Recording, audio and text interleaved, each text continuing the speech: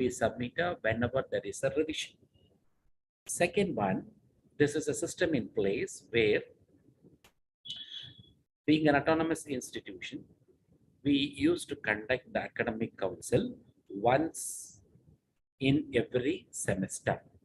So every semester we have to convene the academic council, for which each department is organizing the board of studies meeting. And each of the department, for each program, the departments are collecting data regarding the curriculum feedback from all the stakeholders. So normally from the present students, the employer, alumni we used to get, and also from teachers. Earlier, prior to this setup, earlier versions, that is when I was in fourth cycle, there was one more column for parents also gave the feedback. So these feedbacks are collected and it was analyzed, and the analyzed feedback are taken to the curriculum development cell, where that will be placed in form of governing body of the college, where those suggestions are incorporated in the syllabus submission of the next revision of the program. So this is a cycle and system what we have in collecting the feedback.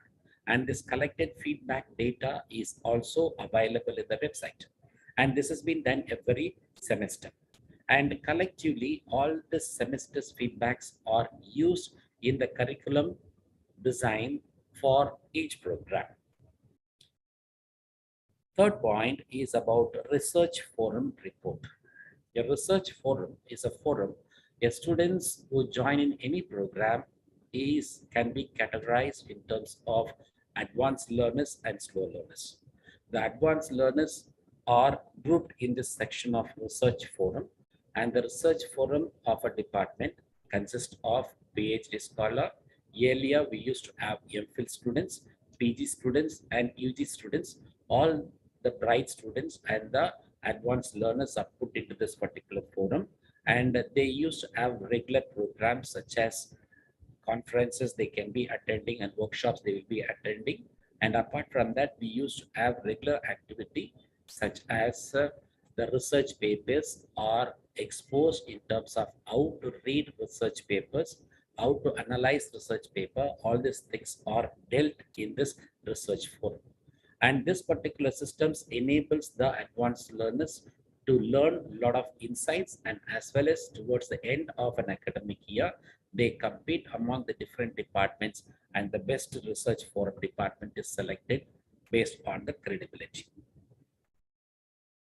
Annual association report. Every department produces the annual association reports. Minimum, they will be having 10 activities per semester. Minimum, they will be having 20 academic programs they used to have. And apart from this 20 activities of academic program, they also have some non-academic activity also. Those things are recorded, and those reports, along with the announcement, the report, photograph, resource person details are collected, and that is submitted to the IQAC. And the second point is about outreach program. The students of second years, for 2 days, they will be visiting a village nearby the college. The village will be in a distance of about less than 20 to 30 kilometers. So these students will be visiting that particular village. Prior to the visit, the students visit the village many number of times, ask about the needs of the village and their expectations. So based on that, the students will be teaching in the schools, or they will be doing some cleaning process, and they will be educating the villages. They will be conducting a medical camps, or they are conducting about eye camp or a diabetic camp. On such things are conducted. For school children, they will be imparting knowledge in terms of various fields. Depends on the streams in which the students are. If they are from accounting department or commerce department, the students will be enlightening the villages about how to open an account, how to maintain an account. Such kind of things will be taught by that particular kind of students. And if they are from biochemistry department, they will be saying about clean and hygiene to the students, how to keep them hygiene and clean. And all those things are imparted to the villages. And that happens 2 days time in the entire year. All the students of second years will be carrying out in the neighboring villages. This is a system in which we outreach to the nearby village. That is the systems what we have. The certificate courses are organized. All the departments are asked to conduct minimum one certificate program or value added courses in a year or a semester. But normally we'll be conducting, all the departments are conducting minimum one certificate courses. And as you know that needs 30 hours of contact classes. It has a list of students participating and what are the curriculum we are imparting, and as well as attendance, the examination pattern, and the result announced and certification given. All these things are part of a data with respect to certificate courses. Each department should have minimum 2 MOUs per year. That is the regulation we have in the campus. Based on that, we are making an effort to make an MOU with the neighboring institutions and companies. And we used to have an MOU. And based on the MOU, we will be having a lot of activities. Based on minimum, each MOU for which there should be an activity. It can be a student exchange or a staff exchange. It may be a project. It may be an in-plant training or a knowledge transfer. Any kind of a thing we do with the help of an MOU and linkages and collaborations. The consultancy works are also carried out in the campus, where the Department of Social Work, English, MCA departments go for doing consultancy work. So this consultancy work service is in a system where we do conduct consultancy services, and after conducting the program, the amount for this consultancy service will be deposited in the college, and the college does the accounting process in terms of an audit and all.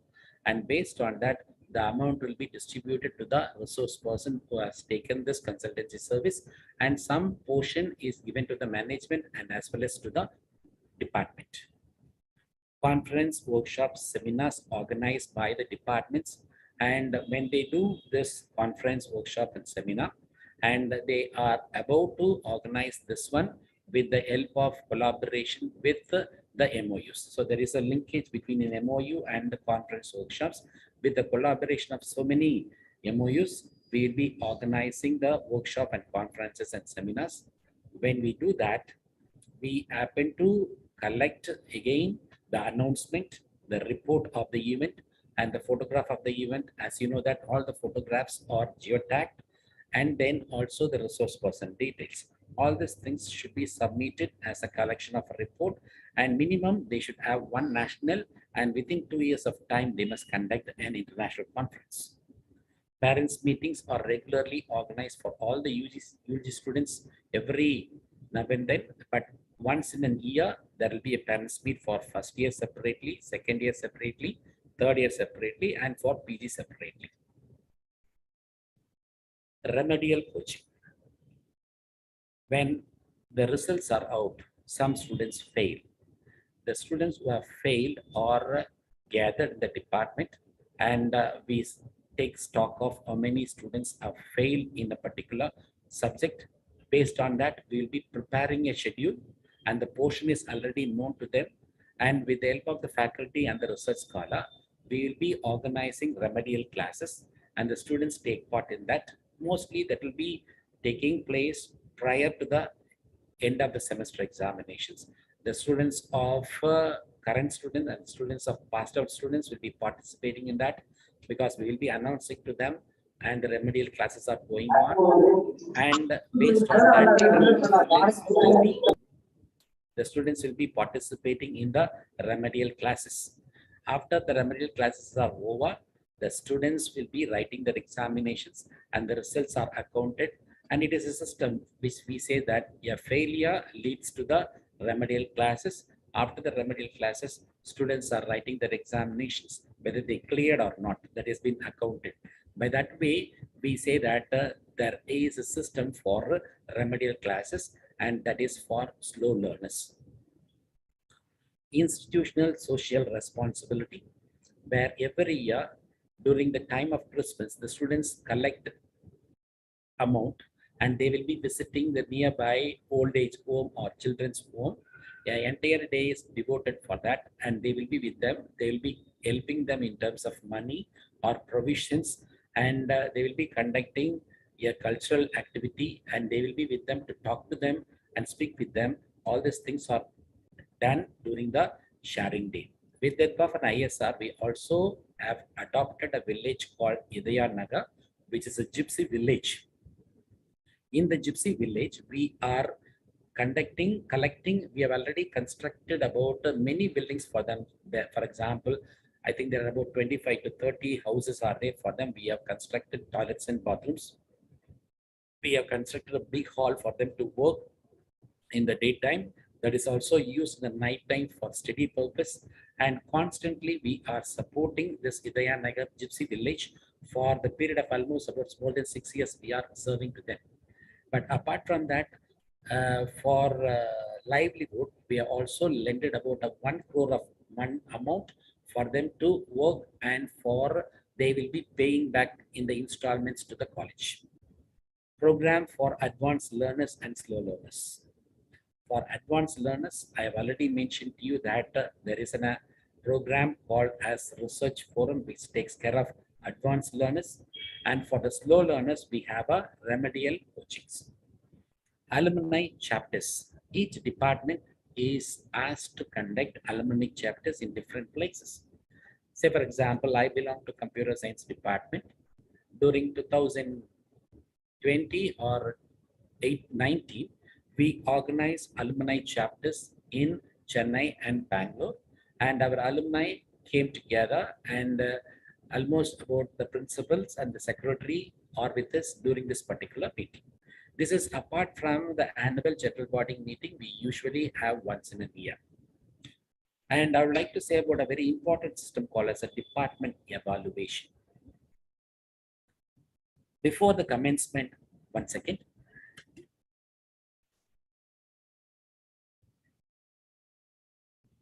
Before the commencement of the academic year, the department should state what are the activities they are going to do in a year. Say, for example, what are the association programs are they are going to organize in terms of academics, non-academics. And all the faculty members are asked to propose the annual plan of the faculty. And what are in the annual plan of the faculty, they used to say how many conferences they are going to attend, how many papers they are going to present, what are the projects they are going to apply, what are the additional courses, NPTEL courses they are about to do. All these things are mentioned in the year beginning. And this department evaluation is carried out twice in a year, at the end of odd semester, at the end of even semester. So that in the end of odd semester, we take stock of how many have been promised, how many are completed, how many are yet to be completed in terms of department, students, and in faculty, we will be evaluating. And the same thing is getting repeated at the end of even semester. All these proposed has been completed or not. This has been taken as a stock taking in the college to see about the progress of the department. And also they give certain inputs from the management how we can grow, and sometimes they also appreciate the work what you have carried out in an academic year. For internship, in-plan training and project work, which has been coined with MOU, and they do this activity, and for which we are collecting data in terms of a list of students who are gone for this activity, and what are the title, duration, and the company they have visited, and they used to collect certification. Sometimes if it is not collected certificates, if they are done inside the campus, we will be doing a certificate in the project report they have submitted, signed by the internal examiners, is scanned, and that is attached as the proof. And the student achievements. The students' achievements department-wise, we will be collecting in for the students who have attended for conferences and seminars or sports and cultural, we used to collect, because there from which we collect the credentials of the students. And also the students who have passed out, if they have cleared these exams such as SET and NET, that we will be collecting. And also sometimes they are clearing civil service and state government examinations. So the college, the department collects the document of this credentials from the department and will be submitted to the IQAC. A greatest challenge for the college is the students' placement and students' progression. The college is taking a lot of efforts through the placement cell for placing the students. And that is one way of doing, by which we used to have the document for the proof. But apart from that, for the students' progression and the students' place after the students leaving the campus is very difficult task. This college has a very good system in terms of collecting placement and progression to higher education is done in this way. After the academic year is over, the university will be conducting the convocation probably by end of November or December. By January, we will be conducting convocation in our college. During the time, it is an online registration for the convocation. The students are asked to register for the convocation. For the registering for the convocation, it is a two-step process. First one, the student should take up the feedback about the curriculum should be given. That's the first step they should clear. So they have to, there is a Google form is there. They will be filling up the feedback about the curriculum. And the second one is they should provide a support data for higher education or placement. If they have been already been placed, the appointment order or the ID card or the salary slip should be uploaded. And if they have progressed to higher education, the proof of higher education in terms of an ID card or admission receipt, admission order, all these things should be uploaded. And if they are doing any business, they can say it declaration saying that I am doing a business on this. And if they are doing certain courses, such as your certification courses in various places, or they are getting trained for government examination and banking examinations, those receipts are also being uploaded, by which we come to know that where our students are there after leaving the campus. So this is an entire system what we have for placement and progression. Faculty improvement program. Every year, during the beginning of an academic year, we used to have faculty improvement program by dividing the faculty into different years of experience. For example, less than 2 years, less than 13 years, and more than 13 years. And for each section of faculty, we do conduct a lot of faculty improvement program. Faculty research. Faculty research, whenever they publish a paper, the college has a portal where the faculty can upload the research publication in the college portal. And based on the credentials, we'll be collecting all the research credentials of the faculty. And we, in our campus, we are organizing the research day in our campus from 2018 onwards. And we have passed almost 4 years in this venture, by which the credentials of the research scholars are appreciated, and based on that we have given the monetary benefits for publishing the paper in the reputed journals. And apart from that research uploading, they can also upload in the college portal the talk they have delivered, the conference they have attended, the conference they have organized. So many things regarding the, say for example, research activity, research scholars details, and all these things are uploaded by the faculty in the college portal, by which we have made everything to be online, so that the staff need not submit the document to the office or to the IQAC. Everything is available at the college portal. And the ICT resources and AV lesson. Every semester, the faculty should prepare minimum 1 to 2 lessons per subject in a semester. The staff should create an audio video lessons and that should be uploaded into the credentials of the college portal. Faculty achievements and awards they receive is also uploaded by the faculty in the college portals. So after uploading in the college portal, this entire activity of the college in terms of department, faculty and the students, we have provision for them to upload the details in the portal, by which we have a very good data center which collects this data and it is being given to the IQAC. Research project also is part of the faculty research that is also uploaded by the faculty into the college portal. So far, what I said was whatever I practice in the campus, whatever I practice in the campus are informed to you. Based on this data collection, this is a very good system in which we are collecting the data. Once the data is ready, we can able to write the qualitative metrics and we can fill up quantitative metrics in SSR of affiliated and in autonomous college. Apart from that, what I said so far, I'll be discussing about few of the important systems and procedures what we have in the affiliated colleges.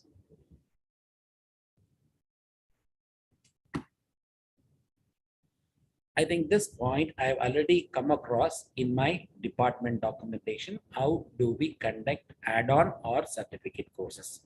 Every semester, each department must organize a certificate program and the data prescribed by the NAAC should be ready and that should be submitted along with the students' enrollment list with the certification. And the project work also, I have already mentioned, the project works done by the students are linked with an MOU and the proof is the certification provided from the company what they are doing. If it is an in-house project, the students, when they submit the record of proof and when it has been evaluated, it was signed by the internal and external examiner, that certificate page is scanned as a proof for the project work or field work and internship. I've already told you regarding the feedback mechanism. We have number of feedback mechanisms are there.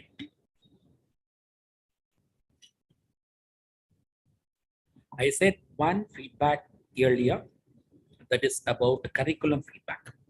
But apart from curriculum feedback, we have number of feedbacks are available. First one is that we have exit feedback. When the student leaves the campus after doing a program in the campus, he will be asked feedback about library, college office, department, sports, hostel, and so on and so forth. From all these things, they will be giving a feedback about the 360-degree feedback about the college, and we call them as exit feedback. Second one, we have already said about the curriculum feedback. Every semester we used to collect. And third feedback is this. Every student at the end of a semester will be giving a feedback about the faculty for each subject. If I am taking 2 subjects in a semester, my students will be giving feedback about me. And it is about my timing, going to the classes, the time I take and time I finish for completion of a syllabus, what way I am giving a transparency in the CA mark and evaluation, and what is the knowledge I possess about my subject, how do you allow my students to interact with me, and so many factors by which the students gives feedback about me in a closed questions and open questions, and they also comment on my teaching also. That is the fourth feedback we used to collect. And the fifth feedback we used to collect is the class quality circle. It is a system where we encourage the students to be divided into groups, and the students divided into groups are having different activities. One takes care of the classroom, one group takes care of peer learning, and one class takes care of different activities, and entirely the class quality circle enables the peer learning, facilitates peer learning among the students. And there also, they used to give a feedback to the students.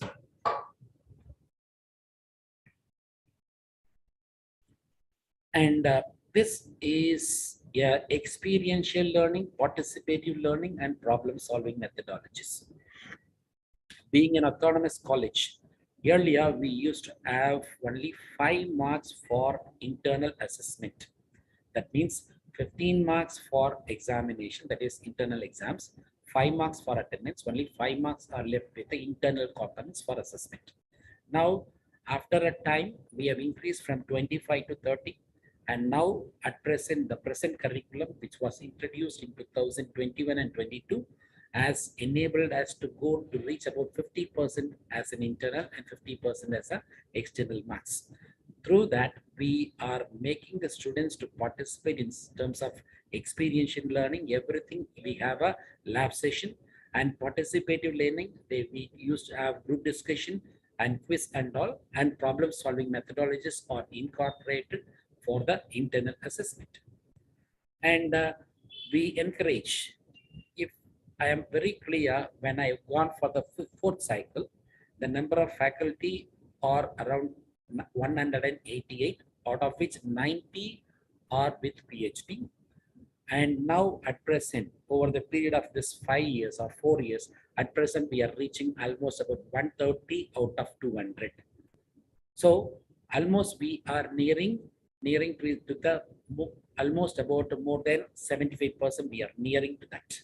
We are encouraging, and based on that, the staffs are remunerated based on their qualification. The system in which we have is the grievance redressal system. There are a number of committees are there. We have women's committee, we have minority committee, we have SC/ST committee, and we have anti-ragging committee. So many committees are there as mentioned in the college calendar.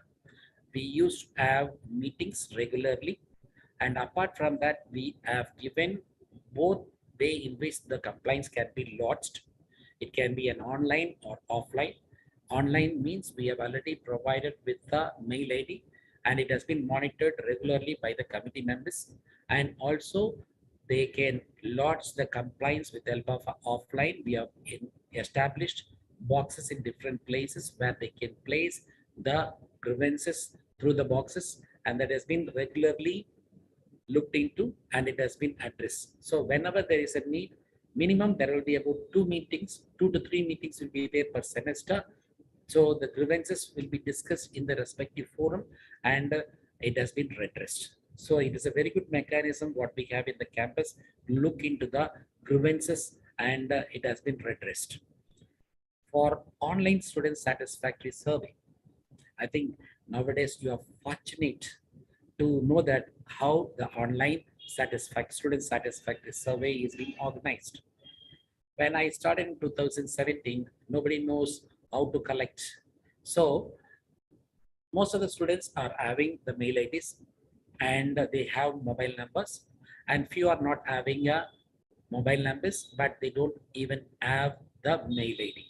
So we went through each class by class, and we have collected, we have created username and password, and based on that, we have collected this data. That is a tedious task I went through, but it is not so today, because during the admission itself, we used to collect these data, and we are ready with the data to be submitted to the NAAC for student satisfactory survey.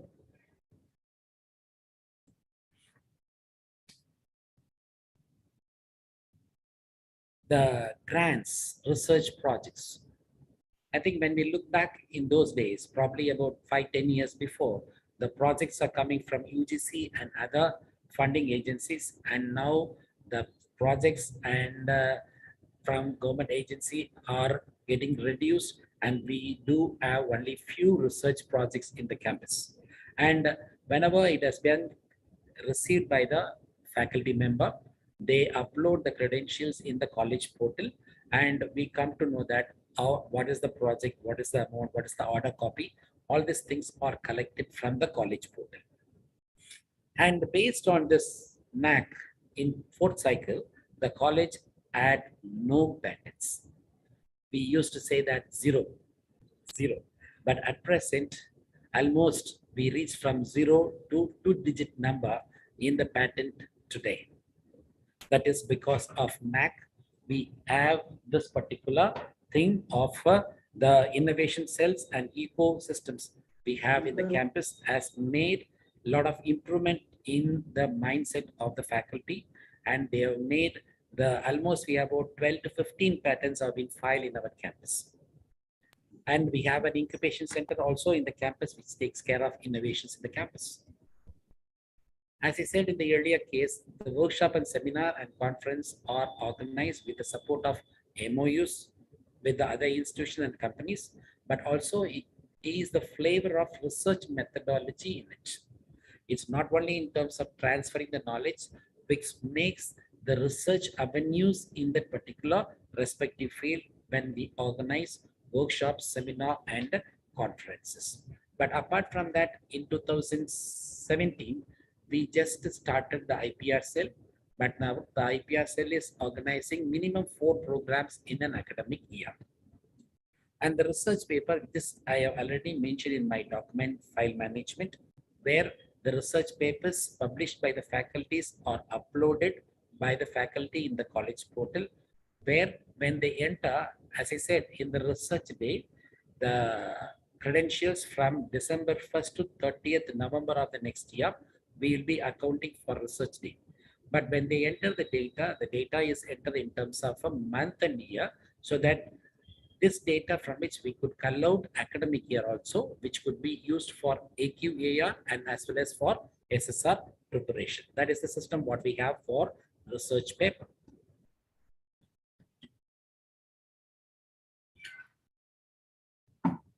Similarly, the books and chapters also. For online things, it is okay, but regarding the books published by the other departments such as your Tamil, English, and management, it is in the offline, and those chapters are uploaded in the paper portal, and we are providing the facility for scanning and all, by which they can upload these proceedings in the college portal. Extension activity, I've already spoke to you. The students from our campus used to visit the neighboring villages for 2 days from all the departments, serving to the needy of the village for various activity, which I was mentioned earlier. Outreach program is the next one, where with the help of NSS, NCC, Red Ribbons, and so on and so forth, many number of outreach programs we have with the collaboration of nearby NGOs and with the Lions Club and Rotary Club. They have organized number of rallies for awareness programs, for voting, and also for banning plastics and hygiene and cleaning, clean and hygiene, and many programs they are organized, such as your AIDS awareness and so on and so forth. And I have already mentioned about MOU and collaborations, where each department should have minimum 2 MOUs in an academic year, by which every year, every department adds MOU, and each MOU should have a minimum of about 1 to 2 activities in it. And this was introduced in 2020, and through the AQAR, they have introduced this one. But during the period of 2021, we had Corona, and because of that, we couldn't have much of it.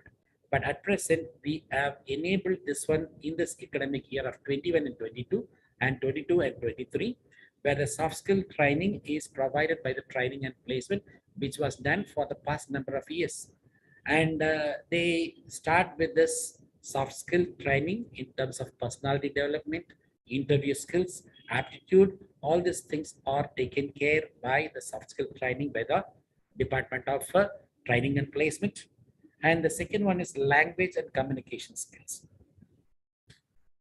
We have best practice that I'll be discussing with you during my 7th criterion.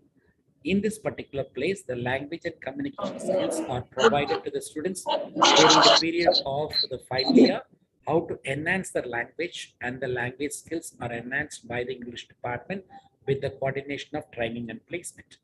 Life skills are taken care by the physical education department. The GESU Computer Center takes care of computing skills. We do have computing skills for our own Department of Computer Science, and also we help out to conduct the computing skills for all the students of the college by providing number of programs for them. We have a separate cell in our college for guidance and competitive examination and career counseling systems. Students register for this, and the faculty of the departments of various departments and also resource person from outside are invited for organizing the competitive examination and for career counseling process. And as I mentioned earlier, during the convocation, throughout the year, we collect the data regarding placement and higher education. Here, I would like to make a note of it. The college training and placement has come up with their own portal where the students, after leaving the campus, they can upload the credentials of placement and higher education. So by which that has been approved by the placement coordinator of the department, and that comes to the training and placement. So it has been pulled out the proof for placement and higher education now. That is an updation of a system we are making here, where the students, after leaving the campus, they can upload the credential through the college portal, and we used to collect the data from them. And this point I already discussed with them. The students who are clearing the civil service and state government examinations, this data is collected through the departments. For outstanding performance in the sports and culturals, but we are very good in sports in terms of our college is recognized in the entire state of Tamil Nadu as a volleyball college, and we used to represent from university, state, and in national levels, and we used to bring a laurel to the campus, but we are not doing much in the cultural activities. Alumni associations. The biggest strength of our college is our alumni. They used to support in all activity of our college, especially during the COVID time. They have reached out to the needy in those times. We have given provisions and money for the needy people in those times on number of occasions during the COVID period. Apart from that, they used to support in terms of academic councils, board of studies, and knowledge sharing for fundraising and for construction work. For any work what we do, they do support. And we used to have alumni chapter, not alumni annual general body meeting, which happens every year during the last Sunday of January. That's the fixed date. So we used to have this particular meeting. But this was not happened in 2019.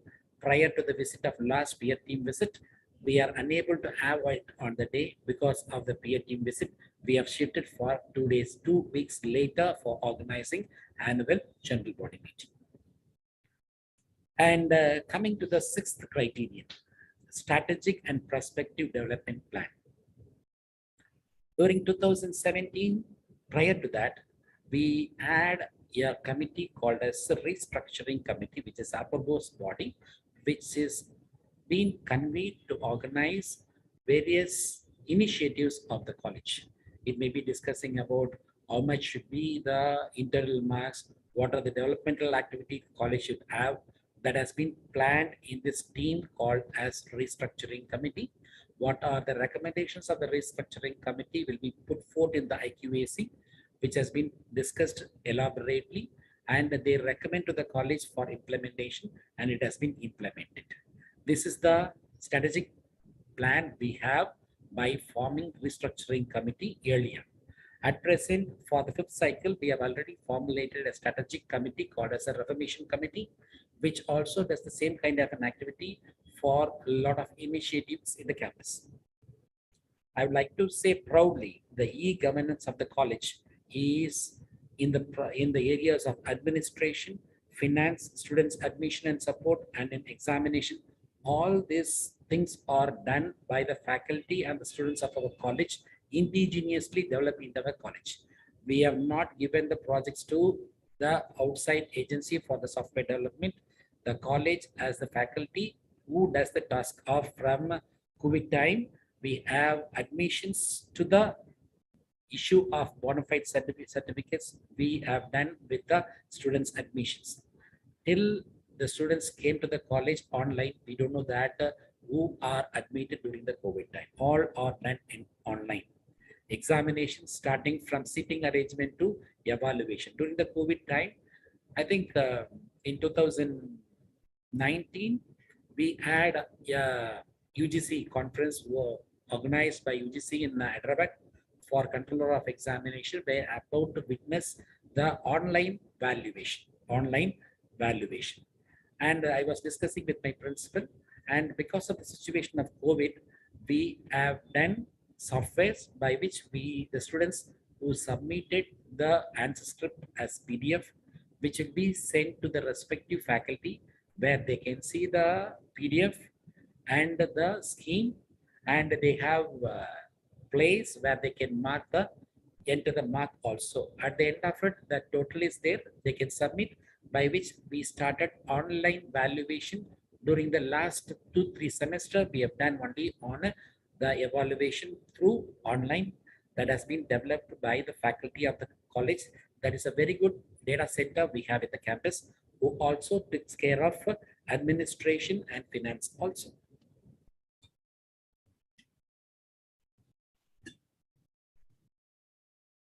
Performance appraisal system.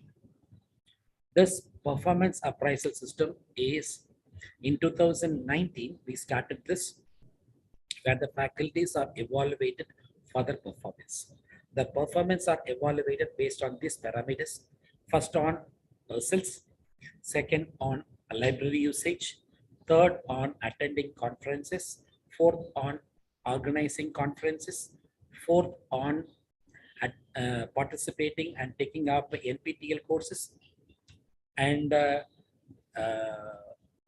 the class adjustment. If a faculty is taking leave, that classes or how many I have taken extra, adjusting the classes. And third one is, what is the time duration in which you are adhering to the annual plan you promise, how much you are followed it, that is also evaluated. And what is the time period you have uploaded your teaching plan. All these parameters are put together. The performance of the faculty members are analyzed, and it has been rated. Almost out of 260 are aided, remaining 140 is self-financed. Out of 140, we give incentives throughout the academic year in 2 bands. One is with every month for a period of 1 year. 2000 will be the increment. Another one will be around 500 to 1000 rupees will be the increment that has been paid throughout the academic year, so that in the next year academic year they have to work again for the following year. So by that way, we have a performance appraisal system which is in force from 2019 onwards.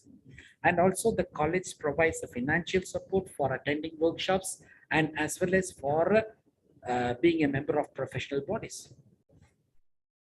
We used to have FDB program during the beginning of the academic year at a stretch for 2 to 5 days.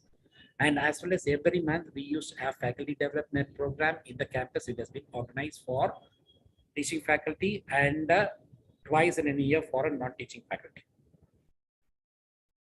The IQAC is a backbone of our college. The IQAC meets every month for planning out the activities of the college, and apart from that, they also have minimum 1 to 2 initiatives they used to propose, and that will be administered and as well as it will be put into practice by the college. So the IQAC plays a very vital role in the campus for promotion of quality in the campus. And as usual, as I said in the earlier, the IQAC used to have regular meetings and the feedbacks collection. The feedbacks, I think I am mentioning about the curriculum feedback, exit feedback, students feedback about the faculty, the CQC feedback. So all these feedbacks are collected by the IQAC, and we used to have a regular meeting, and we used to have a regular collaboration with the networking with the other institutions. And we also, IQAC is in charge for NARF also. I think in 2019, we got 94. And for 2 to 3 years, we've just been left over. Now at present, this year, 2022, we reached again in NARF is 984. And regarding the NBA, we are at it. we do have programs such as MCA and MBA programs. And these programs are going in the way of applying for MBA, hoping to apply for MBA in this year of 2022 and hope to get it by 2023 accreditation from NBA. So we will be having, because we are missing only one in this, so probably we'll be having in the next cycle. And coming to the criteria number 7, we have gender equity program, we have commemoration day, national festival. All these things are given to various sections.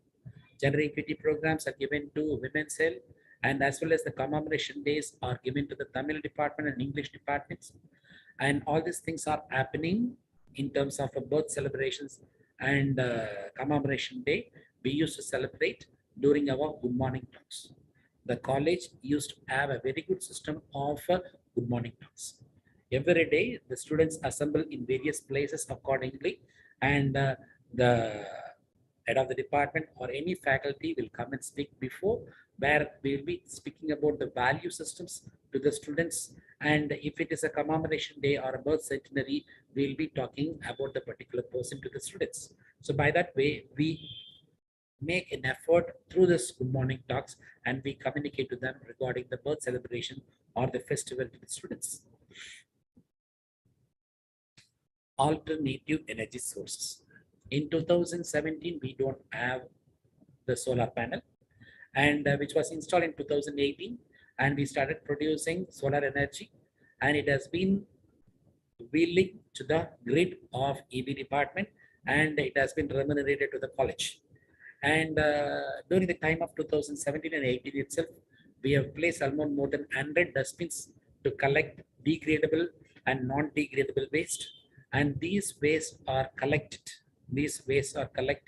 And it has been used for the Department of Social Work is having a caption called as a Go Green and Grow Green. It is used for growing saplings. Nursery is there where you used to collect and create nursery, and it has been sold as at the very low cost to the students and to the public. And water conservations, we have 4 and 5 hostels are there. The bathing water is being treated, and after treatment, this water is fed for the garden in the campus. And because of that, the campus becomes green, and it is a green campus. It is maintained with the help of water conservations. And also we used to have a disabled friendly and barrier free environment. This one is becoming tedious nowadays. Green audit, energy audit.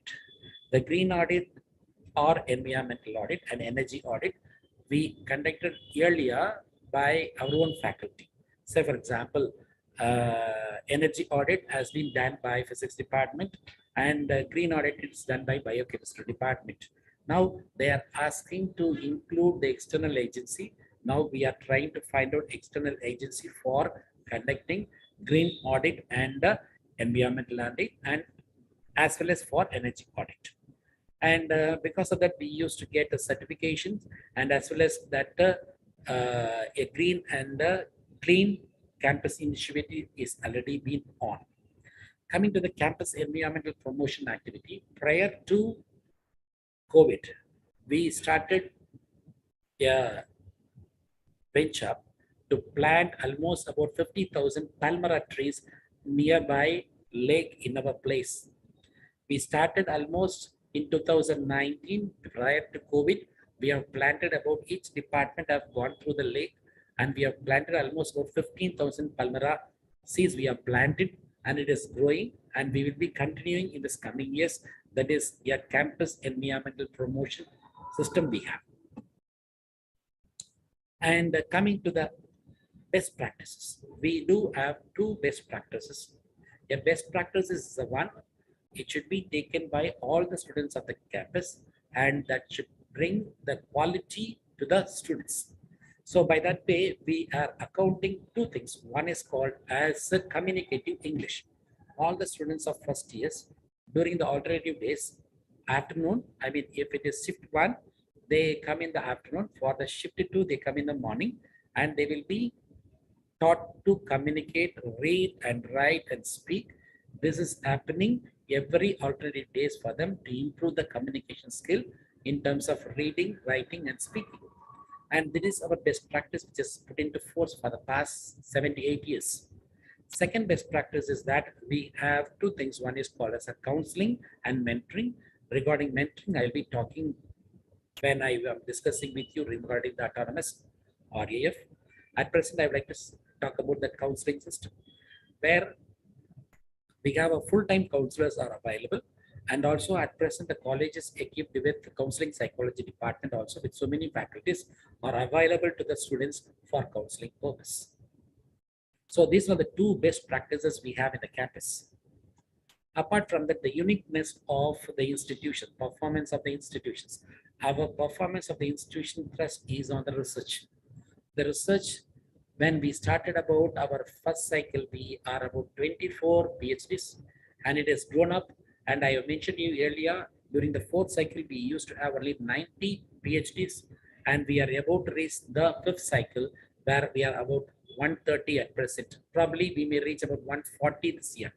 So, and apart from that, we used to have a separate building for research, and we have all the research labs are housed in this building, and all the research guides are provided with the facility in this block. And also we came up with a printed journal in 2012 by the name called Sacred Art Publications. And later on in 2018, we have started about online journal, which has been all are having 5 online journal, which is of ISSN number. And we are trying to include these journals into the UGC care list. And the titles will be on this background. One is on mathematics, second is on computer science, third is on physical sciences covering physics, chemistry, biochemistry, microbiology. Fourth one is about management and economics. And the fifth one regarding Tamil, called as Pudiya Avayam. All are online journal which are available. All these things are the initiative and uniqueness of the research, what is happening in the college. So far I was talking to you holistically in terms of affiliated college. Now I am going to look into the RAF for autonomous colleges, what is being not covered in affiliated college. I'll be speaking here in the autonomous college. Syllabus, because that is a crucial part of any autonomous system. The syllabus, what we are framing with the help of a program outcome, program specific outcome, course outcome and evaluation should be stated. That should be a document, should be prepared by the department, and each course should be mentioned as that whether it belongs to employability, entrepreneurship or skill development. If you claim a course to be of employability, what content of the course to make it as an employability, and so on and so forth. And sometimes a course can be of employability and entrepreneurship. So you have to mention or what content of the course claims that to be of employability and what content of the course is claiming that to be of entrepreneurship.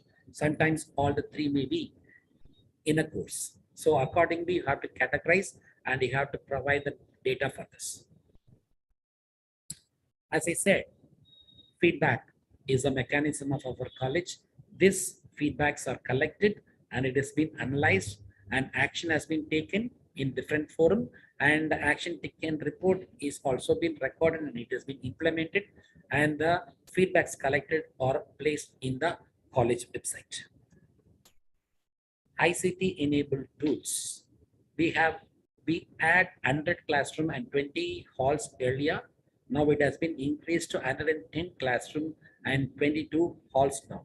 All these 122 places are equipped with LCD projectors.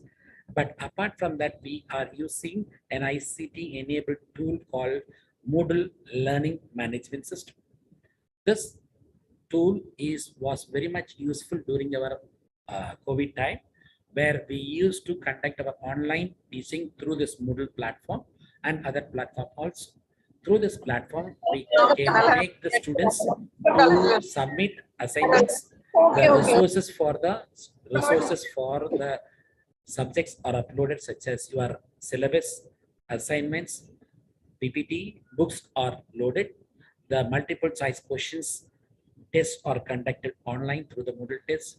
Some department made use of this learning management system for uh, discussion forum also. And so many things are being used for this learning management system. And it is compulsory. And this is also one of the factor, how much you use Moodle in your curriculum is also one of the factor for appraisal system. Appraisal system. Okay, performance appraisal system.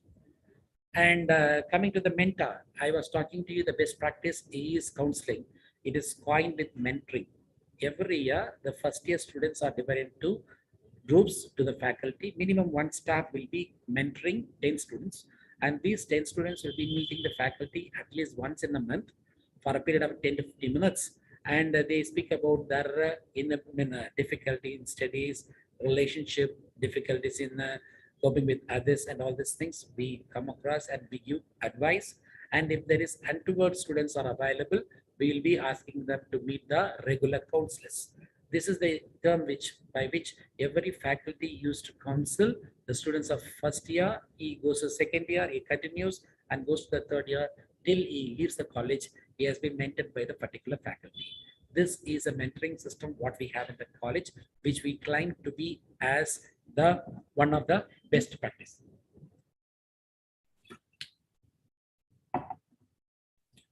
Academic calendar. Academic calendar plays a vital role for any particular college. Prior to the commencement of the next academic year, towards the end of the academic year, minimum 2 months before, the department meeting has been convened and they plan about what kind of an activity they would like to have in the following academic year. Based on the deliberations, they will be fixing the date in the calendar meeting of the HODs, and they will be fixing major things such as your what kind of a national and international and state level conference, workshop, and seminars have been organized that has been placed over there in the calendar. And teaching plan. In the fourth cycle, the teaching plans are written by our faculty members in the papers. But the NAAC asked the digital. So we ask all the faculty to write the teaching plan, convert that into digitally by typing and taking into account. For this, we take stock of all the teaching plans by accounting for each department workload. Each department workload is having a faculty. Faculty is having the subject. For each subject, we ask all the faculty to submit the teaching plan. Almost about for a particular year, we have collected so many teaching plans for over the period of 5 years.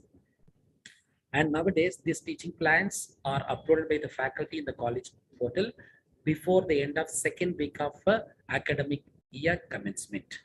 That is a compulsion. And I already spoke with regarding compliance and grievances, but this compliance grievances is regarding the examination system. In 2017, when there is because being an autonomous college, we used to have revaluation. The revaluation enables students to apply for revaluation. And we all know that when you value the paper, after a few minutes, if you value the same paper, the evaluator cannot give the same marks what he awarded earlier. That is impossible. And similarly, now we are in the discussion with the examination manual we are creating, where when the students apply for revaluation, if the marks is from 1 to 5, you don't allow, or 1 to 10, whether to be between 1 to 5 or 1 to 10, it is under the discussion. If it is more than 5 or 10, we will not make any change to the mark. We are under the discussions because a change in 1 mark is also considered to be a grievances. Minimum in any examination, semester examinations, we used to have almost about nearing 1,000 claims regarding the grievances for revaluation. So that should be addressed. So the system is in the discussion. Also, we'll be having a better discussions to reduce the grievances of the revaluation. Seed money. The college, as I mentioned earlier, number of projects from the government side is draining and we are not getting good projects from the government. So the college has set aside the money for seed money, minimum 5 lakhs rupees per academic year. They give it for faculty and 5 lakhs for the students. So the students can apply through the Dean of Research for these projects, and there will be a committee is formed, and they have to present the projects, and it has been approved for a year for the faculty and the students. And the bibliographic metrics such as your citation index, H index, item index, all these things are entered by the faculty when they upload papers or publications in the college portals. And after a time period, they can also can update the citation, H index, and item indexes, which can be collected for a NAAC document.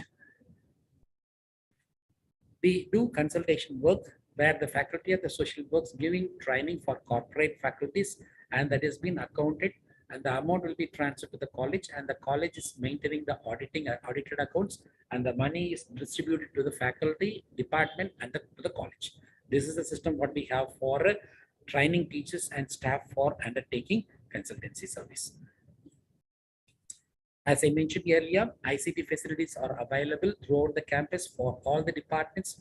We do have Wi-Fi connection to all the departments. Students are given with an access, and also the learning management systems. Earlier, we used to have this Moodle test, such as your multiple choice questions are asked through the laptop, and now we have moved to the mobile, and the students can log in to the building, and they can also respond to the multiple choice question in the classroom with the help of a mobile also. And as you know that all these things are already available in the library, such as your e-journals, e-Sodh Sindhu, Sodh Ganga, e-books. Nowadays, we have set up a separate server for the library, and all the online free PDF books are available, and the access to this is given to the students. We have access to the staff to the portal, access to the portal by the faculty, students, and the alumni are available, and the students are gaining access to the library, and the library books of PDFs they can access from home. So we have access to the library, online access, and the offline access is also available. This is the greatest challenge for the college to count the number of footfalls in the library, and we are taking efforts not only by providing the marks for library visit, but also we are making effort to make the students to visit library frequently. And also we are accounting access, off-campus access, and on-campus online access to the library also. To cater to the needs of the students, various buildings are housed with the Wi-Fi facility. We are at present with 170 Mbps in the campus. E-content development. I think I already mentioned this particular point, which is also a parameter for performance appraisal system. How many video contents a faculty has been created. For creation of video contents, we have separate centers available where it has been housed with media center, with audio visual center, lecture capturing system, and mixing equipments are there, which has been support staff are available, where the faculty has to fix the time and go over there with the content, and they have to take the lecture which has been captured, and it has been enhanced, and it will be given back to the faculty. Maintenance of our college. Maintenance, I would like to speak in two terms. One is the college maintenance. I used to go for walking into the college by daily morning from 6:30 to 7:30, where I happen to see my campus is clean, because the campus is being cleaned by number of women. They come from the nearby places. They'll be clearing the roads, cleaning the roads and the sites in the morning, and the classrooms. That is the maintenance system we have. Apart from that, we have a lot of equipments in the computer laboratory and in the physics and other laboratories. And these laboratories are maintained by a group of people called as IMF.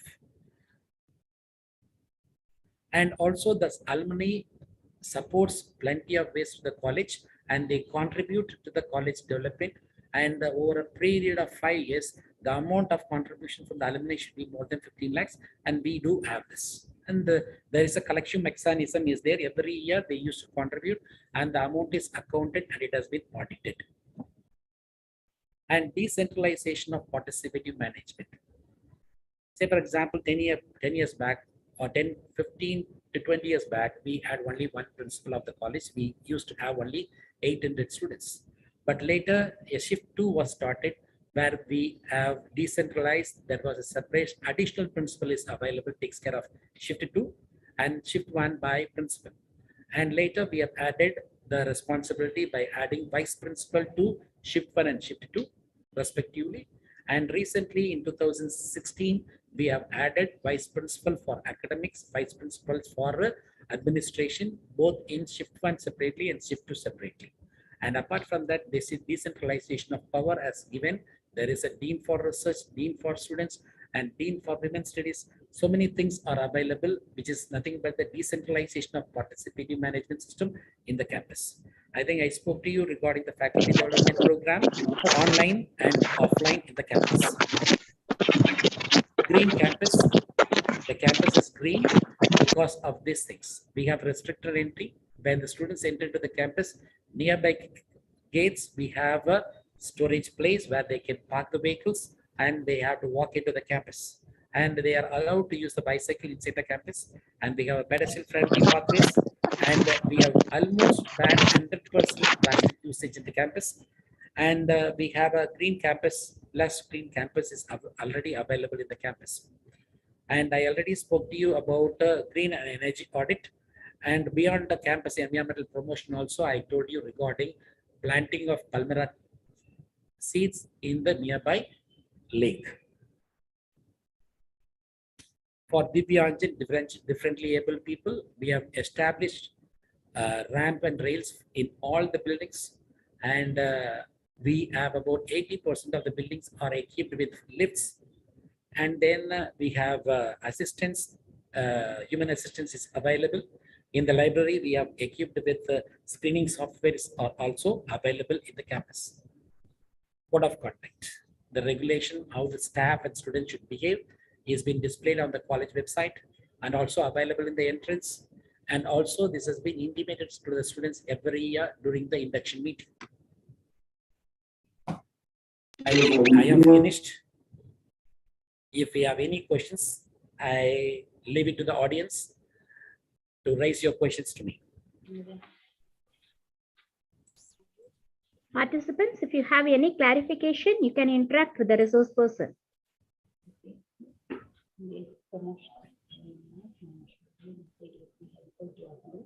Better ranking in NAAC.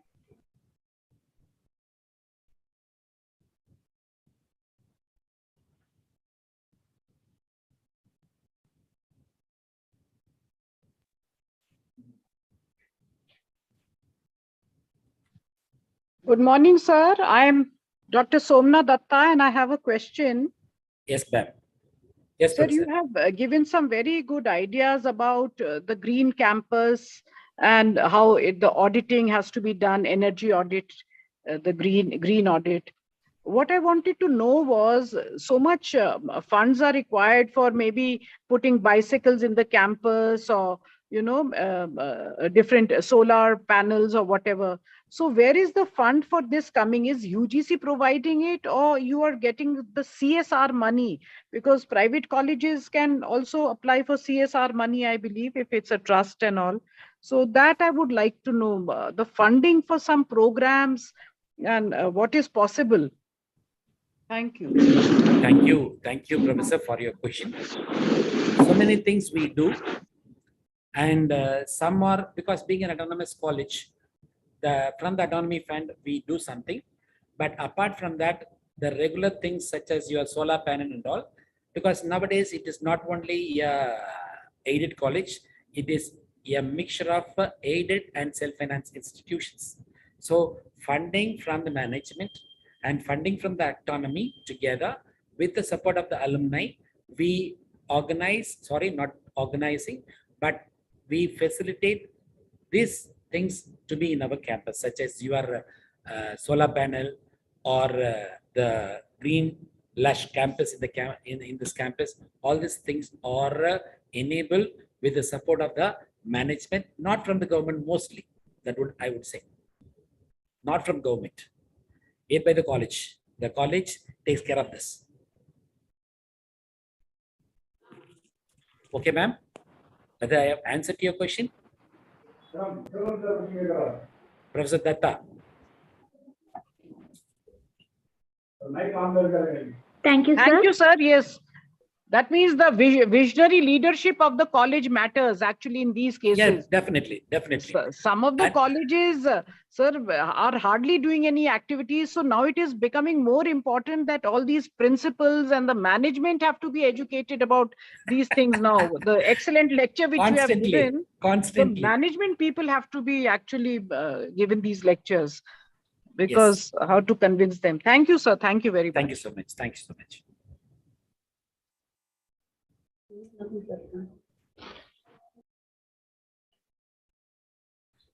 There is one question. Sir, kindly suggest effect I have ICT tool for teaching. Actually, our college has conducted a lot of training programs online for my university faculty, and for other places of the India, we have conducted. It is a free tool. It's a free tool called as a Moodle. Okay, and it is a freeware which is available. We can train your faculty and your college how to use it. We can do it. I think you can get my number, and I think I'll be towards the end of my session. I will be showing you my mail ID. If you want further clarifications, kindly contact me. We can help you out in regarding this ICT tool training. We will impart you that. I think I am answering to Professor Kalaivani.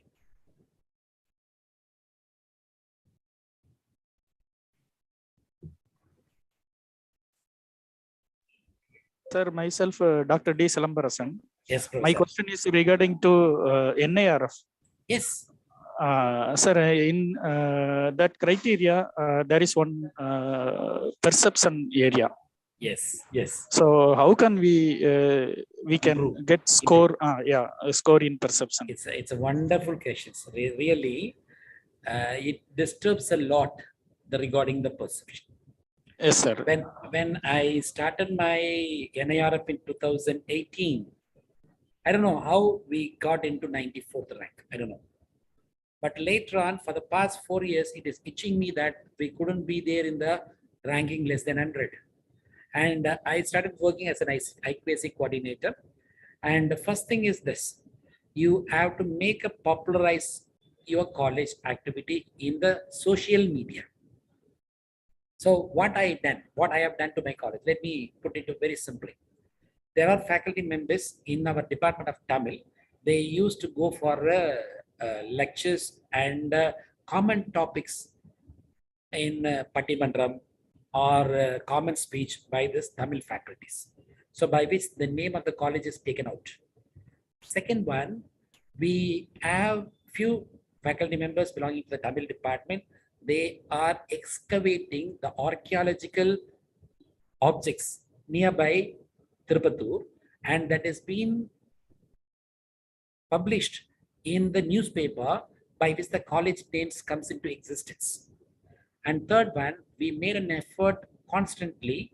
I insist my principal that whenever the college is organizing an event, that photographs and the small short video should be sent by the principal to the HOD, from HOD to the students, from students to the friends. So this is the hierarchy we follow, which has been goes into the social media in terms of the status of the WhatsApp, in terms of the Facebook story or Instagram story, or a story of the LinkedIn. All these places, the students are further propagating about the students, by which the name of the college goes on. Apart from that, the department also organized such events that has been carried out in the similar way to the social media. So this way by which we are increasing, say for example, earlier we were 0 in perception. At present, I think we have improved. Last year it was 7, and now we have improved to 15%. I am still taking effort in the coming years. If my perception goes up, definitely I'll be less than 50 in my NIRF. This is my objective in NIRF. Hope I have answered your question, Professor. Yes, sir. Yes, sir. Thank you. Thank you. Thank you. Thank you.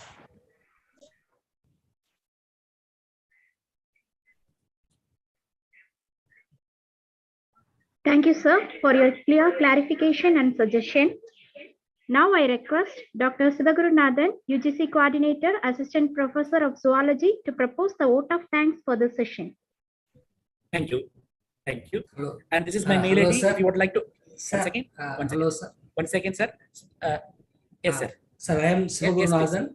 Before going Yes. for vote of thanks, I too have some questions, sir. Yes, please. Yes, please. So actually, you have explained about the remedial classes, what you are conducting in your college.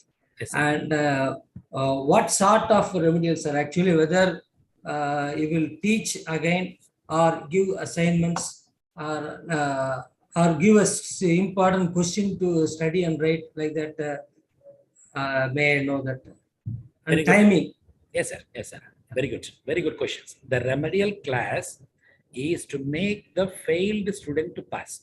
Yes. So in that way, we are not giving important questions because no one knows what question will be asked in the semester examinations. No one knows it. So we used to write certain minimum things. Say, for example, past questions we take. Minimum 4 to 6 question paper we will ask them to take, and we will be asking them to prepare the answer for that. Minimum from that, they can go through this 6 set of question paper. If they know the answer for this 6 set of question paper in that particular past semester, definitely they can be able to at least pass in the semester. And for that, it is not teaching to them, making them to work. And we still do teaching if they ask for certain clarifications.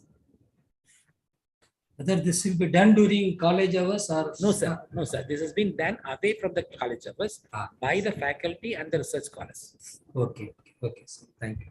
So then I appreciate your activities to the adopted villages. As you mentioned that you have constructed many buildings and all for that adopted village and all. Yes, sir. Yes, sir. And how you are populating the fund for constructing.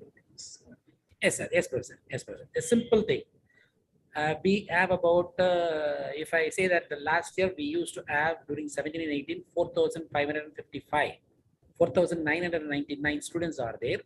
From them, minimum every student should pay at least 100 rupees. Minimum is 100 rupees. Okay. Okay. Fundraising. Fundraise. And the faculty is also contributing. So it will be roughly from 6 to 7 lakhs. Okay. So from the 6 to 7 lakhs, some amount they'll be taking for sharing day, and the remaining 5 lakhs will be given to this Nagar. And not only the contribution by the students and the faculty, the management also put 5 lakhs. Okay. So it is about 10 lakhs of Yes. work we'll be spending for this adopted village. Okay. Okay. Okay. One more thing I would like to say this is a practice which I have not spoke to you. Actually, in the shift 2, we used to have this. The students of a class collect money for a student who are unable to pay the fees of the college. And they contribute in terms of 10 rupees or 20 rupees or 50 rupees. If they make the amount, say, for example, 10,000 rupees or 5,000 rupees in a month, there is an NGO is there who puts the another part of the amount by the NGO for the payment of the fees. Say, for example, the fees is 20,000 rupees. The students will be contributing 10,000 rupees, the classmates. The remaining 10,000 rupees will be contributed by an NGO to pay to the fees of the student. You understand what I'm saying? Yes, sir. Yes, sir. Yes, sir. Yes, sir. Very Yes, good that way. collaboration. Yes, sir. Yes, sir. Sir, one more question, sir, if you don't mind. No, please. You are conducting faculty improvement programs as categorized staff below 10 years experience at the 10, so that you told like that. Yes, sir. What sort of activities you will be conducting for the faculty development program? If they are about less than 2 years of experience, we used to give them orientation about what are the norms of the college. Okay, he is a new entrant. He is the new entrant. For them, we used to give them orientation how they should begin in the campus. Second one is that how to set question paper. Okay, okay. And second one is a lot of orientations are given regarding the campus culture. The campus culture is taught to the new entrant. That's it. And for others, we used to have, say, regarding the NEP or OBE, or I think recently I cite 2 examples. One is we have invited a person from industry where he is selling a software which gathers the details of the publications of the institutions from the papers, chapters, citation index, H index, and item index. That particular tool will collect for your college. It is given. That particular proprietor came for an FDP, and recently, last week we had a FDP on how to write good proposal in research. Like that kind of a FDP we used to conduct every month. Thank you, sir. Thank you, sir. Thank you for your detailed explanation. As a for the vote of thanks, sir, actually you have explained very well about right from file management to the best practices and what are the policies for your revaluation, and also your best practices like able to see the perfect planning of activities. We are able to see. You have explained about the morning talks. Is very to practice, I think, in most of the colleges we don't have. And also, what I observed is what you have practiced, you have explained. For each question, what are all the how we have to how we have collected the data and all. And I was astonished because you have explained about the e-governance, and also all that softwares are indigenously prepared. That is also appreciable, sir. And we can see the authentication in each and every point how we are explaining, and we are able to see how much you are involved in the development of IQAC as far as of the college. And also in your talk, you have explained that you will going for a morning walk inside the campus and also monitor the cleaning activities also. Very nice talk, sir. We had it, and I hope for all the participants, we had a very good idea about how to prepare the procedures and how to prepare the details for preparation of the SSR. And thank you very much, sir, for explaining and sharing your valuable time with us. Thank you very much, sir. On behalf of the management, principal, IQAC coordinator, organizing committee, and the participants, I thank you, sir. Thank you very much. Thank you so much, sir. And on behalf of myself, I would like to thank from my bottom of my heart for this opportunity given by the management and the faculty of the college, especially the IQAC coordinator. Thank you. Thank you so much. Thank you. Thank you, sir. Thank you, sir.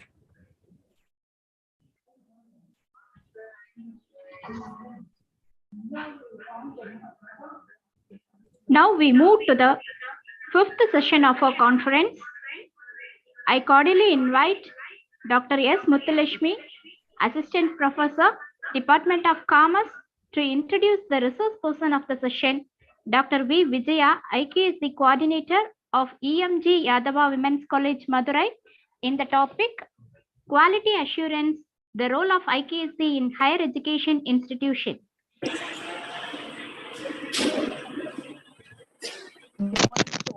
It's my pleasure to introduce the eminent resource person of this session, Dr. V. Vijaya, IQAC Coordinator, Assistant Professor of Botany, EMG Yadava Women's College, Madurai. In 2012, she got doctoral research grant for guest researcher in Germany. She has published legendary articles in international journals and also acted as reviewer in 2 reputed international journals. She has contributed her effort to organize various orientation programs, hands-on training, member in International Institute, Organized Research Australia. She has successfully paved a path for the development of her institution by occupying various IQAC, Echo Club, Grievance and Redressal Cell, All India Service on Survey on Higher Education, IIC, and so on. Her skills in conservation of plants in net house, creation of a model in Science Expo added a golden feather in her crown. The achievement of the professor is uncountable, but due to time constraints, with this brief introduction, I hand over the session to the learned professor, Dr. V. Vijaya, ma'am. Please, ma'am. Fernando present here. It's nice intro. Thank you so much, ma'am.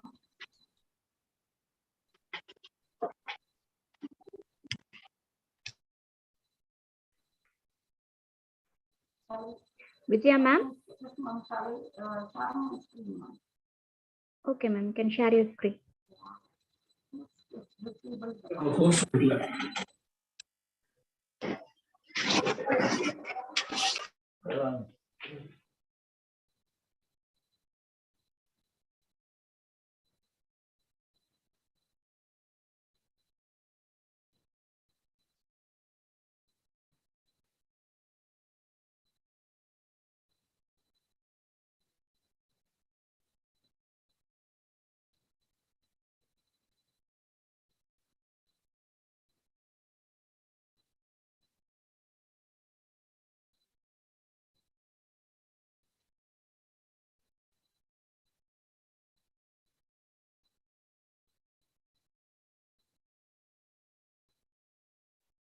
Good morning, everyone.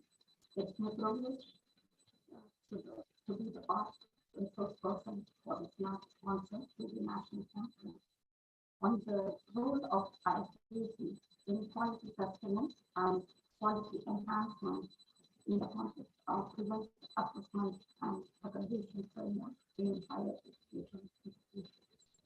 At this juncture, I would like to thank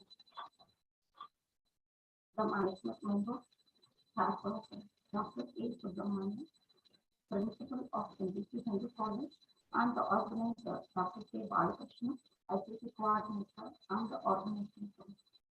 Also, I would like to record my sincere thanks to Dr. T. Raymond, Assistant Professor of Computer Science, and all for giving me the opportunity to share my experience. My topic for today's session is quality sustenance. Ma'am, excuse me, ma'am. Your voice is not audible, ma'am. It's not very clear. Now it's audible now. Can you hear me now? Yes, ma'am. Yes, ma'am. So my topic for today's session is quality sustenance, the role of IQAC in higher education.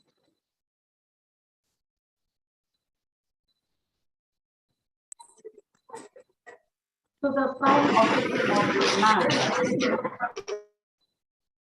NAAC is to assess and accredit higher education and to improve the quality of education with the core values as follows: contributing to the national development, fostering global competence among students, inculcating a value system among students, promoting the use of technology, and trust art for excellence. Ma'am, it's not clear, ma'am. Voice is not clear, ma'am. Sorry. Now it's clear, ma'am. Can you hear me now? No, ma'am. No, ma'am. It was very, like it was not at all clear, ma'am. Ma'am, I'll change my microphone.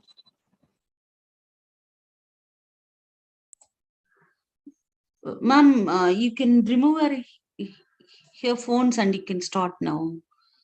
I think that will be giving you more clarity.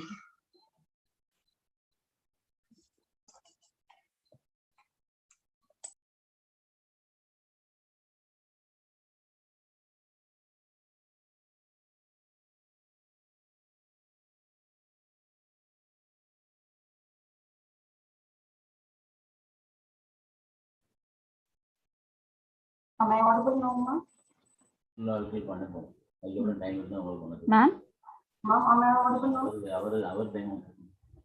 Can you hear me, ma'am, now? Yes, ma'am. Yes, ma'am. Able to hear, but not very clear, ma'am.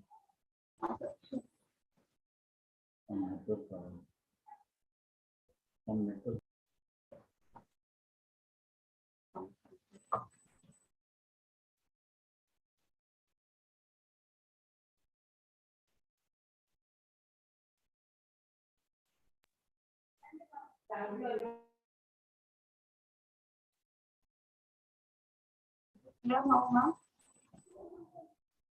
Can you hear me now? Yes, ma'am. Yes, ma'am. Is it okay? Shall I continue, ma'am? Continue, ma'am.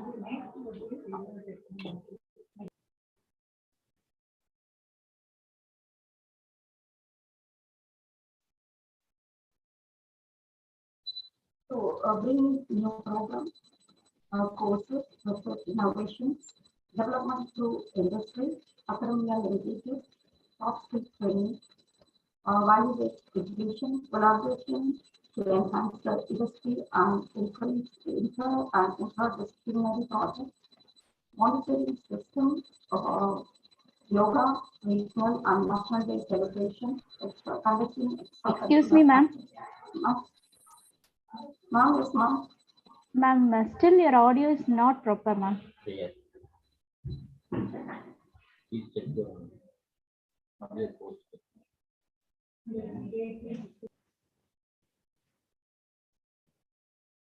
Can you hear me now, ma'am? There is some disturbance, ma'am.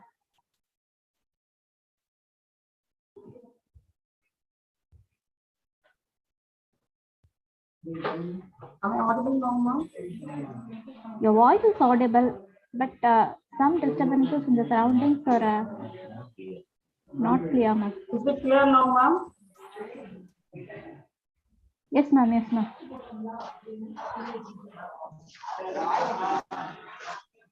Ma'am, your voice is away from the mic.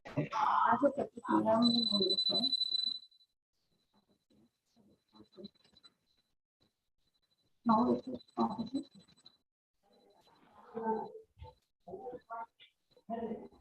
Can you hear me, sir? Yes, ma'am. Yes, ma'am. We are able to hear. Sound comes from 100, maximum I have.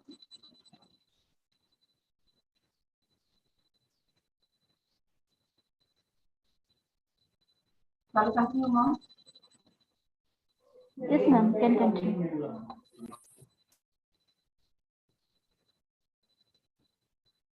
So to incorporate these four values, NAAC has structured a defined framework with 7 parameters like curriculum aspect, teaching, learning, and evaluation, research, innovations and extension, infrastructure and learning resources, student support and progression, governance, leadership and management, institutional values and best practices. So IQAC is a internal quality assurance cell that is formed in higher education institutions aiming for NAAC accreditation. So this company is a statutory body assigned with the task to enhance quality in overall performance of the institution through conscious, consistent, and catalytic improvement.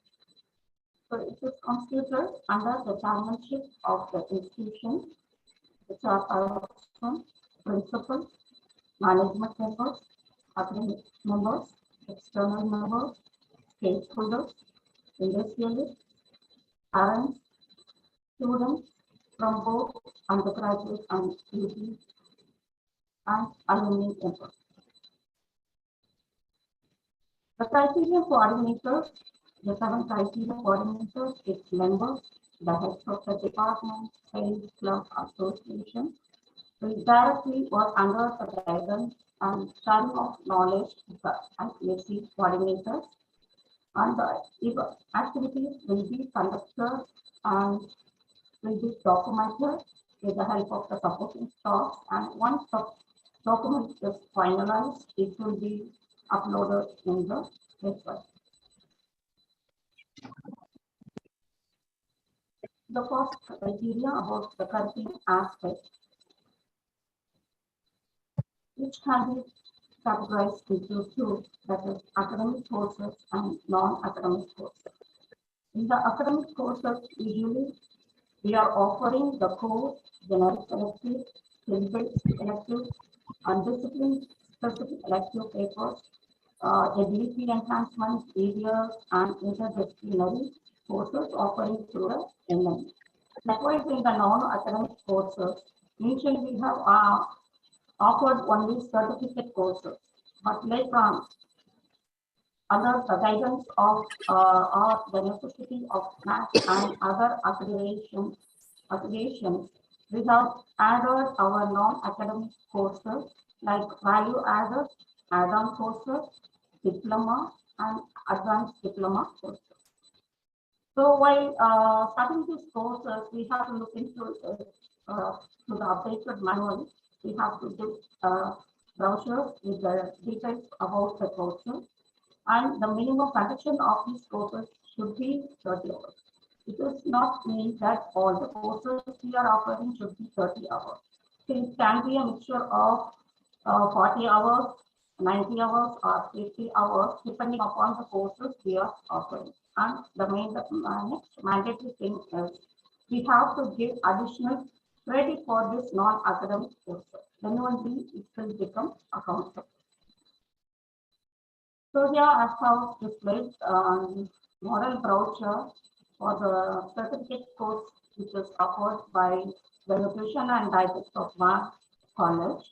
So here we can see all the details, the course which is effective from the 2018, which is very essential, and the eligibility of the students who can participate in these courses are only for second year, and the duration about the course that is here.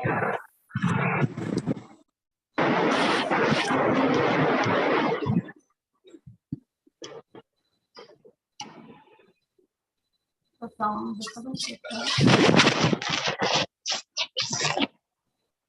theory papers and the practical papers offered by these courses is clearly mentioned here. And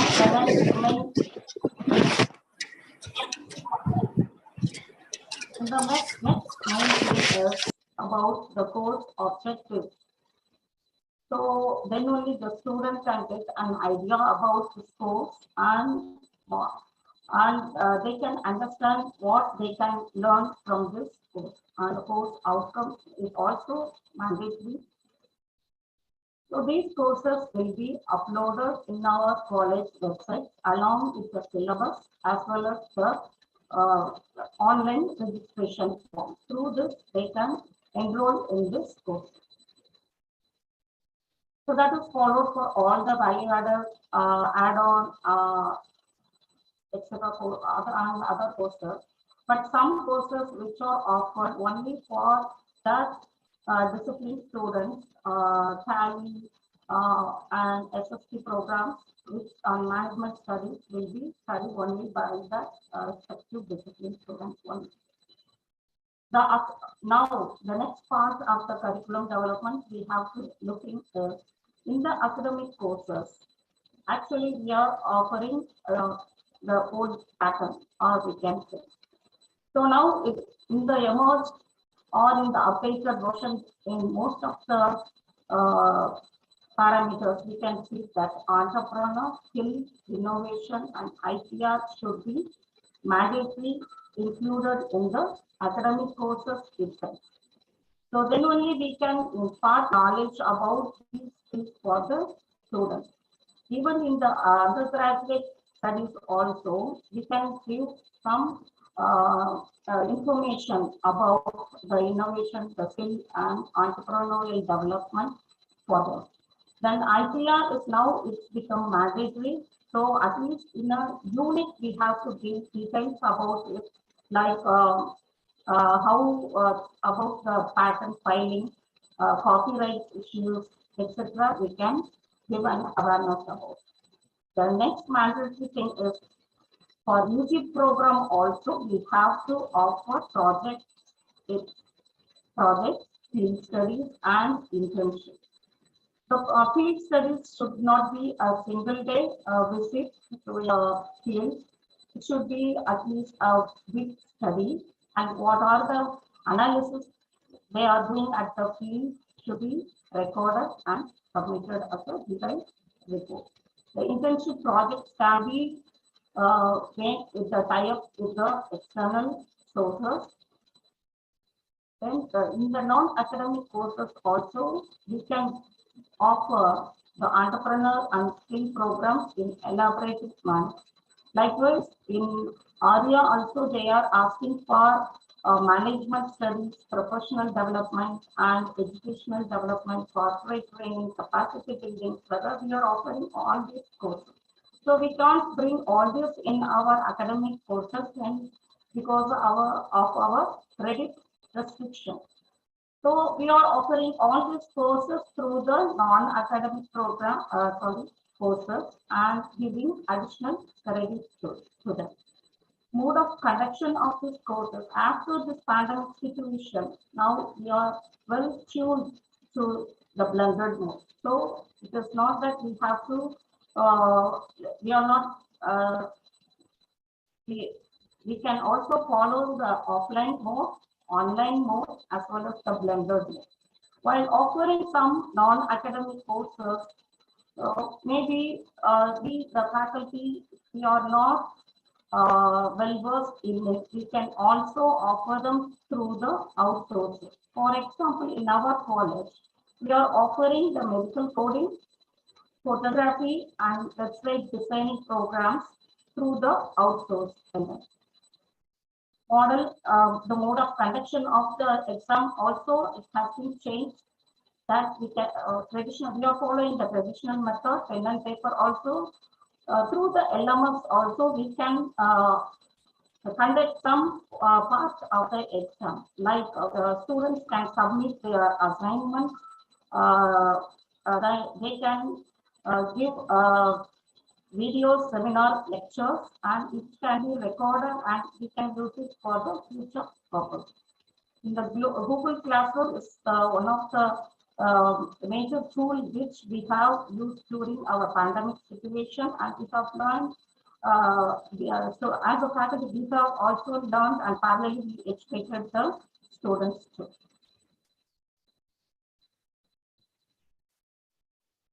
So after the completion of this course, we have to give an outcome. So that is structured by the feedback mechanism for the syllabus of either academic program or the non-academic program.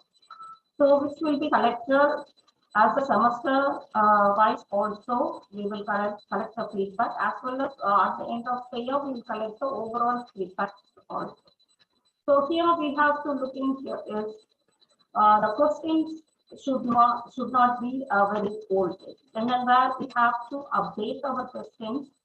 Like if you are conducting the courses in online, we have to get the feedback regarding the conduction of this program, whether it is suitable or easy for them to follow. Like, or we can do nowadays, after the 2021-22 academic year, we are conducting courses through online and as well as offline modes. So all these parameters should we have in our mind. We have to ask the students, and we have to make the questionnaires. Mode of obtaining feedback is the usual method of manual method. Through the Google form also we can get the feedback. And in the website also we can have the link, and through the portal also we can submit your feedback. Especially the employer's feedbacks can be collected from the industry list, MOU industries which we have tie-up, and the placement officers during the campus drive and job. So after getting the feedbacks, we have the next important thing is we have to go for the analysis, and we have to take the action for those feedbacks. And these reports should be minuted by the governing council and the board of management. And at last, we have to upload these reports also in the website periodically. The next criteria, the teaching and learning. So what are the strategies we are offering for the advanced learners? So now, after this pandemic situation, we are offering online courses for them, encourage them to participate in seminar, conference, and online classes, professional and proficiency examinations. Also, we are offering scholarships for the advanced learners, and summer internship programs are available for them.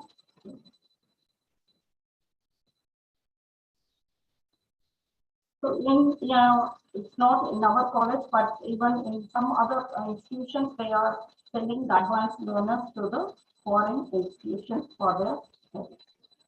Also, we can offer case studies and surveys. They can take a survey about the campus, the campus plan, and what are the animals or reptiles which are present in the campus. Like this, they can do some survey studies. The extensive use of library usages for them, engage them in the peer team teaching for the slow learners, involve them in coaching slow learners, and academic recognitions will be given for them as a member in board of studies, annual feedback sessions, IAC student member, and we can give assignments in their own choice also. For the strategies for the slow learners, generally we will offer the remedial coaching, developing self-learning materials.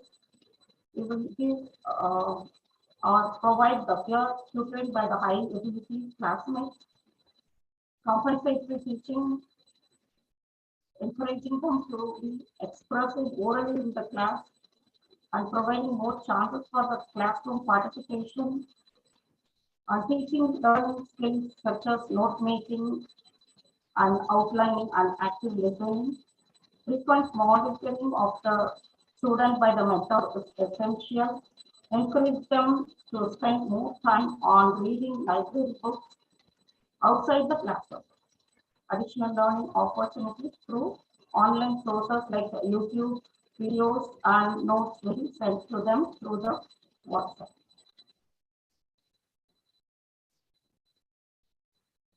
So the teaching methodologies and aids we are using for the methodologies we are following are experimental learning, participative learning, and problem solving. The aids what we are using for teaching learning is tough and tough. Actual objects we will show them. For example, in botany, we will show the real plants to them during the class hour. Permanent slides will be shown to them. Chart, picture, and maps and models will be used for the teaching methodology. And PPT is used is another tool used for the teaching purpose. As well, we will send audio content, especially in the language classes like English and Tamil. They will send audio content to the WhatsApp. We can send to them. The online videos we are offering them can be either an online resource, public resource, or we can create e-content, and those e-content can be included, or we can use it for the classroom teaching. So the aids which are using for the classroom teaching should be reflected in our lesson plan also. That is mandatory. Then finally, the student satisfaction survey and updation of questions is needed.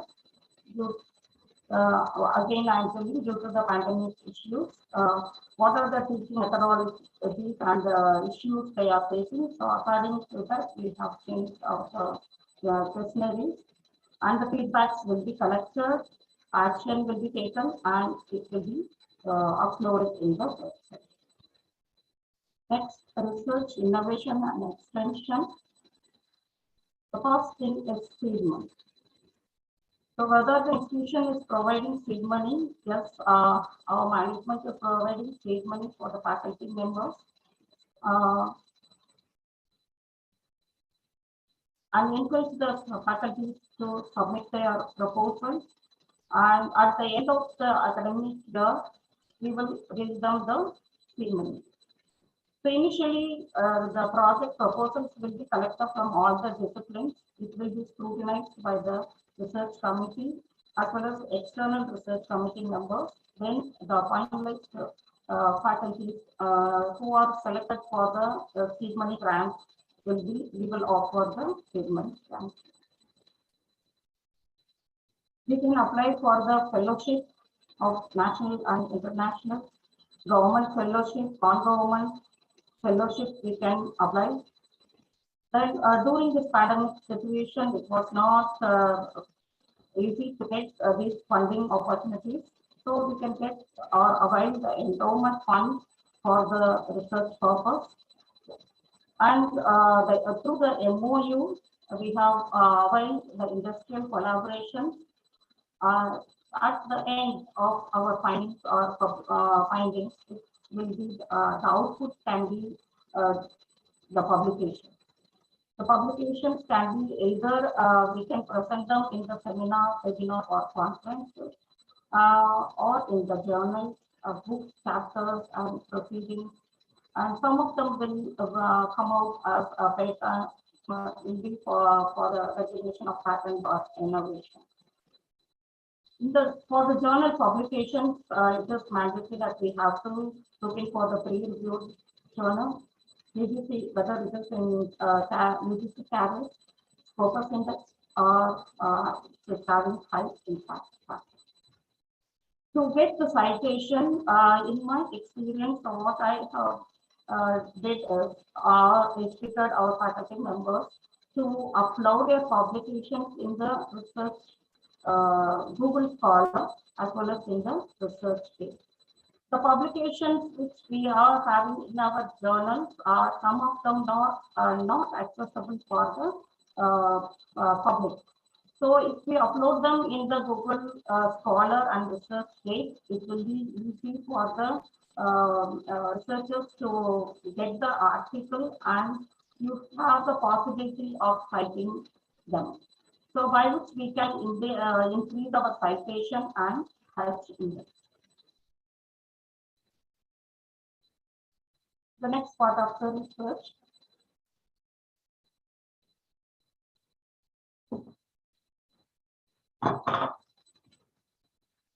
The extension activities are conducted through the NSF, NCC, ORC, RRC, the club, the cell, and all disciplines. The NSF, ORC, and RRC, they will do the health awareness programs during the COVID state of the dialogue. Blood donation campus. Blood donation will be conducted in our campus as well as in the adopted. Research work, cleaning, awareness programs will be conducted then off. Anti-drug awareness programs will be conducted. Road safety measures will be given to the students. Offering day-to-day essentials. What are the essential needs that will be educated to the village people?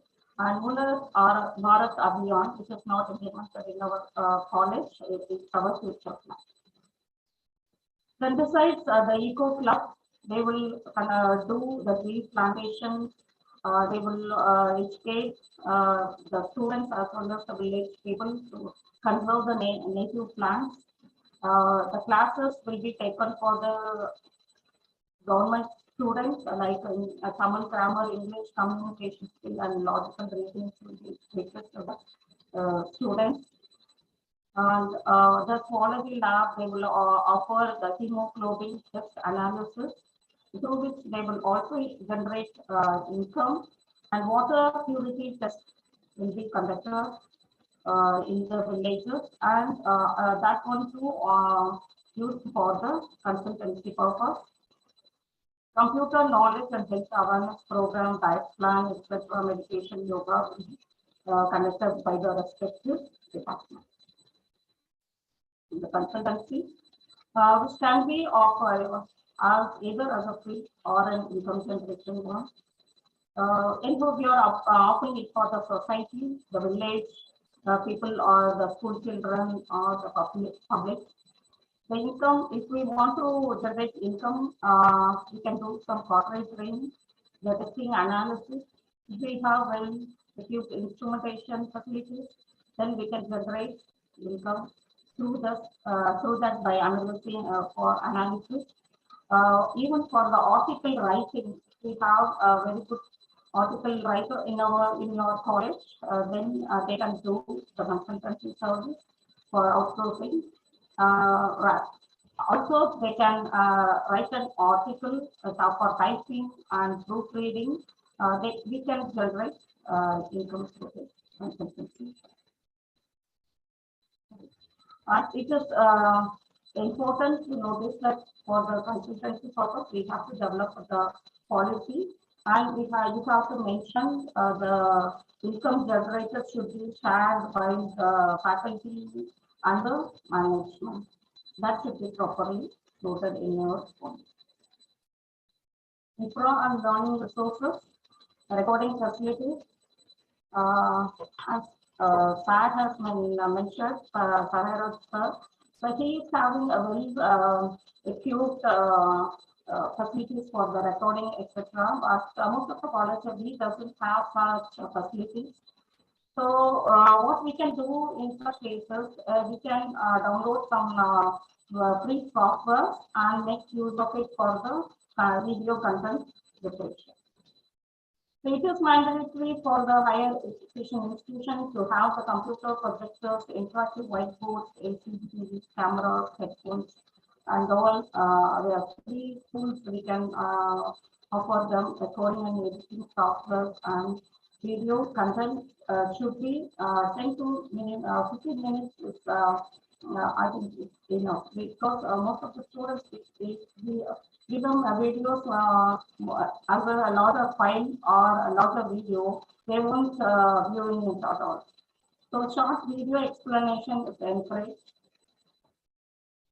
The next one is library. Online library system is an essential need nowadays.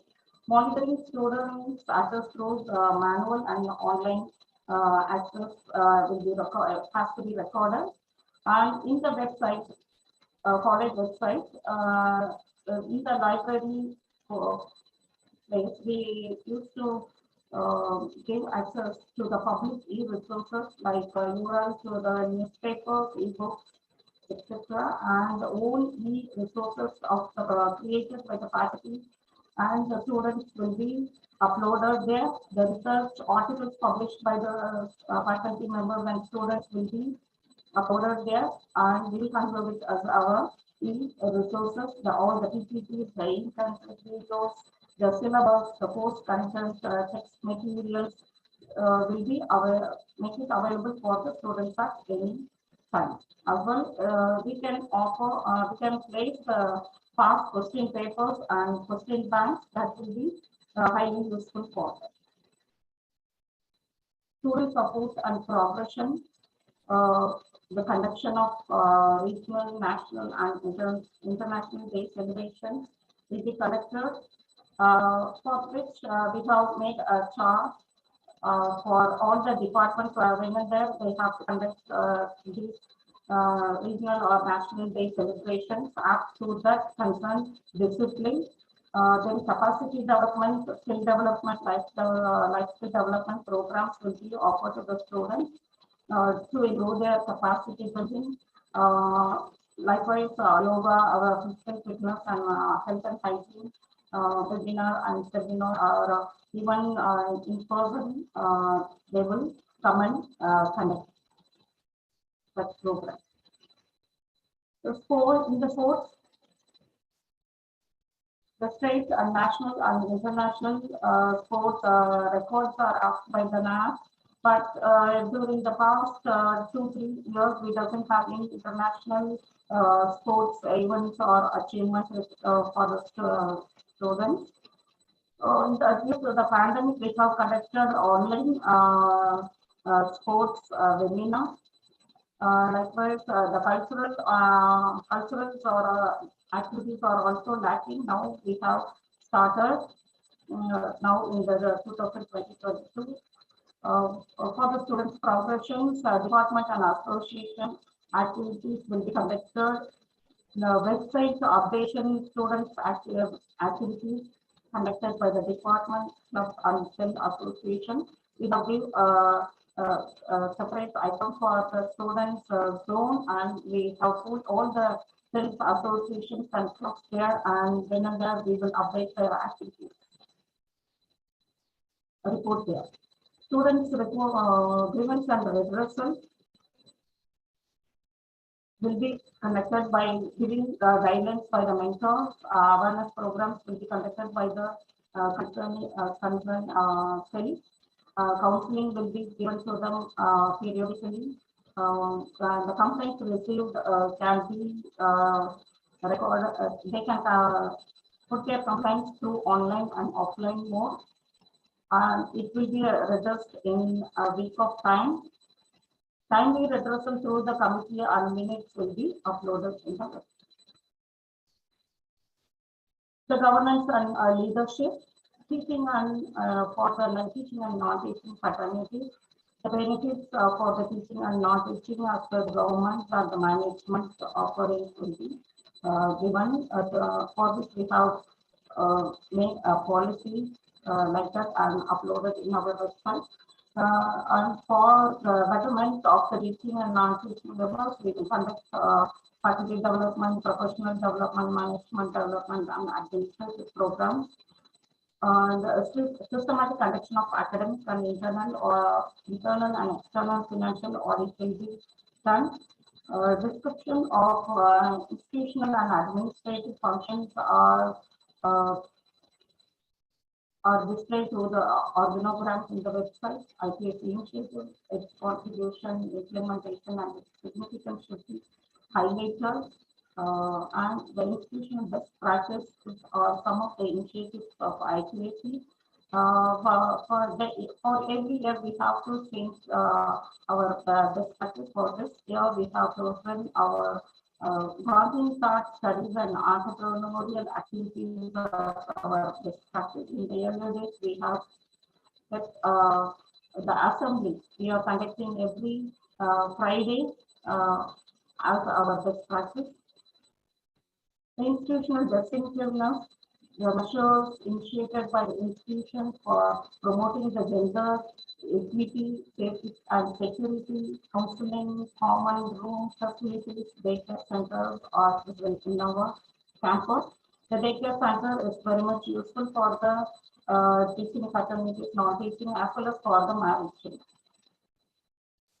Facilities for alternative energy resource and conservation, solar energy, biogas, regrid, and sensor-based energy conservation units can be made in our but only few things are available in our college. Facilities for the management of degradable and non-degradable waste, solid waste, biodegradable to the vermicompost unit.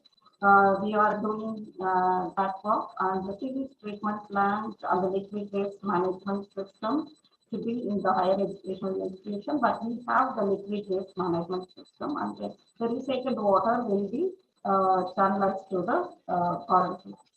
E-waste management and for waste recycling methods, we have to make a policy with the relevant window. Water conservation facilities, rainwater harvesting, borewells are available in our campus. Wastewater recycling and the maintenance of water bodies are also needed, which we have put in our future plan. So there are some green campus initiatives, restriction to the automobile entries. Since we have 2 gates in our campus, the limitation of these automobiles are within the first gate itself. Beyond the second gate, they can move in. So likewise, we have restricted the automobile entries, discourage the use of plastics. Then usage of bicycles are encouraged. Battery powered vehicles are used for the students. Pedestrian friendly pathways available. Maintenance of landscape with the trees and plants are regularly monitored.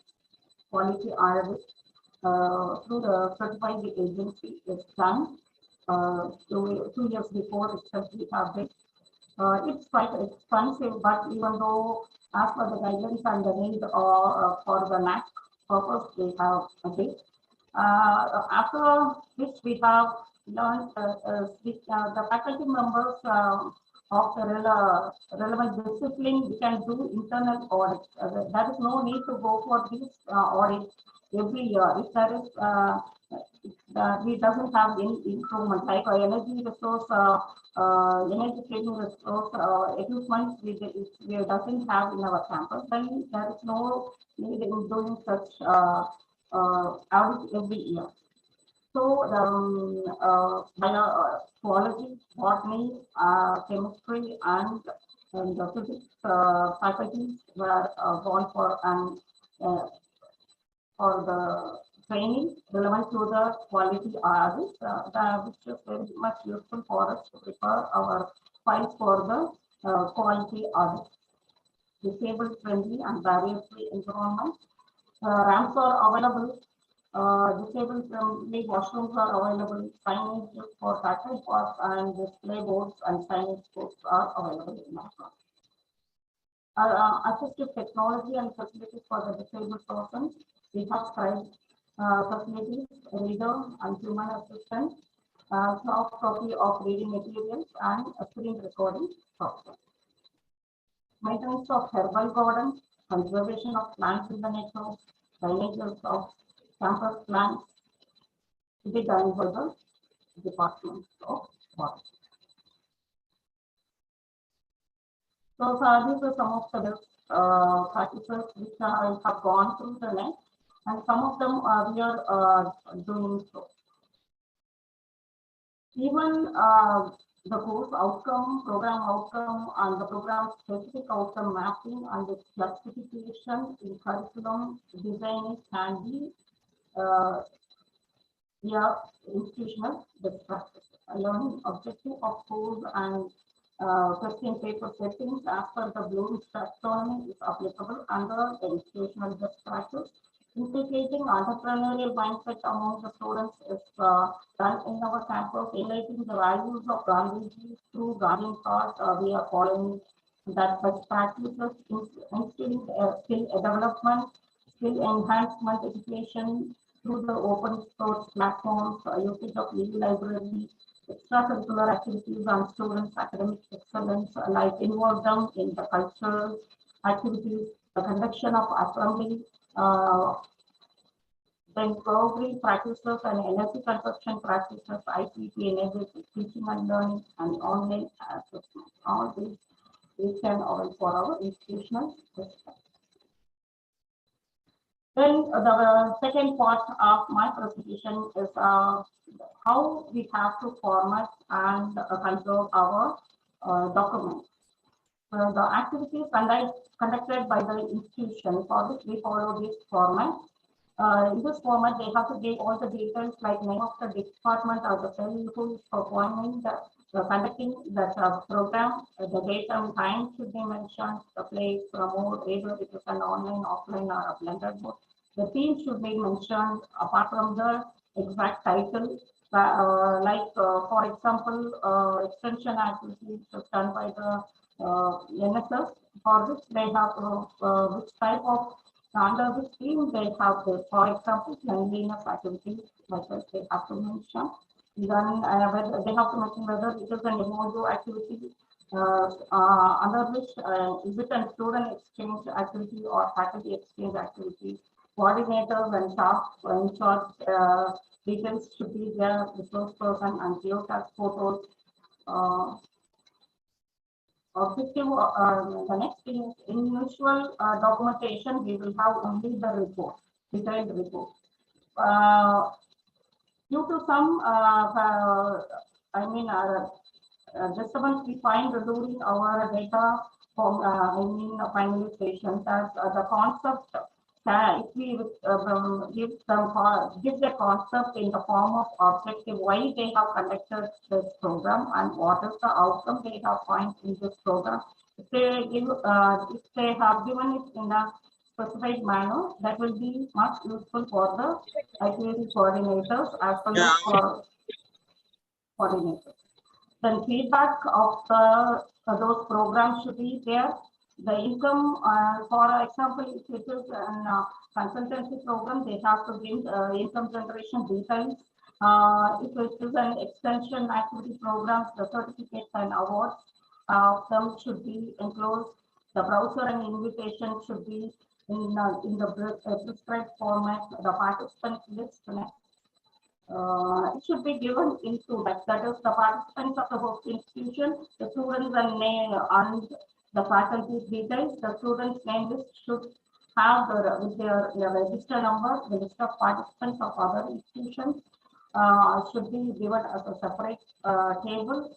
As well as we will have the third category that other public who attended the meeting, they can give them as a separate file. So before we get these documents from the concerned department or cell, they have to adopt a policy. They have to go for these checklists before handing over their documents to IQAC. The infrastructure policy circular is there, which means if they are going to organize any programs, clearly they have to get permission from the principal. So such circular should be attached letter of communication. For example, if you are offering, if you are undertaking a program by MOU or collaboration, we have to give or attach the communication letter between us and expenditure details for the conduction of the program. The signature before they have to hand over it to our IQC team member. The signature of the respective head of the department and the document, re-documented in charge of that department, they have to sign and send it to us. The files they will be sent send it to us either as a hard copy or hard copy and soft copy. So the date of which collected will be after the proofreading and finalization, which will be stored in our database. Database means we will store the files in Excel and Word PDF format. And the database for our college that is under construction process, and soon we will get it. And these finance data which will be used for the usage of UGC and NAAC, NAAC of RUSA, ARIA, and IAC. Even for the regional directors, now after this pandemic, we can see elaborate details they are getting from the higher education institute, from the regional joint director and the parental university.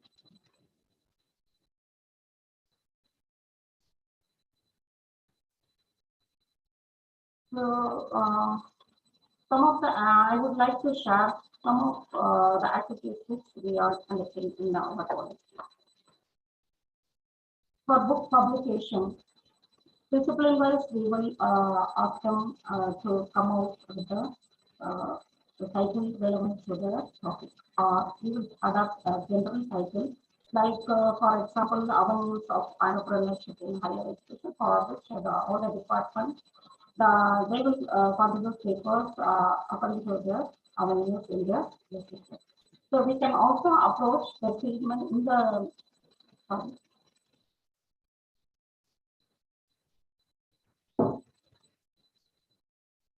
seed money grants to the faculty. That question is available in our criteria 3. That is, but we ask our principals to through the management to offer seed money for the students to educate to involve the students in the research activities, like giving a small case study reports, field studies, etc. Through which we will integrate the research activities.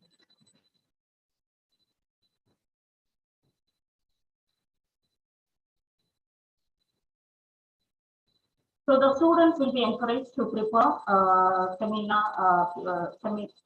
PPTs for their seminars, which will be provided by the concerned faculty members and will be uploaded in the public website or in our college website.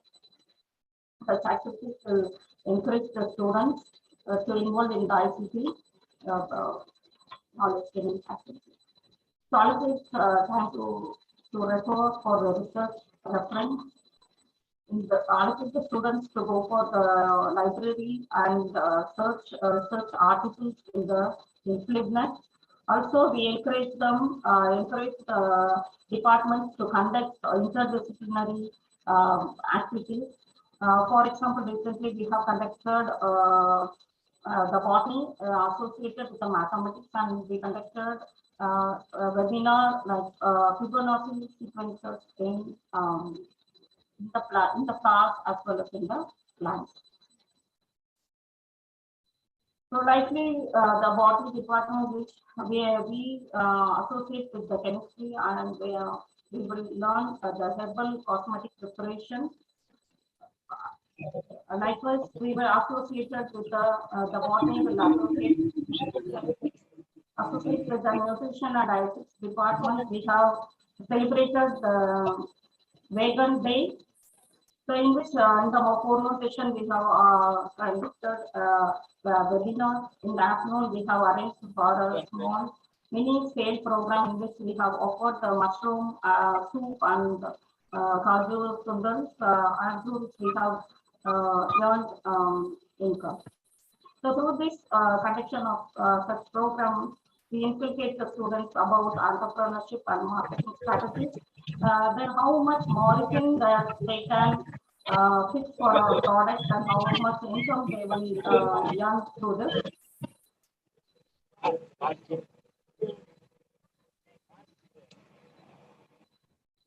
Through such programs. For while you learn inside the campus, we are looking to develop a DCT center with all equipment for the Xerox, spiraling, etc. For which we will appoint the students. They can work there as a part-time work. What are the facilities we can available through this DCT center are English, Tamil typing services in high demand. The Tamil typesetters are not available and outside. So for the project and all, we will encourage the students to learn the Tamil typing, and the project typing can be done in our campus itself with a minimum cost. So through in which the students will earn a minimum of income during their learning time itself. Buying and selling of plant samplings through which we can generate income for the institution. Then students are involved to identify and make them to sign it the campus plan and make it as a discipline. So through which we will inculcate the values of wild native plants, their economical importance, and medicinal values will be taught to them. Maintenance of vegetable garden inside our campus, herbal garden. Then in the future plan is to have a zodiac garden. And the plants which is ideal for the individual astrological zodiac signs. So we have to identify them and we can grow them, which will be a very good attraction even for the NAAC placing too. Mushroom cultivation, which we through which also we can earn money for the institution. The herbal soap making, phenol making, soup, and all which can be made in our institution itself, and we will sell it for the students and faculty. So through skill development program, apart from tailoring and beautician courses, we have two-wheeler and four-wheeler trainings, and we give them license in collaboration with the concerned agency. So you can also find the avenues of MSME in their website, and we can make use of them for the entrepreneurship development in our institution. The collaboration with the parental university and getting funds for organizing entrepreneurial programs and training, which was done by our college. So finding the funding or partial funding for research and for the connection of any programs by UGC, IQAC, NAAC, and NGOs and non-government agencies should be done by the faculty. And more and more opportunities are available. So with this, I would like to conclude my session.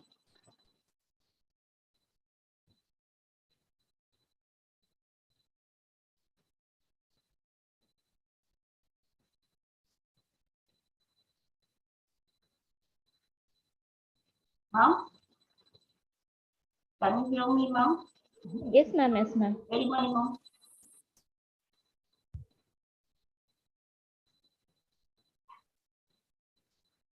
Ma'am, we are able to hear you.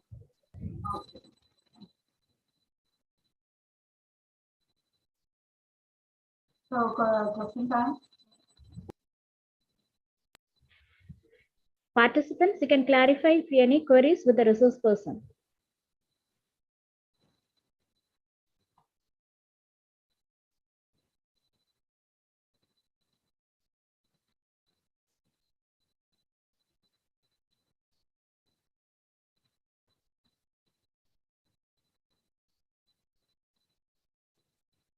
I think we have no problem. Is there any questions from the participant side?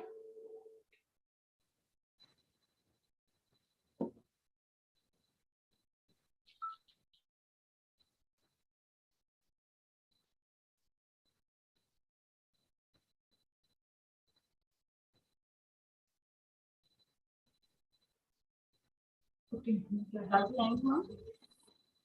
Ma'am, there is a question in the chat box. Okay. How NAAC rank helps in NAAC grade?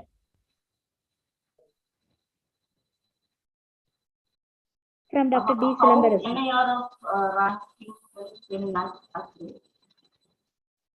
So, the two are different, no? Two accreditations are different. No? So, NAR of ranking system is different, I think.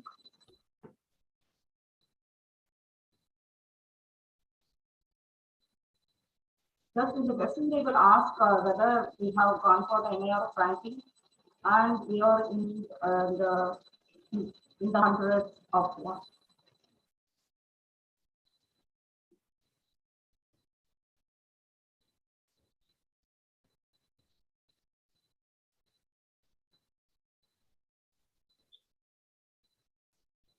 Silambaresan sir?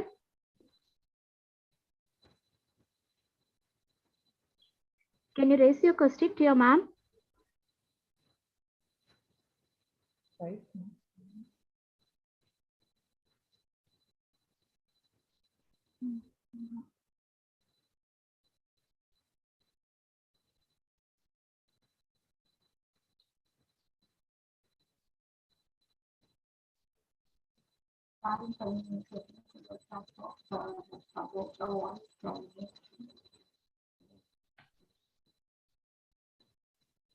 Unmute பண்றதுக்கு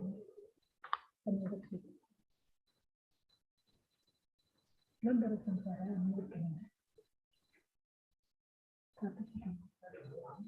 unmute பண்ணுங்க Silambarasan.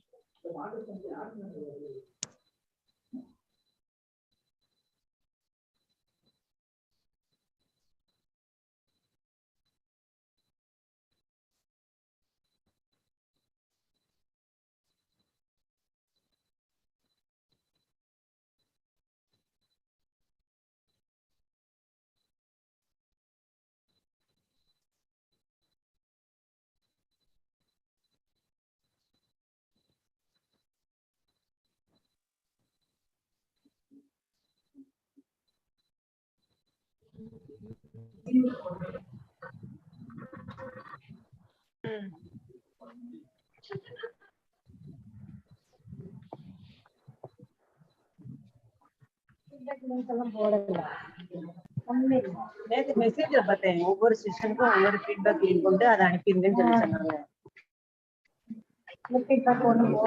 Online certificate தான் கொடுக்குறாங்களா? அப்படியே தான் இருக்கும், generate ஆகும். அப்படின்னா feedback கொடுத்தா தானே வரும். ஏதாவது ஒண்ணா நம்ம ஃபில் பண்ணலாம்.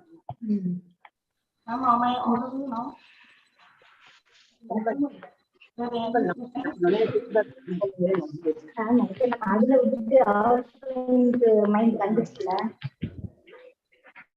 Hello.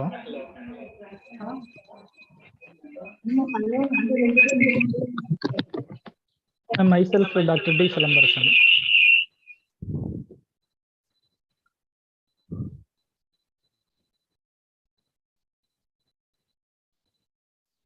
Will it affect the NAAC grade?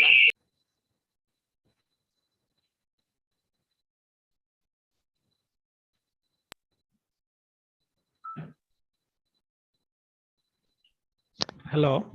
Sir.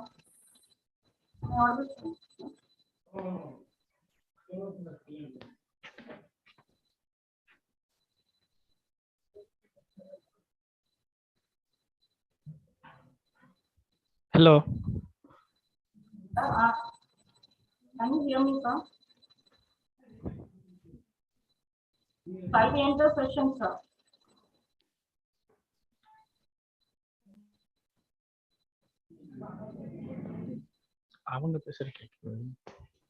Sir, can you hear me, sir? yes, ma'am. Yes, ma'am. I can hear you.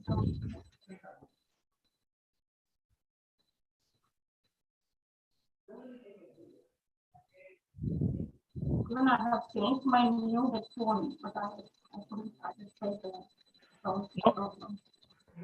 Ma'am, we can hear you. Okay.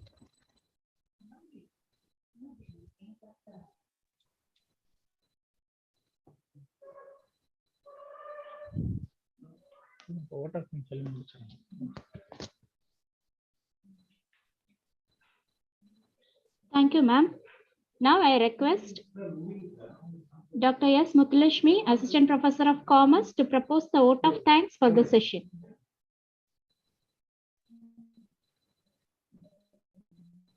It's my great privilege to propose the vote of thanks in this occasion. I extend my heartfelt thanks to the resource person, Dr. V. Vijaya, for the most informative session handled by her, ma'am.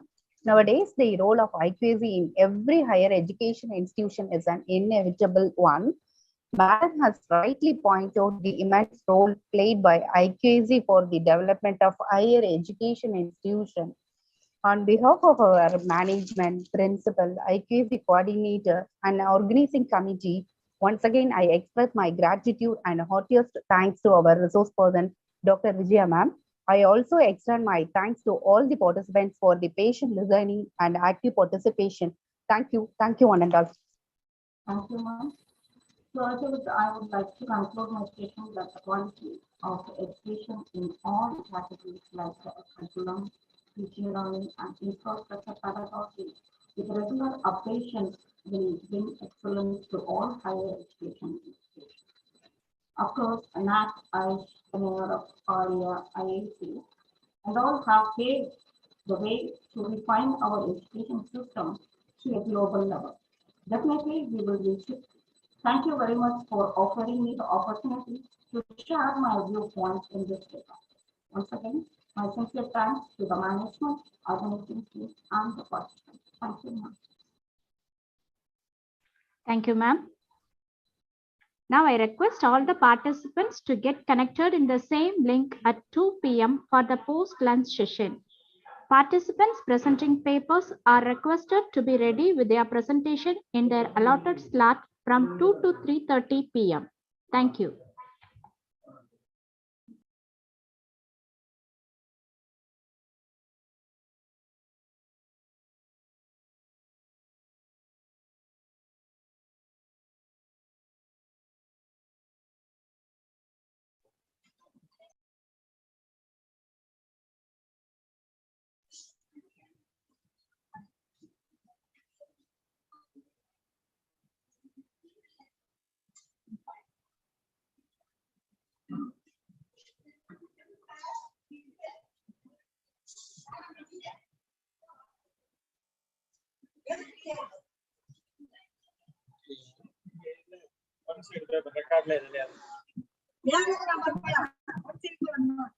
Salt list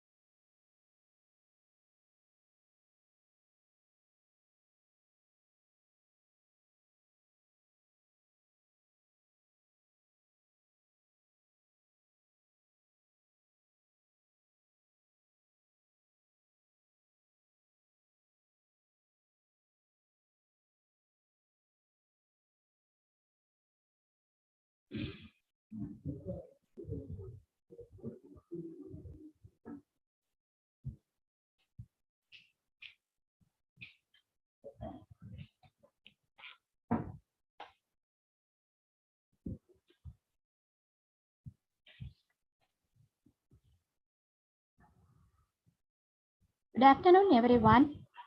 The noon session of the second day conference now starts with the paper presentation.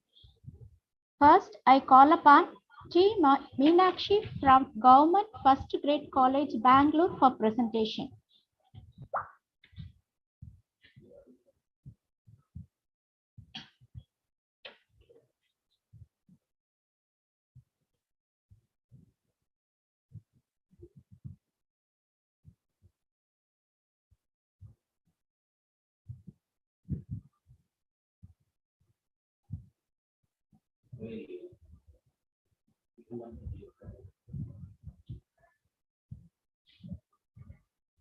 The next presenter is Dr. K. Namachivayam, Shantakri Siddha Medical College, Kerala.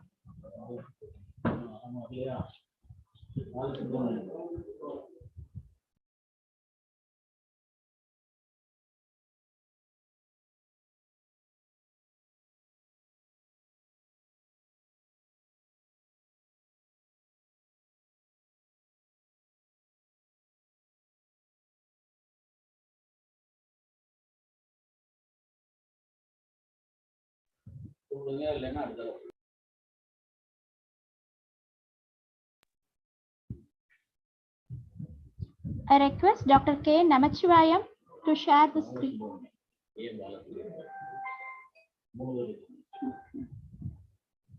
I request A. Balasubramanian from Shantakari Siddha Medical College, Kerala for presentation.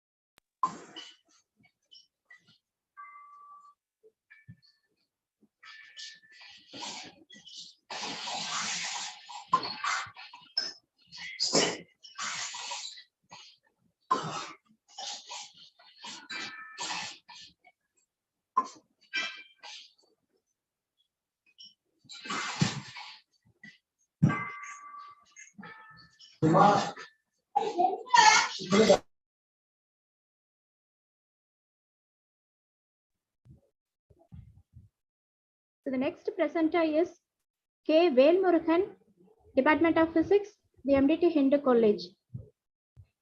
I request K. Velmurugan to share the slide. Yes, ma'am. So you can share your PowerPoint. Is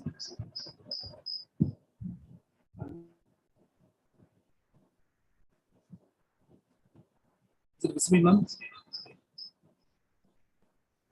So you are audible, but your PowerPoint is not visible.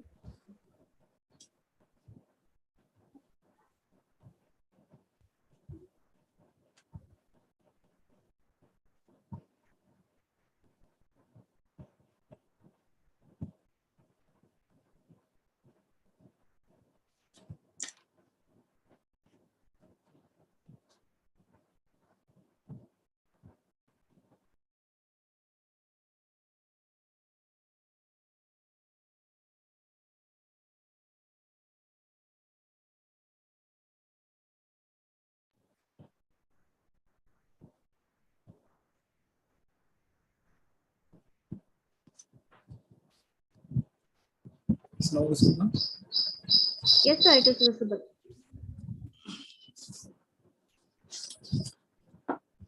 Good afternoon to all.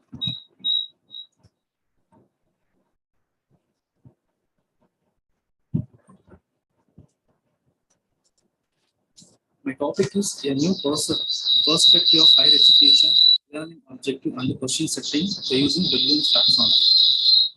What is the learning objective? The learning objective, which are a broader statement reflective general course of goals. It is a framework for evaluating statement understanding that the learners have achieved can really demonstrate at the end of the course and the program. Excuse me, sir. Velmurugan, Yes, ma'am. sir, your voice Yes, is ma'am. echoed. Just one second.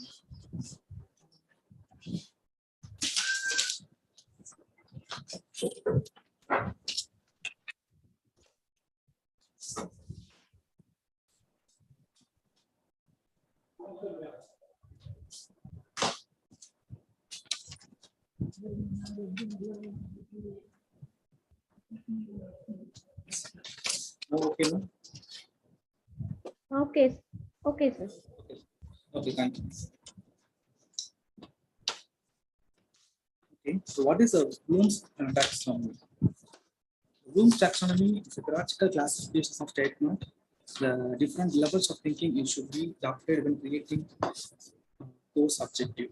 What is the course objectives of brief statements of this that describes what students will be expected to learn by the end of the course. The next one, what is important to learning? What are the importance of learning objectives? The first one, analyze. The next is the design, the development, and the implementation of the course setting. The learning objectives also the play one important role of the instructions has been the design. They communicate the goals of instructions to instructors to learners, allowing them to focus the attentions of energy accordingly. The creating learning objectives are essential step in the designing instructions of my kind. Since they describe exactly what learners to be able to do, the objective help define the scope of instructional objects that guide our project teams through the development of instructional content. The assessments activities should also develop directly from learning objectives or mean way to take away. The next one, the writing learning objectives. How to write the learning objectives? We should the learning objective you should only describe to what learners should be able to upon the completions of instructions. They should not include any informations that about the target of audience or what type of instructional strategy will be used. Then, objective should be written in terms of leanness in terms of the instructions units. There are the three types of the main components. The first one is the performance, the next one the conditions, so there's a criteria. What is a performance? This is a meet of instructional objective that the state what leanness to be able to after the instruction. This part of the objective should contain the verb that clearly communicate the skill that leanness to will perform. What is the example for? To be able to list up the 5 positive stress management strategy to define, to understand, to identify, to know, to solve, to appreciate. That's it. What is the conditions? The learners, the learning objective should be include the specific conditions under which the learners demonstrate a particular skill. If they are any, the conditions are specify the resource materials to need to help to control the complexity of the task. For example, learning objectives or condition is to able to identify those elements of the like metals. The last one is the criteria.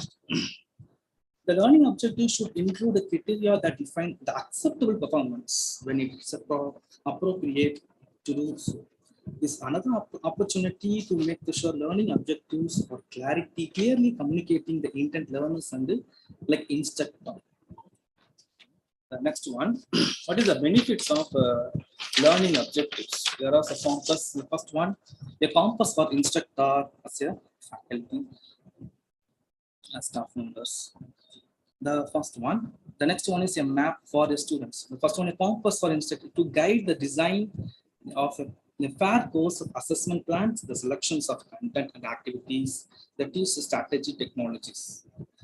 Make the sure critical course the component of perfectly aligned to support the student learning.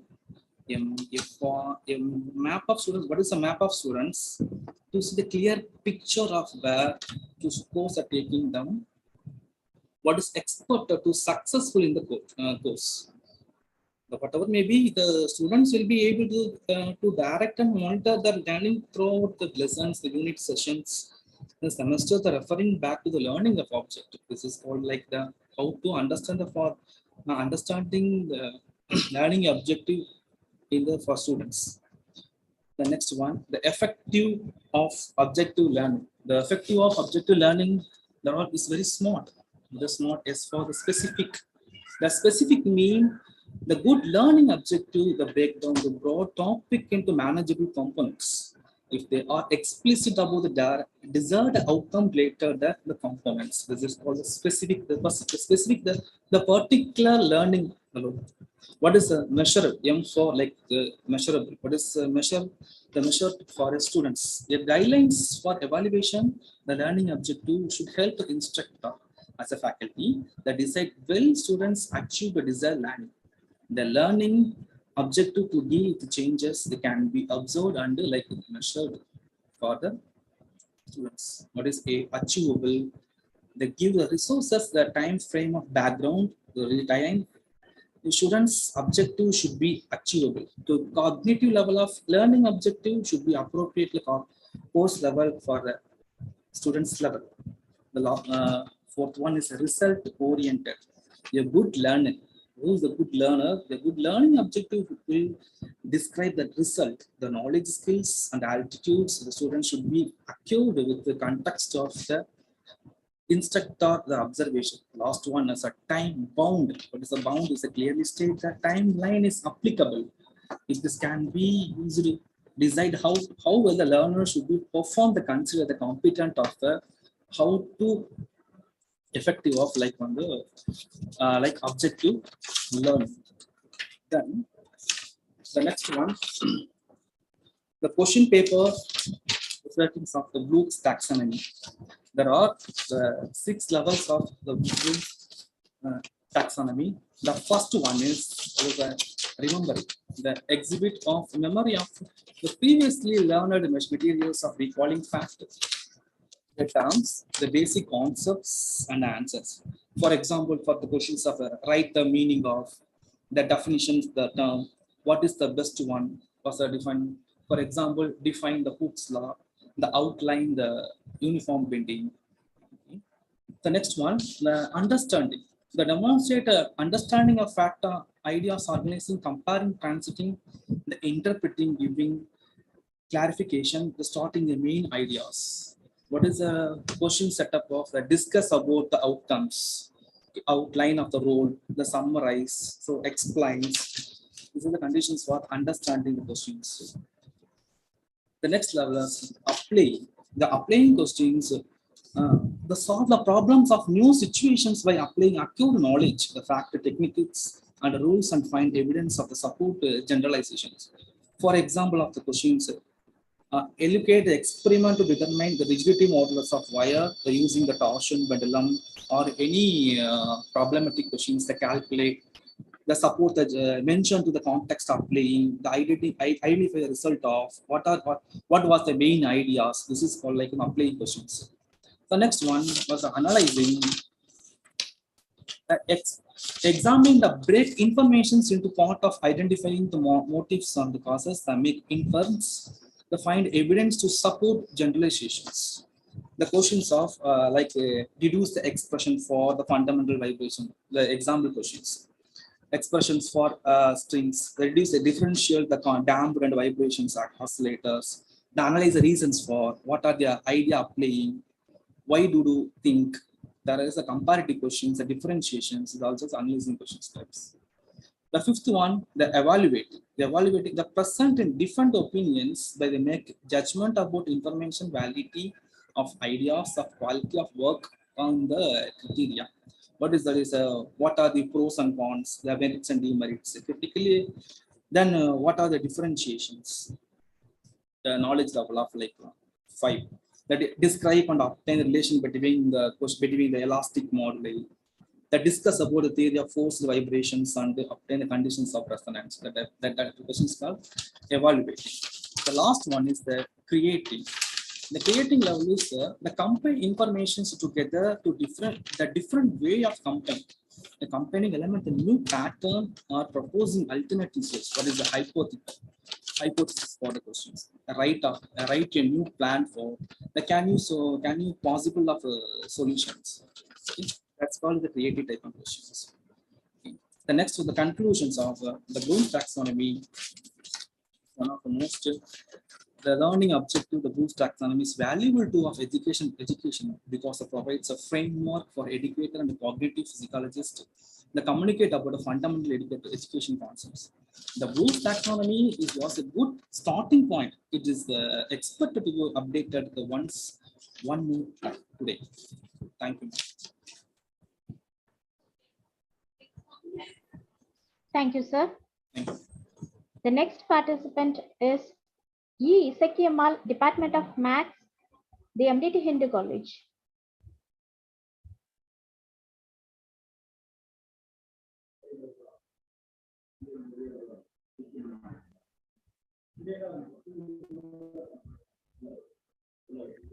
I request E. Isekiamal to share the PowerPoint.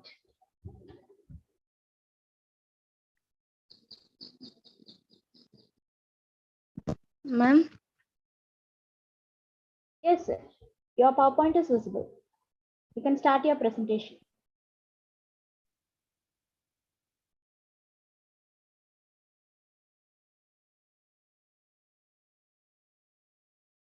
Good afternoon, all. Attend this section. First of all, I would like to thank the God, the management, and the principal, Dr. S. Subramaniam sir, and my department head, Dr. P. Namachivan sir, and all the faculty members. This national level conference, other faculty members who are working for this event. I'm glad to present in this topic, role and usage of e-library. I want to introduce myself. I'm E. Isekiamal and also my friend S. Nalathai, doing our post-graduated from Department of Mathematics, the MTT Hindu College, Tirunelveli.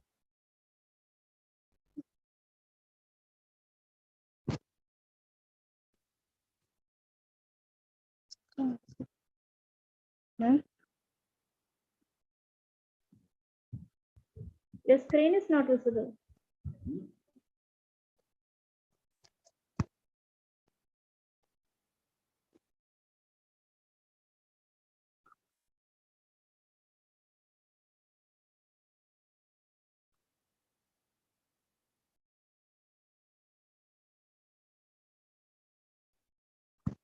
Ma'am? Isekiamal, have you completed your presentation? No, ma'am, no. Ma'am, screen visible? Your screen is not visible. Please share your slides. Ma'am, Ipu, Saravada, ma'am. Now it's visible. You're sharing using your phone, huh? No, ma'am. Other phone, yes, Nalatai. Ma'am, visible? Yes, ma'am. I can continue. Yes, ma'am. Sorry for the interrupt. Table of content. Introduction, history of e-library, digital library, functions of digital library, library network, advantage of e-library, National Digital Library, the role of digital library during pandemic, usage of e-library in various fields, benefit of e-library, conclude reference. Introduction. The full form of e-library is electronic library. It is also called as a digital library, online library, etc. An e-library is a website. It is enabled users to obtain open list data from anywhere in the world through the internet access. An e-library is a collection of digital objects from online database that can be included text, image, video, audio, digital documents. It is a type of information trivial system. An e-library provides service in a digital form. The digital library can be done by using off-the-shelf digital library products. The library management products or document management product capable of digital library management or in-house system development by using OpenAchieve software. History of e-library. The word library comes from the Latin liber, means books. It is a Greek Roman language. The corresponding term is a bibliothek. S.R. Ranganathan is a Indian librarian and educated who was considered as a father of library science in India, whose contribution had worldwide influence. National Librarian Day is observed on 12th August every year to commemorate the birth anniversary of Padma Shri Dr. S. Ranganathan. Digital library. It is the latest stage of electronic library. In a digital library, high speed of optical fibers are used for local area network and access in over world area network and provide a wide range of internet-based service that is audio and video conferencing and like others. The majority of the digital library is in a computer readable zone or also act as a point of access to the online sources. Functions of digital library. It provides access to every large information collection and it supports multimedia content, network accessible, provide users friendly interface, unique referencing of digital object, enable to link to local or external object, support advanced research and trivial. Information content is available for every long time. Library networks. The library forms networks primarily to achieve better the sharing of reference resources away consist of bibliographic information and of collection and better service to the users. Library network helps to carry out their many functions. The only thing that you absolutely have to know in the location of the library said Albert Einstein. Some library networks are ERNet, Delnet, NACnet, JANnet, InflameNet. Advantage of e-library. An e-library is a crucial part of the learning process. Students can read and write the library material in various digital formats such as ebooks, videos, audios, and demand 24 hours per day at any time and anywhere using their preferred device through the internet. An e-library can clarify the student doubts very easily at a short time. The digital library in a higher education institution or organization can be update the recent information regularly.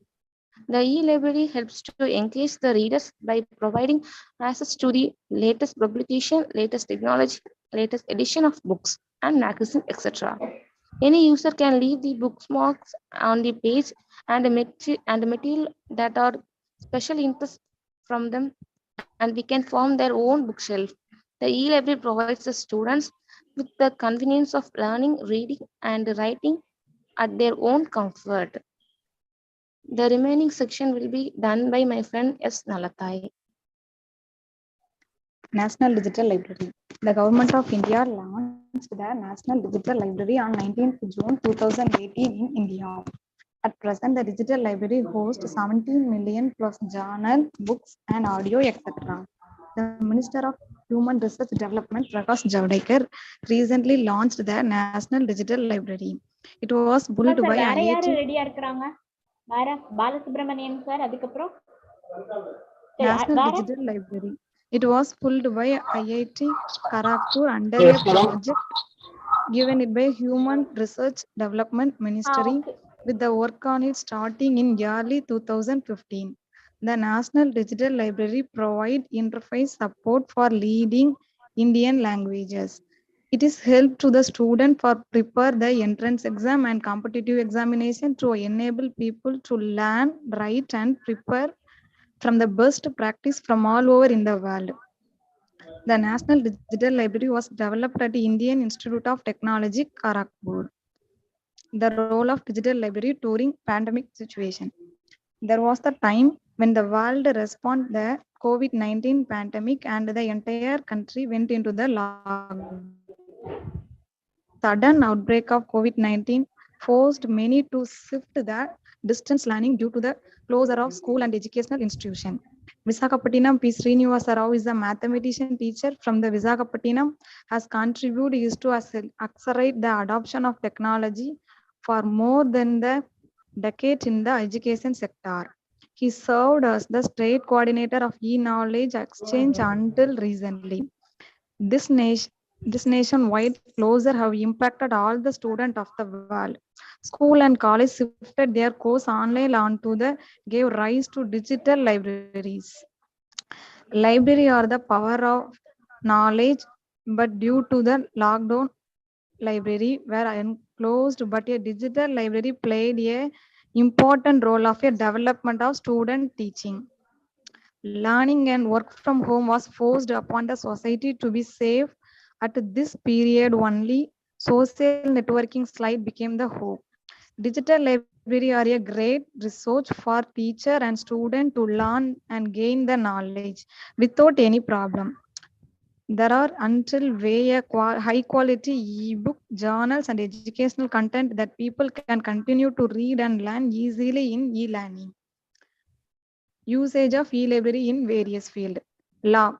This e-library database contain all the law, case, indexes, and material that a legal or student can ever image, and information is accessed at a very high speed and without stress. The user are developing their research skill and at the same time have knowledge for material that are not in hard copy.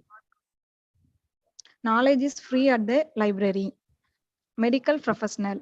The e-library service for the medical professional are access to the latest information for better care of the patient, and it helps to the research work.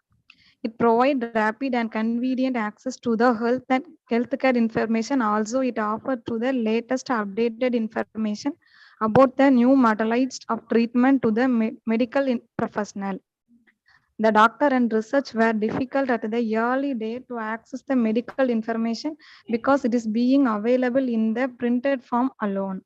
Now, during the digital revolution, information technology has become too important for e-library service. Benefit of e-library. E-library need no physical boundary. It can be assumed at any time 24 hours per day.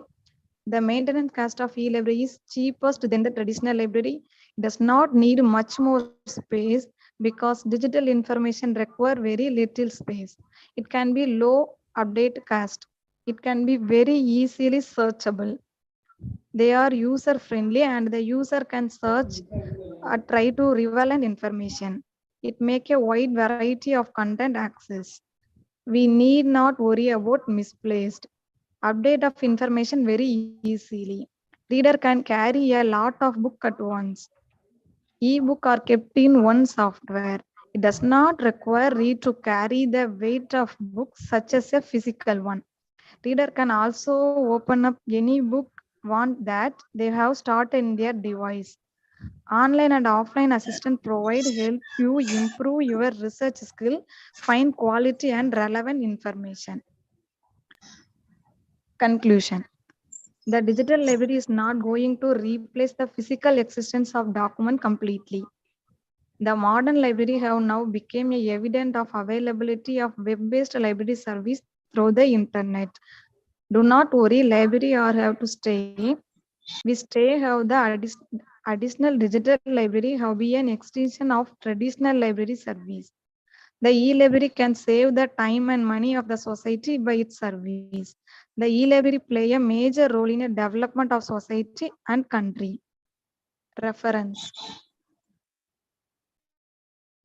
Thank you. Thank you for your patient listening. I would like to thank our college to giving me a wonderful opportunity to participate and present our paper. Thank you, Isakiyamal and Nalatai. Next, I call upon Mr. A. Balasubramanian for the presentation. Yes, madam.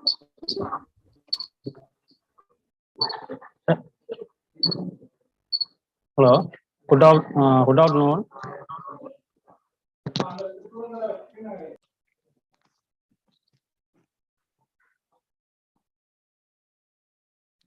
Hello. Sir, you're audible.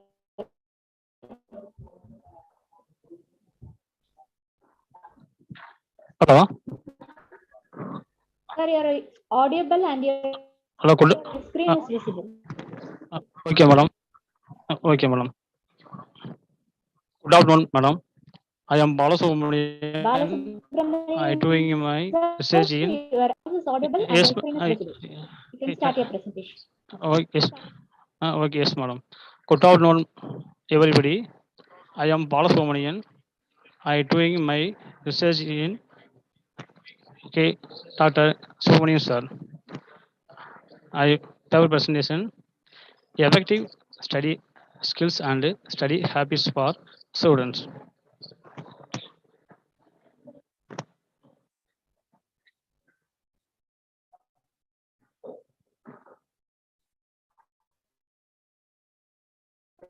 Introduction. The students grapple with many issues in their lives, and because of all, it is hard to concentrate on studying. Next point is to obtain better grades, more effective study habits are needed. These habits include approaching study with the right attitude. Ways to help improve study mindsets. Aim to think positively while studying. Avoid catastrophic thinking instead of thinking. Next point is avoid absolute thinking instead of thinking. Avoid comparing yourself with others. Your skills and abilities are unique to you and you alone. The location of study is important, very important. The location of study is important. Bring everything you need for the study season. Next one is outline and rewrite notes. And again one time, outline and rewrite notes. People find that connecting similar concepts together makes it easier to remember. The important thing to remember in writing outlines.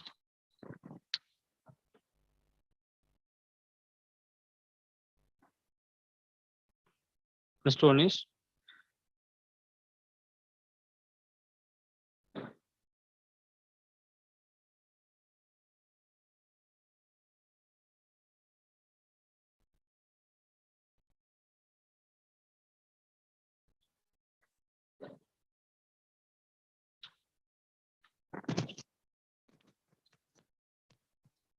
wait.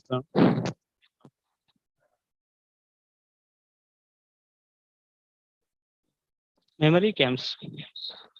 Next one is memory camps. The mnemonic devices. Memory camps or mnemonic devices are methods for remembering pieces of information using a simple association of common words. Memory games are mnemonic devices or methods for remembering pieces of information using a simple association of common words. The pieces of information you are trying to remember. Next one is the most common mnemonic device example is WebGR. WebGR to remember V mean violet, I mean indigo, B meaning blue, G meaning green, and Y meaning yellow, O meaning orange, R meaning red color. Next one is practice. Very important, practice. The old age adage. Practice makes perfect is true. Practice makes perfect is true. Next one is the students can practice by themselves or by making use of practice exams. By making use of practice exams, past quizzes or flashcards. Many children prepare to study just before the examination. Many children prepare to study just before the examination. Next one is read once the lesson to be taught the next day. Read once the lesson taught on the same day. Study seriously the whole lessons during weekends. Revise at the end of 1 month. Revise again before the examination. Keep a diary of at least 3 key points for each subtopics and revise it regularly.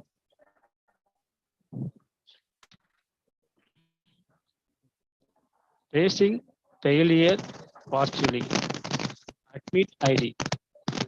Despite the universality of failure, one's default position too often is to downplay the weaknesses, but those who find growth in failure. Try teaching someone else how to remember topics.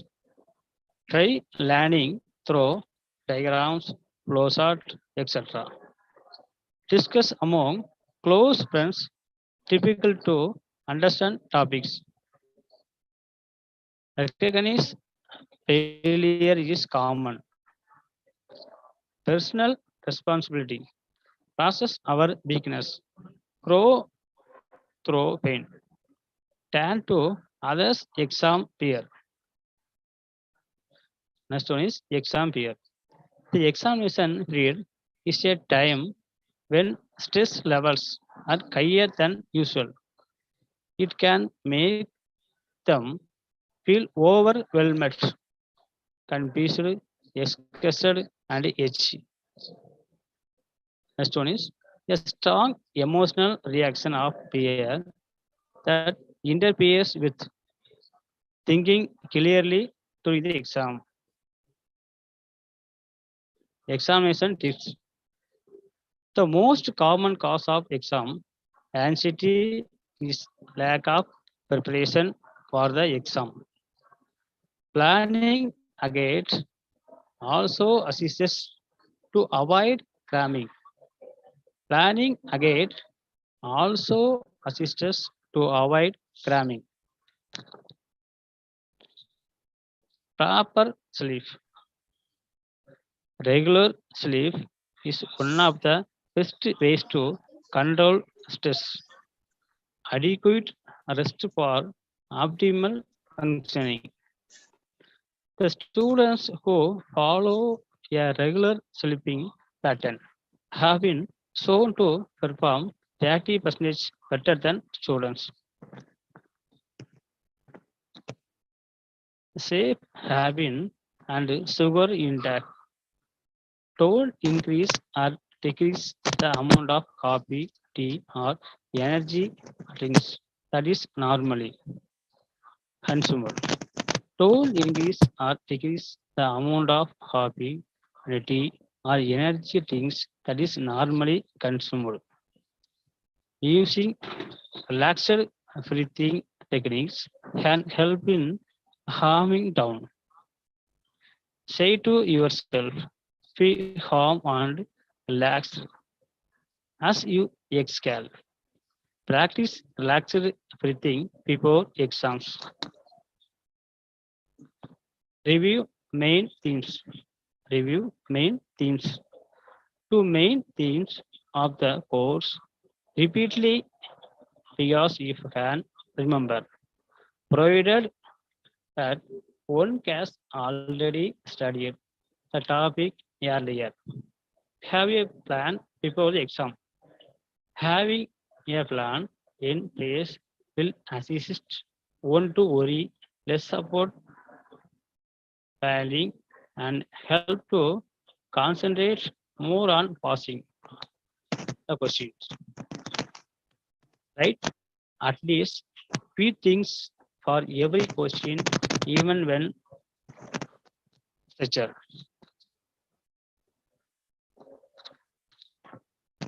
Aim to do your best.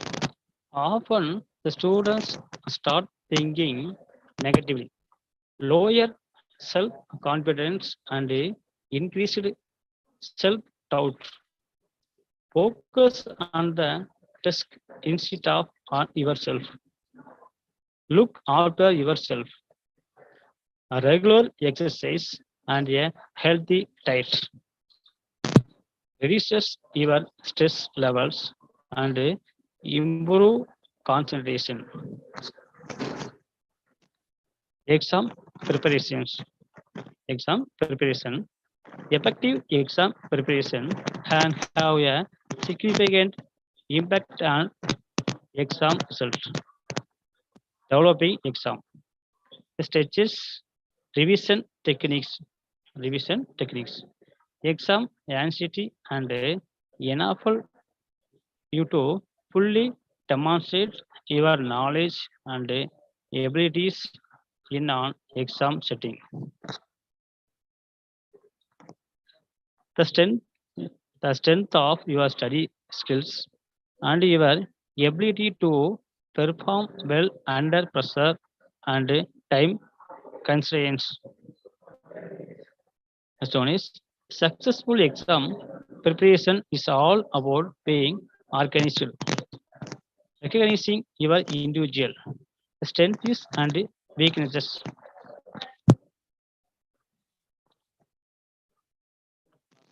Conclusion. Work out how much time is left and set a timetable. During non-frame time. Example, first John is walking the talk. Timetable in everything, social plans, grades, commitments, so that you know exactly what time you have left.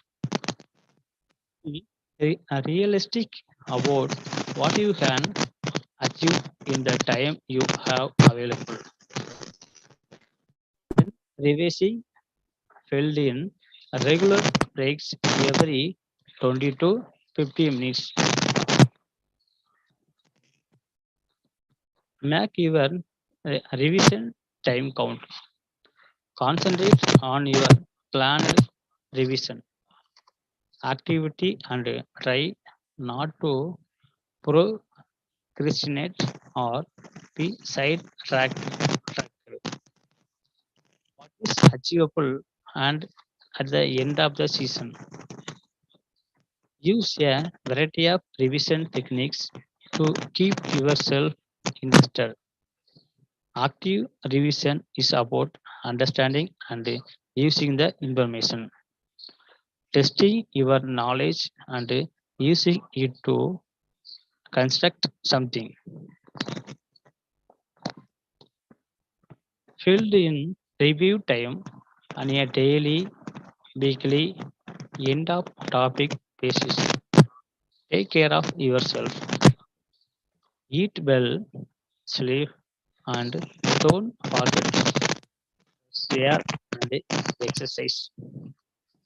On the day of the exam, read the instructions and listen to the invigilator's direction. You have to answer all the questions. Set yourself a rough timetable. Thank you.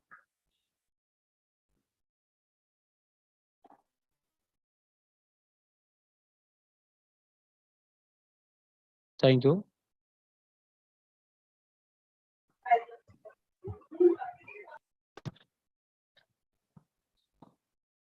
Any question? Hello.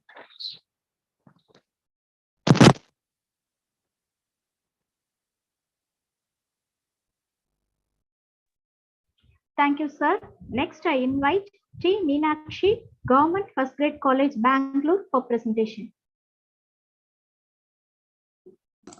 Madam, good afternoon. Shall I share my screen? Yes, ma'am, you can share your screen. Okay.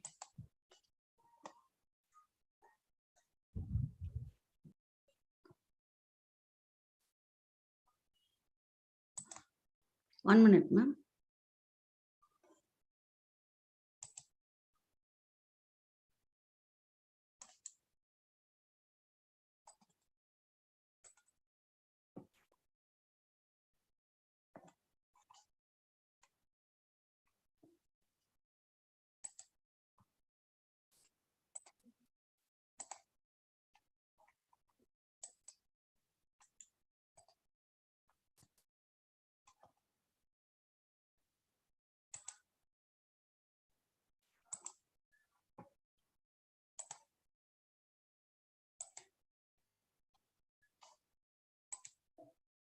Ma'am, my screen is sharing, no?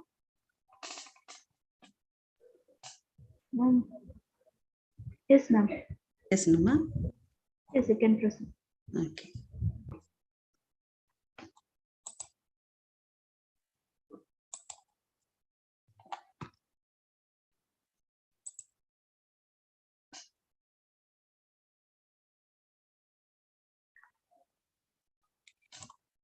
Yes, good afternoon, Nanda. My name is Meenakshi. I'm working as Assistant Professor, Department of Computer Science.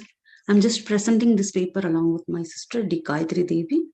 So this paper actually is a role of ICT in innovative teaching and learning process.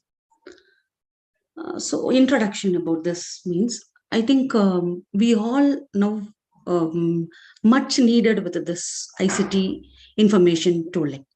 Why? Because after the COVID situation, we are facing so much of problem in the offline class teaching.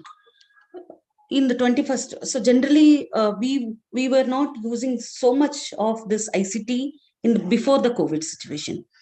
We actually all the people in the technology field, we used to do that, but it is not a compulsory thing.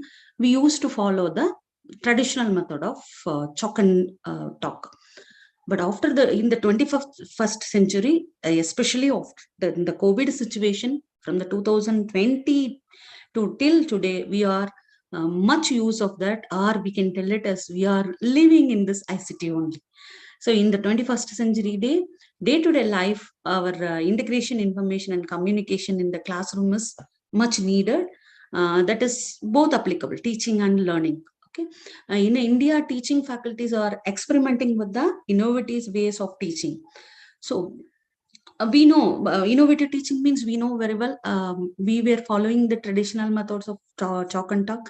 When the ICTs was coming, we were using for the PPTs and it all. But nowadays, we have to learn so many, like which platform we have to be used, which tools we can be used, which method we can be used in both teaching and learning. So this is what we are going to be seeing, that a little bit of thing only I have added in this paper.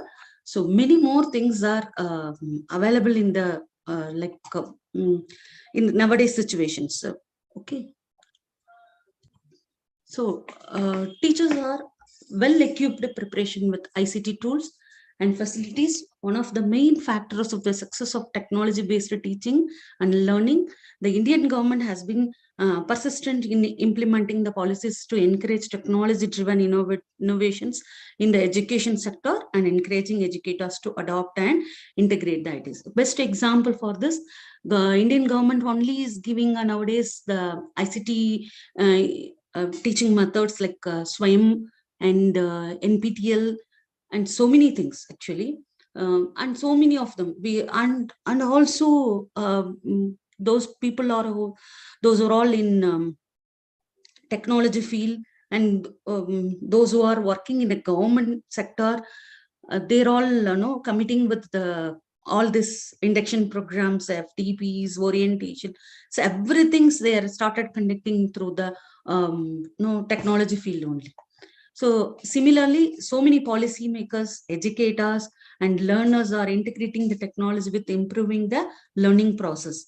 Not only the ICT in the pedagogical tool, nowadays NEP is a major thing. It's in a new education policy is with a full of technology thing. And then here I wanted to mention it one thing. So I'm basically from a Karnataka, working as a Karnataka college.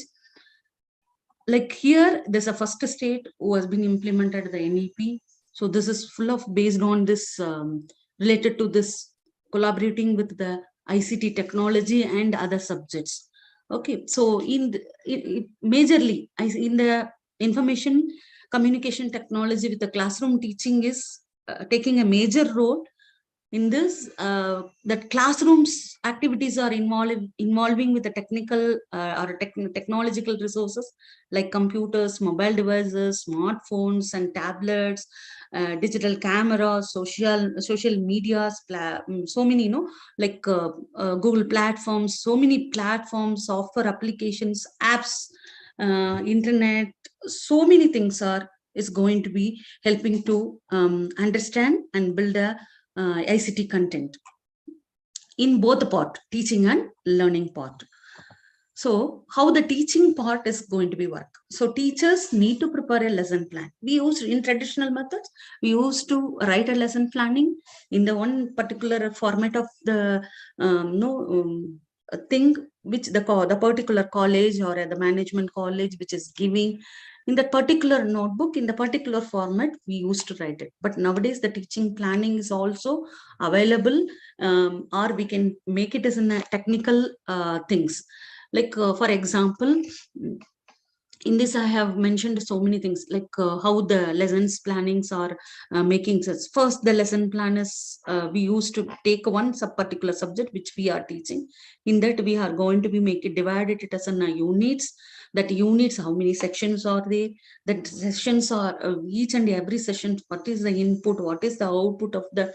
So these type of things can be, we can make it as a technically. So either in using of some multimedia, or there will be formats available readily in the digital platform, like the so many resources, unstructured or structured lesson plans. We can take it as a unstructured lesson plan, and we can make it our that lesson plan in our style, or structured lesson plans. This will be applicable for some universities where they are having some particular platform separately. There they will be following particular structure, means your sessions, your modules, your things has to be put up like this. For example, in our state, actually, they have been introduced on one new platform, that is a learning LMS, learning management platform. In that, all the teachers we are having, which subject we are handling, that should be already that timetable has to be framed there. We have to fill it our timetable. Based on the timetable, which subject we are taking, that lesson plan has to be created. That will be available already in our login. So based on that lesson plan which we have created, every day what we are teaching, that should be writing in the teacher's diary. That is called lesson planning. So these are the so many ways we can make it as a lesson plan.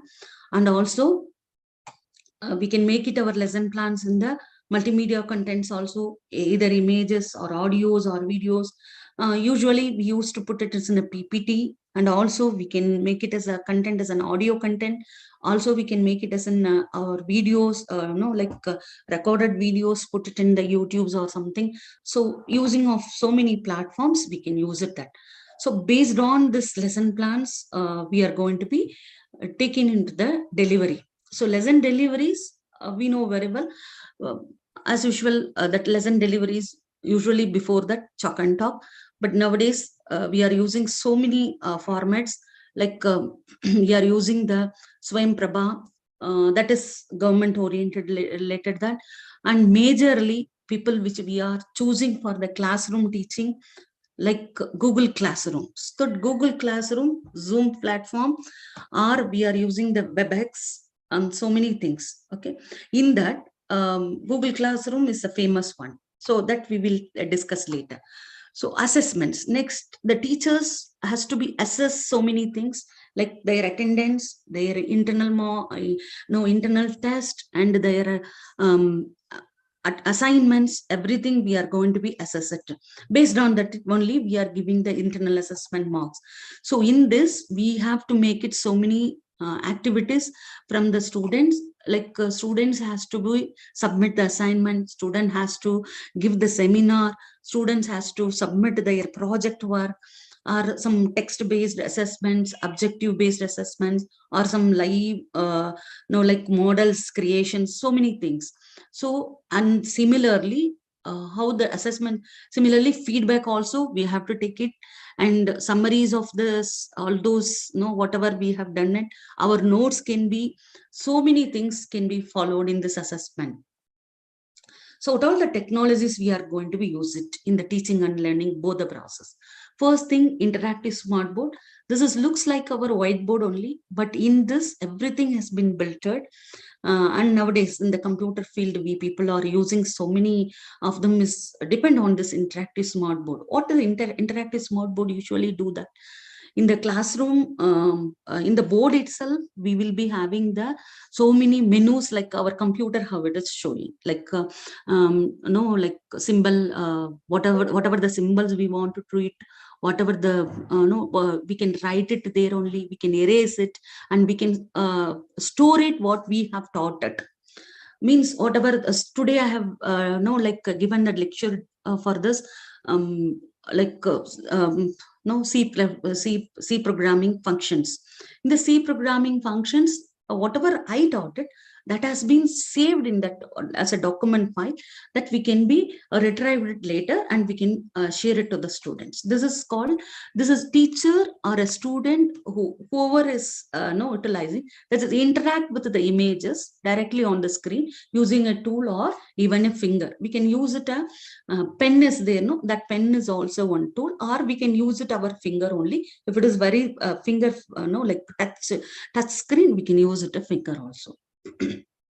Next is a Jamboard. This is like nowadays people are using that. That is like also interactive whiteboard only, but this is a special one, has been introduced by the Google to work with the Google Workspaces, formerly known as a G Suite. It was officially announced on 25th October 2016. But this has not been used so much. Why? Because I think, if I'm not wrong, this G Suite will be taken as in some amount. Some private colleges or some people those wants to take like a Zoom, how we are purchasing, like that we have to purchase it and we can use it. This is not like a free versions like Google, how the Google classrooms are like a free versions.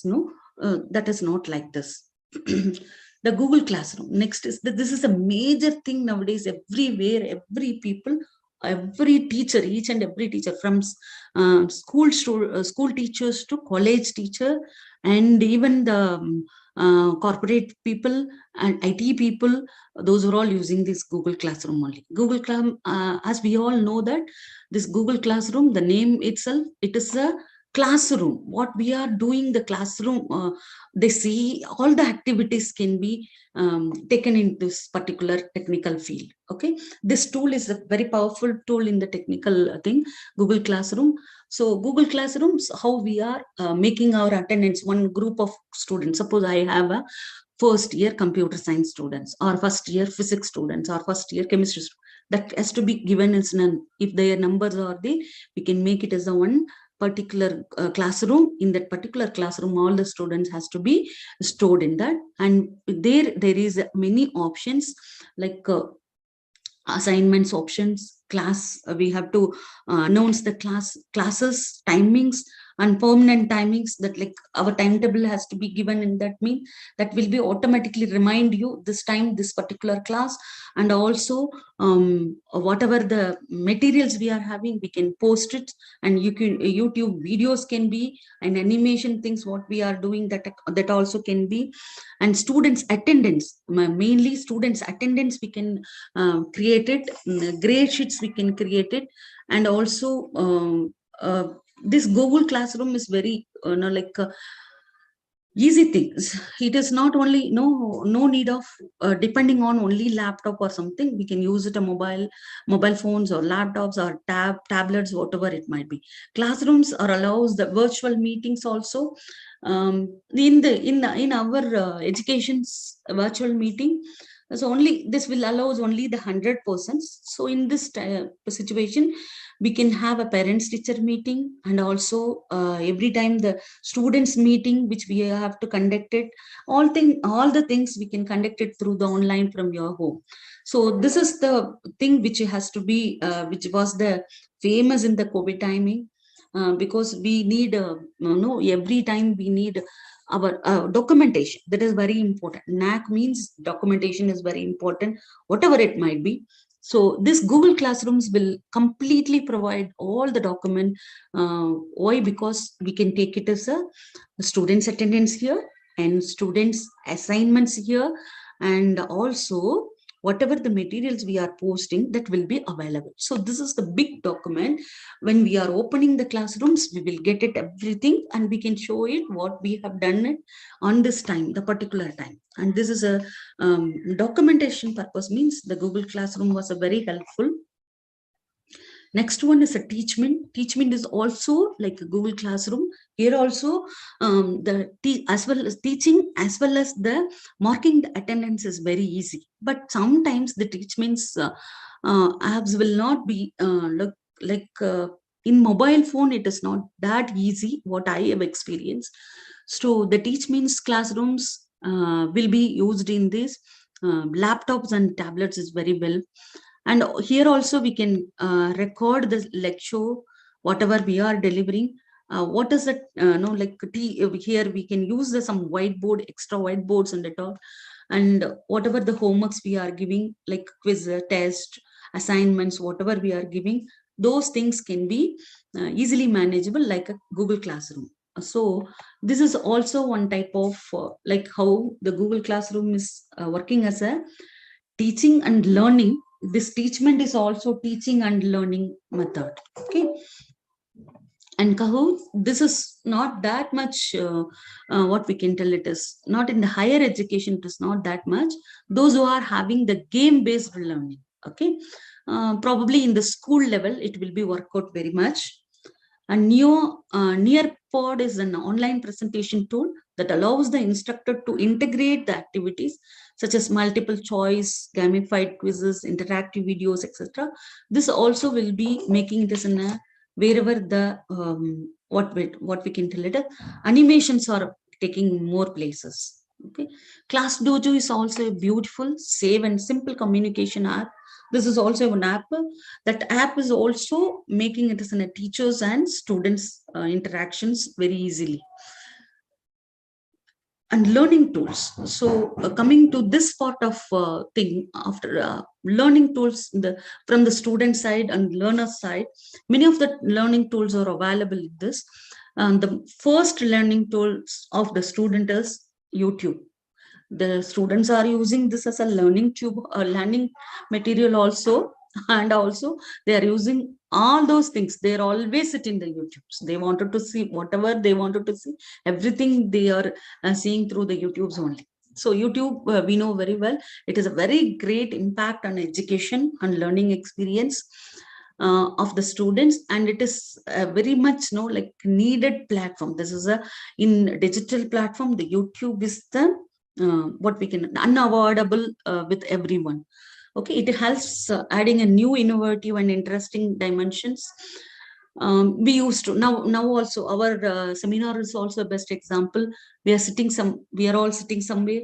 Whatever the things you are giving, that is streaming in the YouTube. So people, those who are not available on this particular time, they can see it in the through the YouTube. So this is what the thing. So similarly, whatever we can teach them in some other time.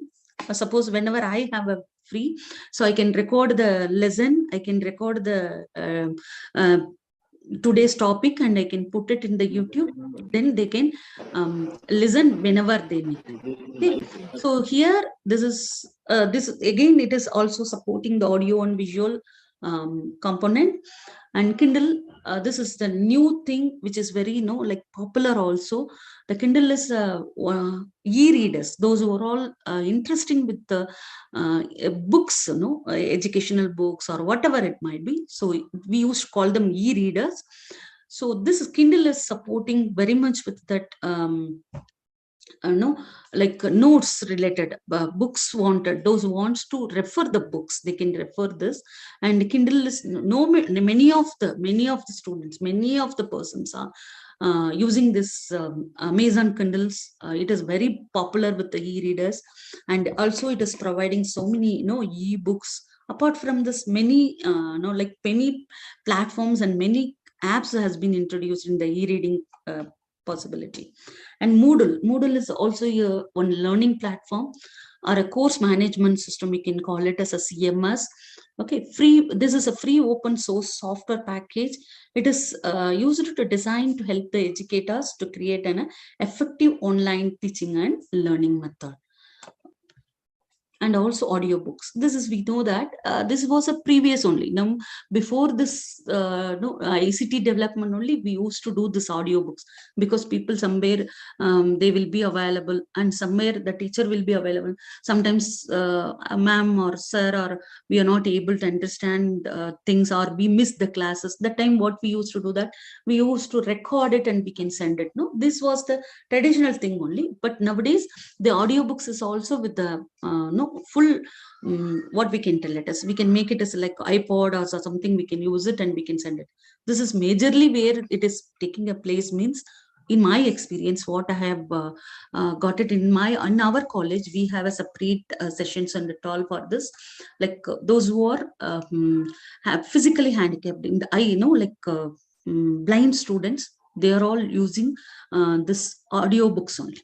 The people, those who are interested, we can make it for that particular lessons in the audio. Then they can hear this audiobooks and they can learn.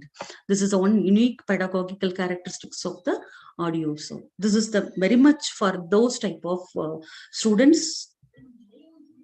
So concluding about this, many things are there. Actually, we are not able to cover it in the less time of that. So based on this, how the like ICT's role means nowadays all the technology, or we can tell it as our Indian studies only, Indian pedagogy only has been changed into the technology thing only. For our seminar, for example, our seminar only is based on the NAAC only. So now, before that and at all, NAAC means 3 days.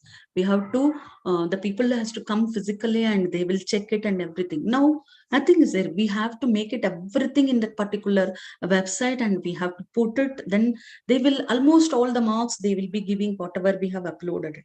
Only one day they'll come and visit it and they'll just visit our physical infrastructure things. Okay, this similarly, we are sitting in somewhere and we are we are attending so many conferences in the in so many places. So in these situations, not only the teachers and even the not only in the teaching field, even the learning field, and also on every field, IT or corporate, whatever it might be, this ICT technology is very much important. Particularly, we can tell it is in the 21st century. I mean, after the COVID 2020 afterwards, it is we can call it as a revaluation. Means like it's a very big revaluation of this ICT field. It was like it has come in a very big way, and obviously we teachers, almost we are all teachers, we teacher are experienced. It is a new thing, but we our Indian teachers, proudly we can tell it is, we have easily adopted with this particular what we can tell ICT teaching and learning methods. This is a good thing actually. With this, I wanted to quote it one thing. How we can become a good teacher or a best teacher. The bottom line is that each teacher needs to find a teaching style that fits his or her personality. Our teacher, we need to make it as a one passionate, or we can tell it as a one style. We have to follow one style. This is my style. This should be it should be a unique style. So then only we can easily approach the students, and we can easily get it with the students. This is what the I wanted to convey this. Even though whatever it might be, even if it is a traditional method or ICT method, whatever it might be, we have to, our teachers need to follow one particular style of teaching, and it should be reached the students very uniquely. Then only the teachers students start loving each and every students. By this conclusion, I wanted to thank all this organization, conference committee organizers, given me a good opportunity to tell something about this ICT related. So we teachers, we need to be learn so many things every day in the ICT field. That's a thing which I wanted to mention it, because each and every day new things are introduced in the ICT. So along the students, we also have to learn, and definitely we must have to learn it. So thank you so much. Thanks for this opportunity. If there is any questions, you can answer. If it is possible, I am ready to answer it.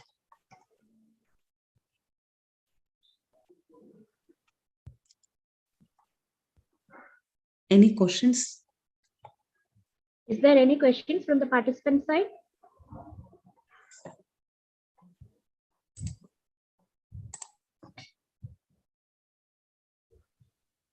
No questions, ma'am. Thank you for the presentation. Thank you, ma'am. The next presenter is N. Fatima Chandani, Department of Mathematics from MDT Hindu College. Yes, ma'am.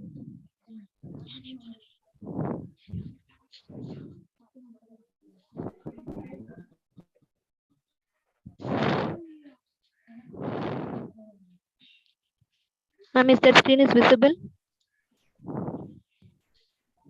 Visible, but visible. Ma'am?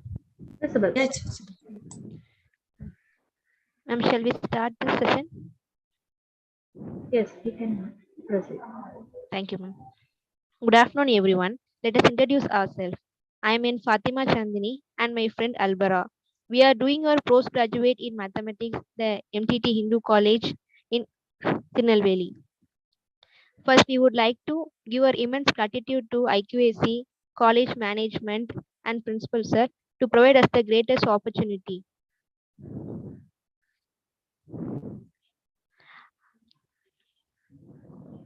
Ma'am, is it visible? Screen is not visible. Wait. Please share your slide.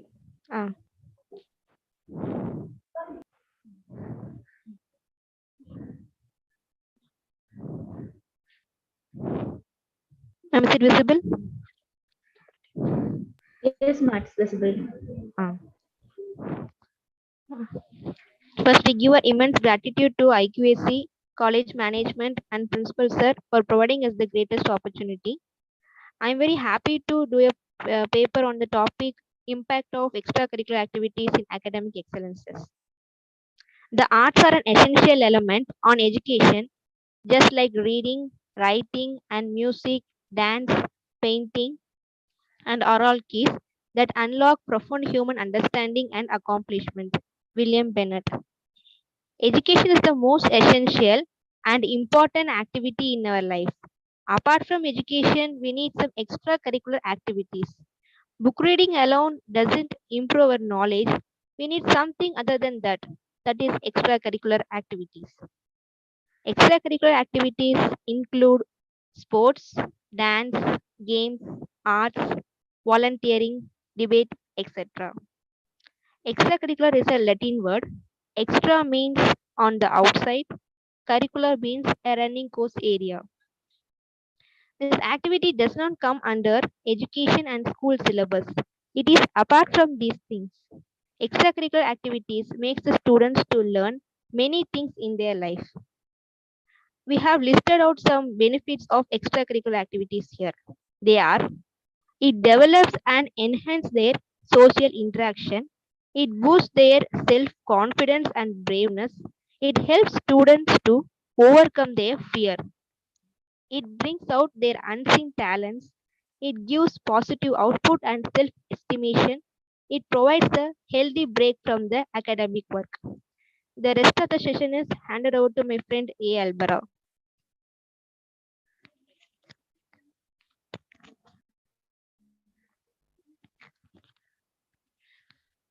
Good afternoon, everyone. We will discuss about the impacts of extracurricular activity, character development, and community involvement or impact of extracurricular activities. Now, we will discuss how the extracurricular activities helps in character development. Extracurricular activities plays an important role in character development. When students involve in extracurricular activities, they can judge their strength, weakness, and they can estimate their capacity. They can also do their self-evaluation. Community development. In extracurricular activities, students can learn the importance of giving back to community and helping their need. We have to encourage the students to participate in community-based extracurricular activities will create opportunities for students to experience the benefit of community involvement. In this competitive world, we must do some extracurricular activities which will give the extra attractiveness to our resume. So we will discuss about the importance of extracurricular activities in resume writing. While preparing our resume, we have to choose activities that we actively contribute to. Also, we include relevant and appropriate experiences about our extracurricular activities. We have to evaluate how our participation makes us an ideal candidates. Also, we organize and develop our extracurricular activities internationally. Success is an important in everyone's life. People can get success in all fields. Extracurricular activities is also a main reason for that success. So the education institutions also need to provide the equal opportunities to extracurricular activities, and they should encourage the students to participate in extracurricular activities. We conclude the presentation by the precious words of Dr. APJ Abdul Kalam. Success is when your signature change to autograph. Thank you for giving this golden opportunity to us, and we deliver our special thanks to our college management, principal, and our department. Thank you. Thank you, Fatima. The next participant is M. Asim Al Karim from Department of Mathematics, the MDT Hindu College. Good evening, everyone. Can you able to hear me? Yes, you are audible. Shall I start the session? You can start your presentation. Please share your slides. Thank you, ma'am.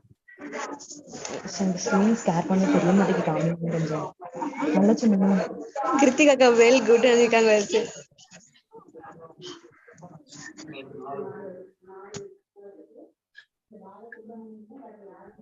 Just wait a minute. I will share it.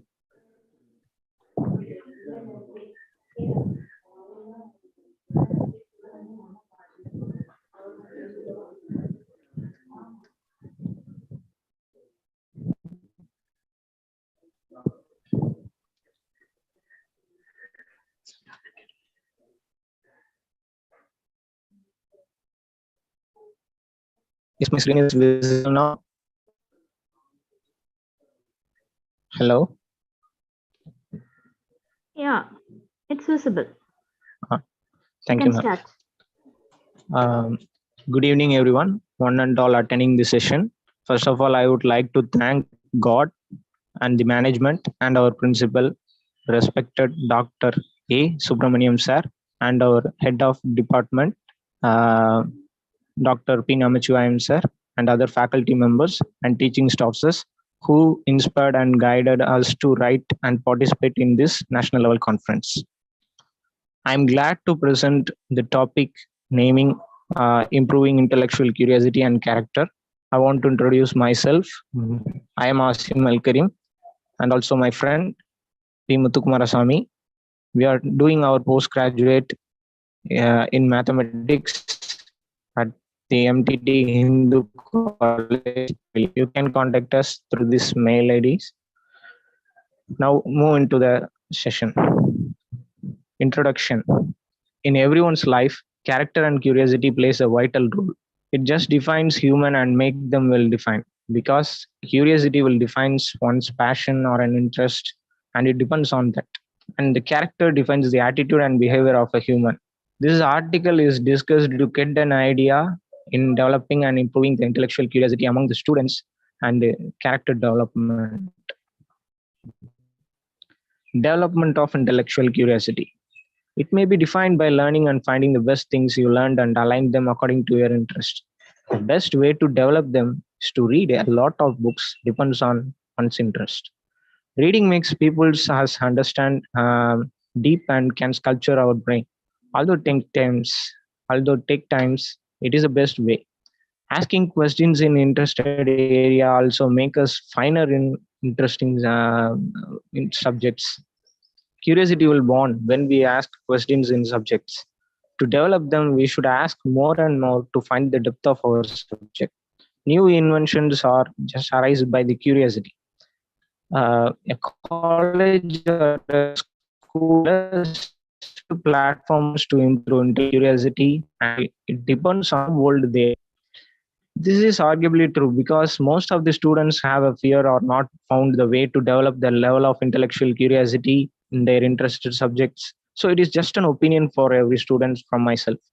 For others, those who are not active in schools or college or completed it, they can develop through a digital platform. Nowadays, it is easy to ask questions in internet. Without any force, we can learn what we are interested. The main thing about the learning thing must be useful for our life, and it depends on, or maybe depends on our lifestyle. Intellectual curiosity is a natural one. One may or may not have it, or maybe someone didn't find it. The first thing is to understand and find does we have any interest in any subjects. Next thing is to develop them according to we seen above. Generalized levels of curiosity. There are many levels of curiosity in everyone's life, but it is very difficult to sort out in a single page. The beauty is we can generalize them. So the generalized level of curiosity, we can see that a primary school student may have a curiosity in toys action. They never tried to focus it, but they naturally do it.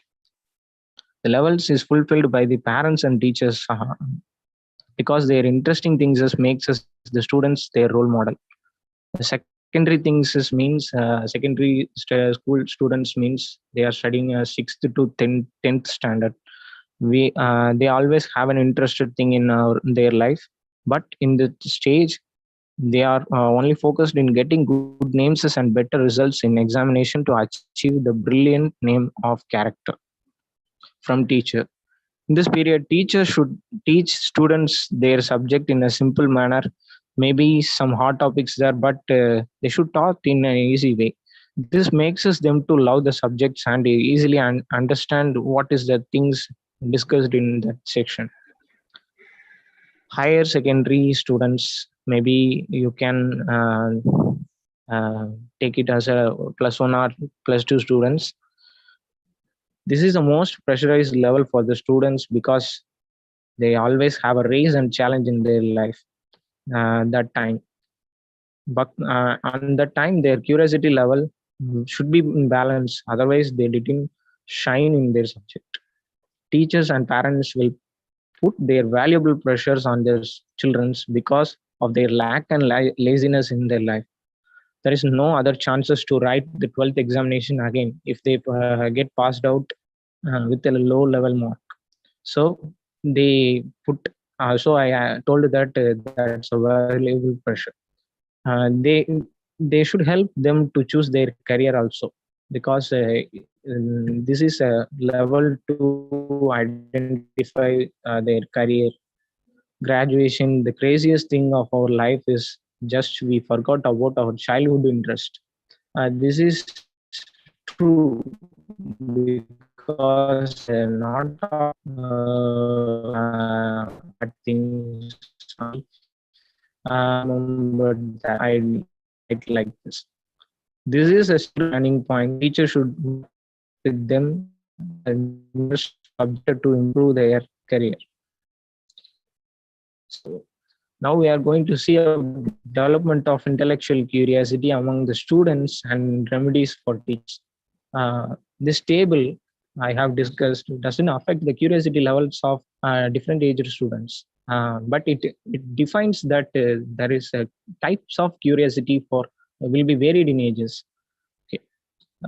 A primary school student, they always have a curiosity in toys, and the teachers are advised to make their class interesting using toy alphabets or other type of education toys. This will definitely improve their intellectual curiosity on primary schools.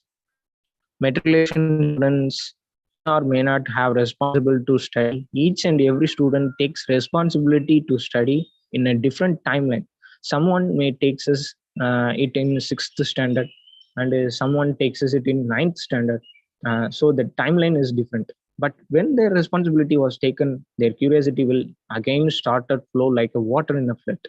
And the teacher's responsibility is to identify and make the way to study and learn in their interested path. At colleges, they are started working for their career development. If they understand that their career is something relatable to that interested area, then their intellectual curiosity will be in a better way to success. Teachers should identify these things and help them to develop their curiosity according to their interest. Don't just teach the student to read. Teach them to ask questions when reading. Now we are going to move the topic of character. It is defined by behavior or attitude of someone, of one person.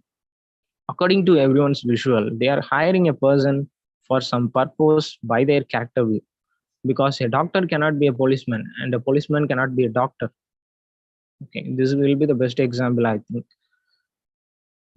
Development of character. Character development mainly involves us in improving one's good habit. Development is such a thing that one should behave better than before. The strong character is one that we should have a strong principle in our life. That is, I will give an example that never gone cinema and not wanted to do that. Never wanted to do. That means is never did it. I'm not going to do in my lifetime that. This is the meaning of a strong principle in our life. Since each and every human is dependent on others, one can improve their character from their surrounding or from their role models. That doesn't mean us to copy them, but it does means us that they were inspired them in the particular action they do. In every angry situation, just keep calm and think about what makes you angry and try to solve it by conversation. There is a lot of difference between the conversation and argument. Argument always has a false victory. Everyone should know that, because there is no problem solved from aggressions as it goes like a wildfire. Never trust anything before you knew it. Just think logically and solve a problem. Do hear the things as in open-minded. That helps us to see the justice. These things make us to decide a better result.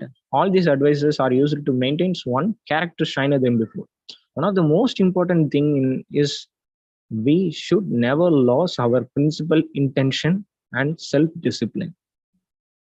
So let us conclude this session with this. It is important to maintain balance in both curiosity and character. But if unbalanced, it affects mostly on the character. As we've seen, how to maintain the balance in character may be useful for those who wanted to sustain. Because curiosity and intellectual curiosity depends on your mindset, and it only depends on your soul and minds. But character, it depends on a socialized world. So it affects us mostly the character imbalance when you are imbalanced. There is curiosity for all humans, but what about intellectual curiosity? From my point of view, it is such a thing to be upgraded from the curiosity nowadays. Okay, thank you. Thank you for your patience listening. I would like to thank our management to giving me and my friend to give us a wonderful opportunity to participate and present our paper. Thank you, ma'am. Thank you, Asim. The next presenter is Mrs. R. Shuganti from PG and Research Department of Physics, the MDT Hindu College. Yes, ma'am.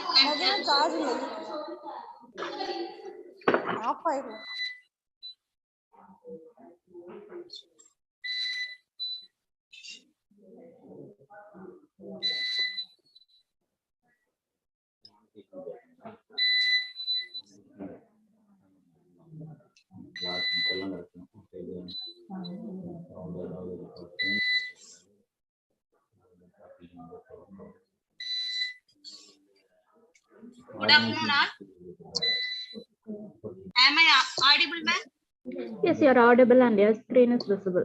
You can start your Thank you. presentation. Yes, ma'am. Good afternoon, all. I am Sugandhi, research scholar, under the guidance of Dr. K. Balasubramanian sir, Head and Associate Professor of Physics, PG and Research Department of Physics, the MTT Hindu College, Paytech.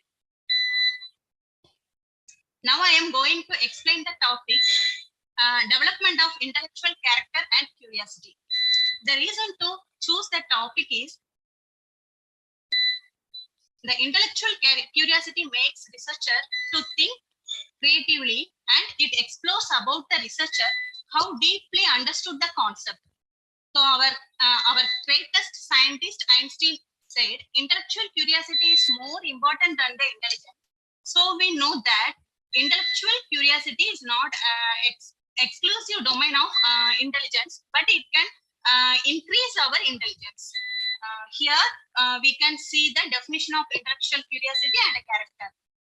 Intellectual curiosity is a person's willingness and desire to learn new things and deeper than the surface.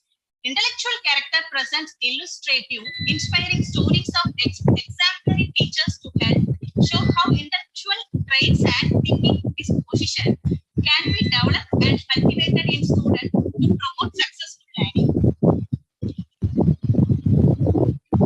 Next, we can see curiosity. Many people have a doubt of curiosity linked to intelligence. Yes, there have been several links found between curiosity and intelligence. There was study found a significant relationship between curiosity and emotional intelligence. Next week, we are going to see is intellectual curiosity and its character a skill. Intellectual curiosity is not a hard skill, but it is a soft skill. Some people are innately curious. They will try to find the answer to everything without even having to think about it. Develop intellectual curiosity by purposefully seeking out opportunities to be curious and learn. Now we can see different types of methodology in intellectual curiosity and character. So first one, ask more questions. Ask more questions. Questioning is the best skill to every person. Asking questions may make us feel like we are less capable or knowledgeable than our peers. But this is not in case. When we ask questions, we will inevitably learn more about the topic. The second one, admit that we don't know something. First, we have to accept that we don't know something. That time, don't try to pretend us to do anything. It's okay to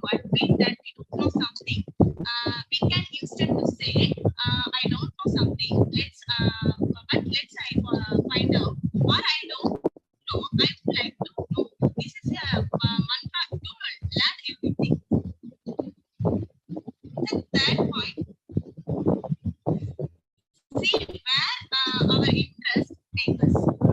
Take a step back and ask ourselves what excited us, what we do wish could understand more. Follow those interests even if we have a fear of failure. The fourth one, start to learn from other people. It's a basic skill to every person. Learning from people, it's very important to researchers also. Learning from people will allow it to ask follow-up questions and see things in action. Try to learn from a variety of people so that we can see things from different perspectives. Fifth one, diversify our interest. Diversify our interest. We may know of some topics that we are passionate about. Other topics may not interest us, us at all, but try to explore other interests to spark our curiosity. Next weekend, we are going to see showing intellectual curiosity and character help our character development. The first point, we will become better at learning new things. When we try to learn something new, that time we will become better, much better. These recent studies show that curiosity can help to improve learning and retention of new information. Second point, intellectual curiosity is a desirable trait. It is very important. Curiosity can let us to look at something from all angles, even though we may not agree with it. The third point, we will have more fun at work. When we curious about our work, it also makes it more fun ourselves. That because we learn to become more interested in everything surrounding us. The fourth point, intellectual curiosity gives us an edge over artificial intelligence. Artificial intelligence and technology are already making several careers redundant. Now we can see the intellectual character traits. The scientist Ron Richard has narrowed it down to 6 essentials. He categorizes these traits into 3 categories. So first one is creative thinking. What is creative thinking means? Is the ability of consider something in a new way. That is called creative thinking. The next one is reflective thinking, which means is taking bigger picture of understanding of its consequences. The last one is critical thinking, is the ability of thinking clearly and rationally and understanding logical connection between collection of ideas. Conclusion. Now we can see the conclusion. Intellectual curiosity and character has always been a driving force of research. Researchers are people who never stop questioning, and their quest for answer have the power to change the world, and it gives everything into an opportunity to learn. The second point, intellectual character. Character is the pattern of thoughts, acts, and feelings someone shows over time. Someone with good character believes they should make good choices. So thanks for the opportunity to me. First of all, I thanks to my guide, Dr. K. Balasubramanian sir, and principal sir, and everyone who's give the opportunity to me. Thanks to all. Thank you, ma'am. Thank you, Shuganti. Next, I call upon Mrs. C. Ramajaya, PG and Research Department of Physics, the MDT Hindu College, to present the paper.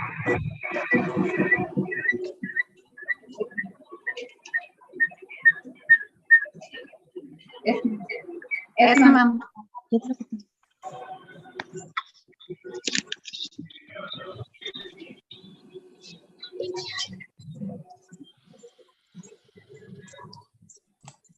Madam, you stop screening your thing, madam. Then only she can.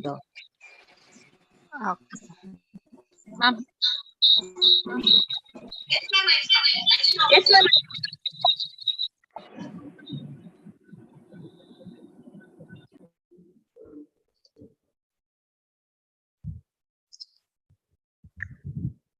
Am I audible, ma'am? Yes, you are audible, ma'am. Sound. Yes, ma'am. I am Ramajaya. I am doing full-time PhD under the guidance of Dr. K. Balasubramanian, Head and Associate Professor of Physics, the MDT Hindu College, Pete. Today I am going to present about Bloom's taxonomy and what are the learning objective of the course. First, we see what is Bloom's taxonomy. Bloom's taxonomy is the educational the educational objective of Bloom's taxonomy is an ordering of skills in different domains whose primary use is to help teachers how to teach and students how to learn effectively and efficiently. Next, we'll see why Bloom's taxonomy is needed. Bloom's taxonomy helps students to give priority among the most important topics or the most important aspects of the course and thus focus their time and energy appropriately.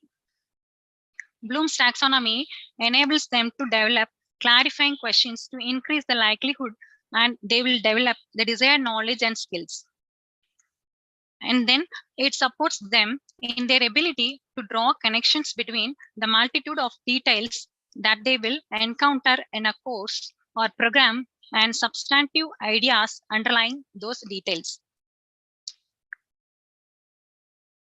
Next, we'll see there are 6 cognitive levels of Bloom's taxonomy. So first one, remember level. So remembering level indicates the learning of students in the classroom. Usually, the teacher will teach the lesson. Teacher will teach the lesson, and the next day, the teacher has to ask the students about what did you understand and what did you identify or what did you match.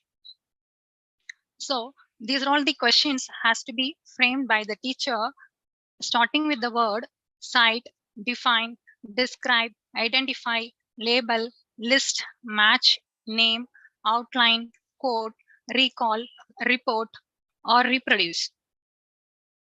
Means the student has to remember and recall. After recalling, he has to tell the answer.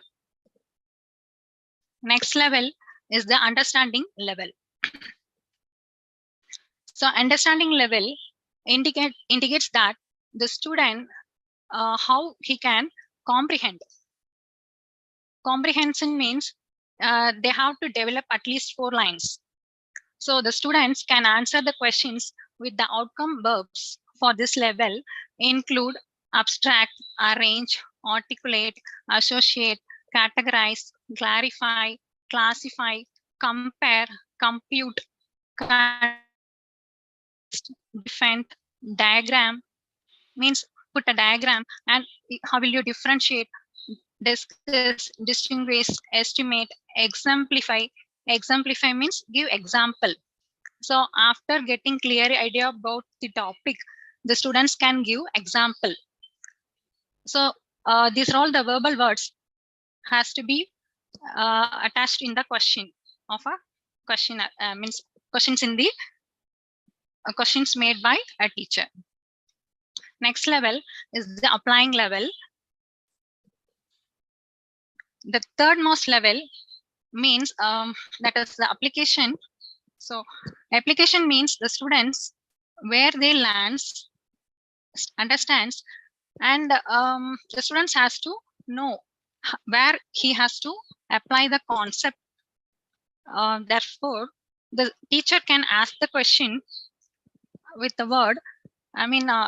This teacher can ask the questions starting with the word, how will you apply, how will you calculate, how will you carry out this problem, how will you classify, how will you complete, how will you compute, how will you demonstrate, how will you dramatize, how will you employ, how will you examine, how will you execute, how will you experiment, how will you generalize, illustrate, implement, infer, interpret, manipulate, and modify, etc. Next level is analyzing level. For analyzing level, the students must develop develop analysis power that could differentiate becomes what is authentic and what is not authentic. So the teacher can check the analyzing level of their students by asking the questions: how will you analyze? How will you arrange? How will you break down? How will you categorize? How will you classify? How will you compare? How will you connect, contrast, deconstruct, detect? How will you put a diagram? How will you differentiate? How will you discriminate? How will you distinguish? How will you divide? How will you explain? How will you identify? How will you integrate? How will you inventory? How will you what studies will be inventory? Then how will you put order? How will you organize? How will you relate? How will you separate? And how will you structure it? Next level, evaluating level. For evaluating level, the students to be well prepared, and the students has to be gain knowledge in depth. So the teachers can check the evaluating level of their students by asking the question: how will you access? How will you compare? How will you conclude?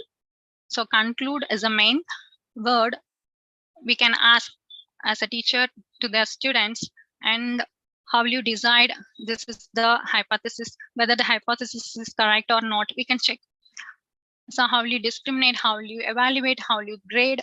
How will you judge? How will you justify? How will you measure? How will you rank? How will you rate? How will you recommend? How will you review? How will you score? How will you select? Okay, then the last level is the creating level. Sorry, my battery is going down. Wait.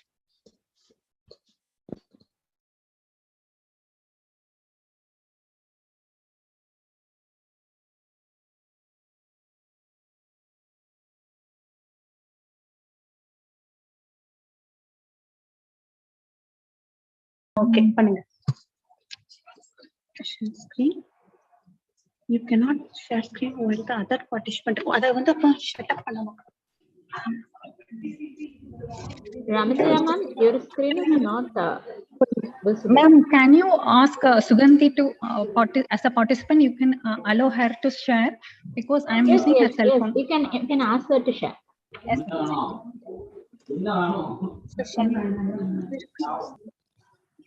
இதுல வந்து நீங்க அதை stop பண்ணாதான் பண்ண முடியும்.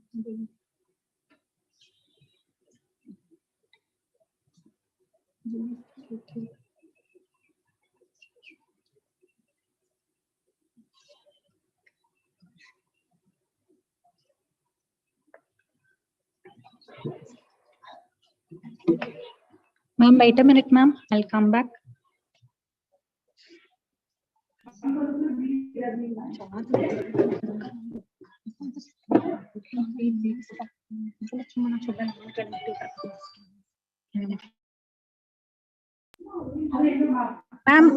Ma'am, may I give the conclusion by oral? Ramajaya ma'am? Yes, may I give the conclusion by oral, ma'am?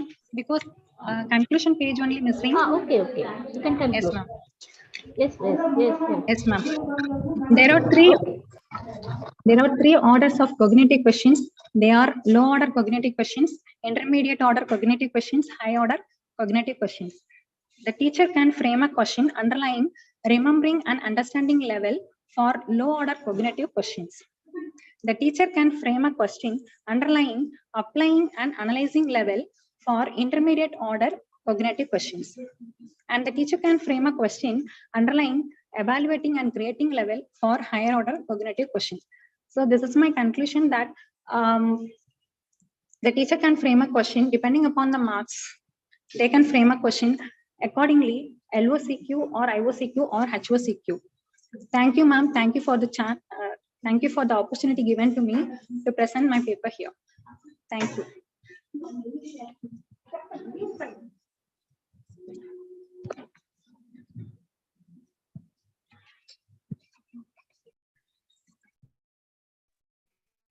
Thank you, Ramajaya ma'am. The next presenter is S. Anshia, Department of Physics, the MDT Hindu College, Tirunelveli.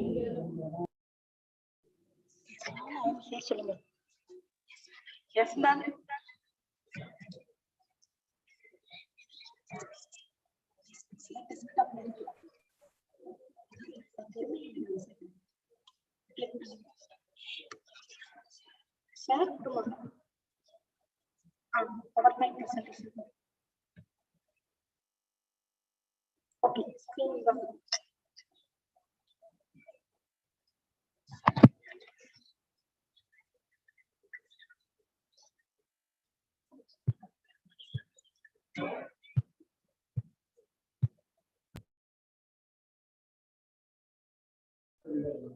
Anshia can share your presentation.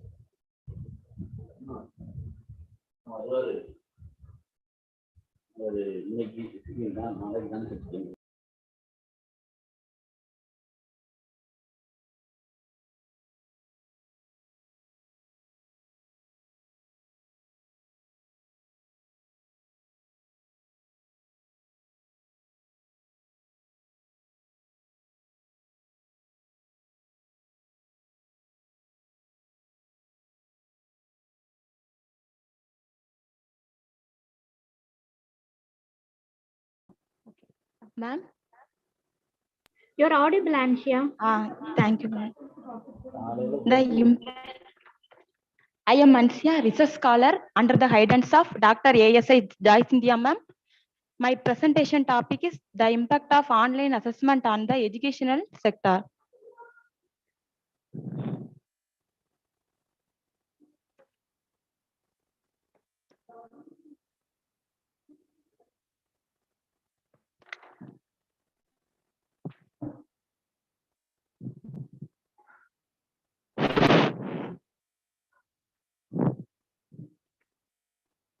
Objectives, introduction, benefits and challenges, 12 key points of online assessment to consider, advantage of online assessment. Introduction. Online assessment is rarely a matter of transposing existing assessment items to some online system or tool. Effective online assessment is always informed primarily by pathological considerations and secondary technical considerations. A suite of online tools exist to support many different assessment modes, methods, and approaches. Benefits and challenges. Automated marking can provide immediate feedback to students. Feedback can be efficient and reusable. Students can be given many opportunities to assess their own learning through self-paced formative assessment. Students can be encouraged to take more responsibility for their own learning. Assessment provides feedback on teaching effectiveness and areas for further development. Different modes and methods of assessment can be accommodated through a wide range of online tools. 12 key points for benefits of online assessment to consider. Exam candidates are used to digital. Exam candidates can work on a computer in a way they are familiar with rather than using pen and paper. Reduced administrative burden. Organization greatly reduced the administrative burden of organizing and running exams when it moves online. Quicker to mark and issue results. It is much quicker to mark online assessment and candidates welcome receiving results quickly. Collaborative question authoring. Authoring questions can be done collaboratively with clear workflows for review and approval of questions before they are added to the question bank. Automated test assembly tools. Once there is an approval bank of questions, exam papers can be created easily by selecting questions or by using automated tools. Multiple choice quizzes can be efficiently test the knowledge of students and ensure to enhance their learning progress. On-screen marking tools. Marking and monitoring exam results and aptitude test is streamlined and now a systematic process thanks to online learning. It is more environmental friendly. The option to test online is much more environmental friendly with less paper, printing, and transport used overall. Increased security. Online assessment is greater security as all online exam papers, candidate details, marks, and results are digitally stored. Flexibility to take exams anywhere. Remote invigilation gives candidates the ability to sit a secure and individuated online assessment from the comfort of their home. Assessment reporting. The online assessment facilitates quick and clear reports on candidate results and progress. This makes it easier to give useful feedback to candidates. Cost effectiveness. Online assessment is more cost effective due to the vast reduction in administrative time managing the whole exam creation, delivery, and marking processes. Assessment accessible to all. We run online assessments. It is easier to adapt those assessments for candidates who have disabilities such as changing font size, background color, and add extra time for online candidates. Advantages of online assessment. The advantages include better turnaround time, automation of manual progresses, and highly secure. The use of online assessment saves companies a lot of time and money. Conclusion. Online assessment makes the work simple and earlier. It helps to sort out the most major problems encountered during the offline assessment. It makes zero errors during the assessment period. Online assessment strongly recommended to use technical aspects in education. Thank you. Thank you, Anshia. Thank you, ma'am. Now let us have a pleasure listening to the sixth session of our conference. Now let me invite Dr. S. Lohambal, Assistant Professor, Department of Mathematics, to introduce the resource person of this session, Dr. J. Aloysius Edward, Dean, Faculty of Commerce and Management, Director, IQAC, Kristu Jayanti College, Bangalore, in the topic Online Assessment and Accreditation Methodology in Revised Accreditation Framework. Ma'am, please.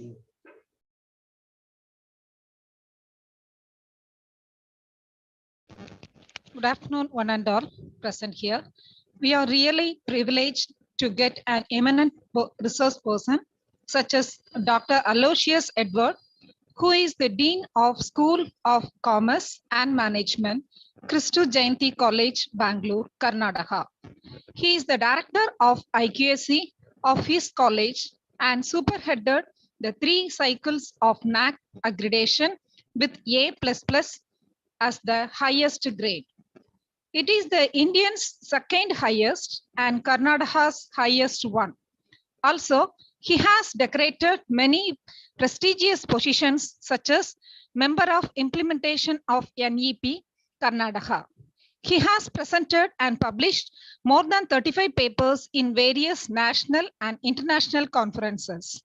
He received many precious awards like Best Teacher Award, Dr. APJ Abdul Kalam Lifetime Achievement Award.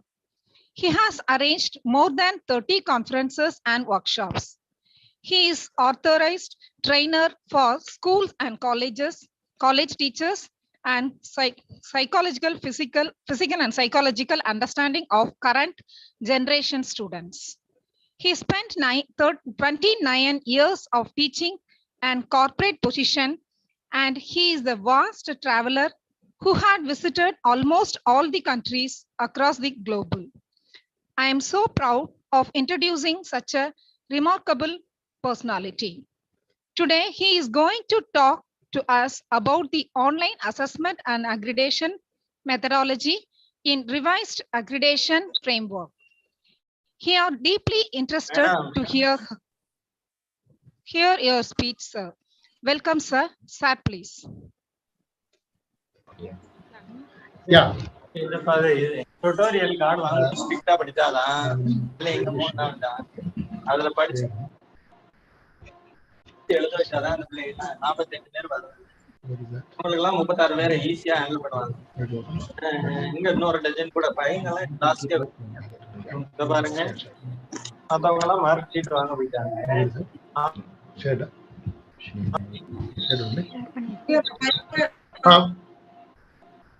Now, can I go to the session?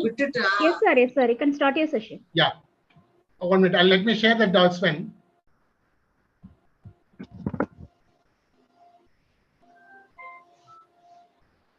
Yeah, can you able to see the screen?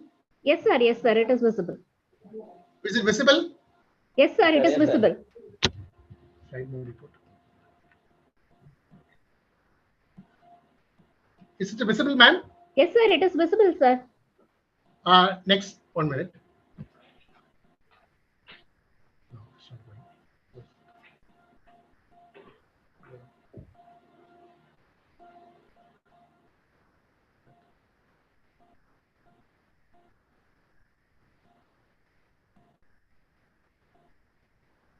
Wait. Can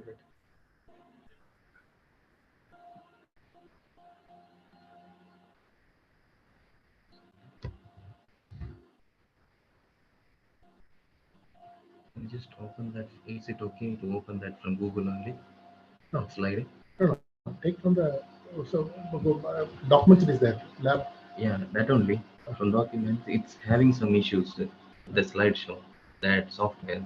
So is it okay to open from Google itself? You can also share from there. Yeah, no problem. It's there. Here. Yeah, it is there. Okay, wait.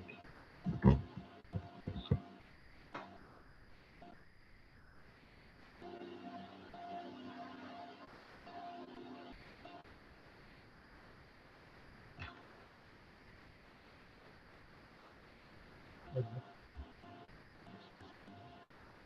you want to put in Google.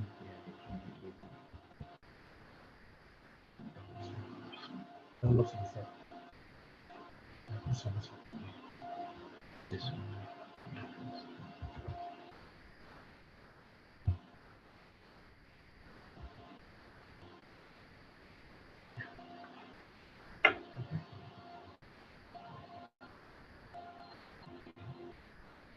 Put to date 16.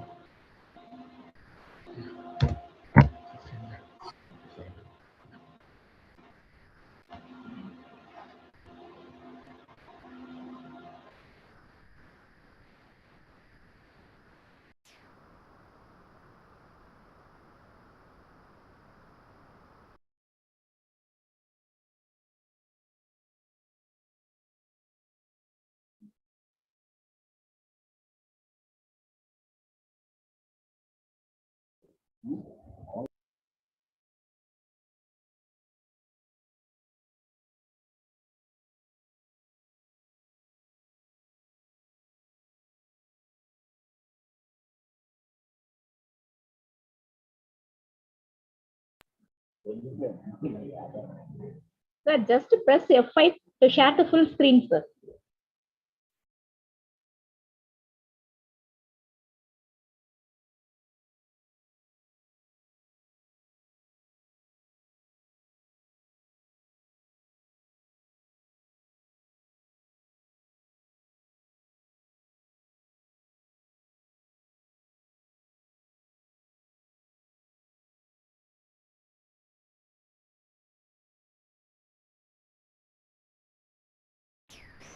Yeah. Share the screen.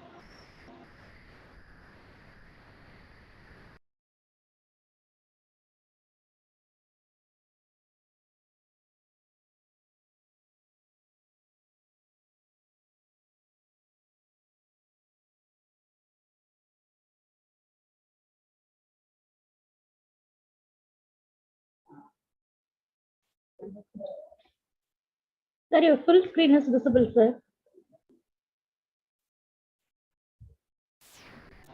Oh,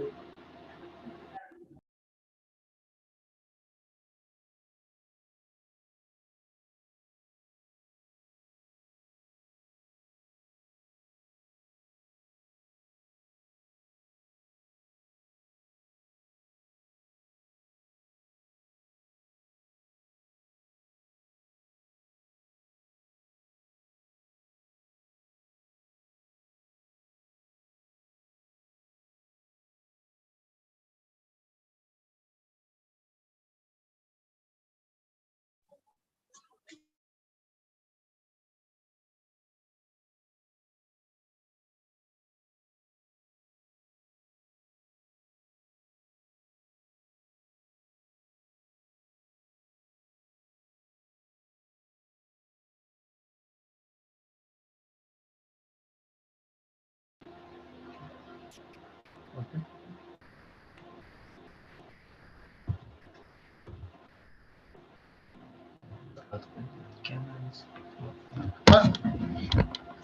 Sherry? Can you able to see the slide? Yes, sir. I am able to view your screen, sir. Yeah. Can you able to see the slide now? Yes, sir. Yes, sir. It's moving. Okay. Respected principal of the MDT Hindu College and Dr. Balasubramanian, the conference convener, and dear colleagues, friends, it's a great opportunity to meet all of you virtually to share my experience on online assessment accreditation methodology in a revised accreditation framework. So thank you very much for this great opportunity.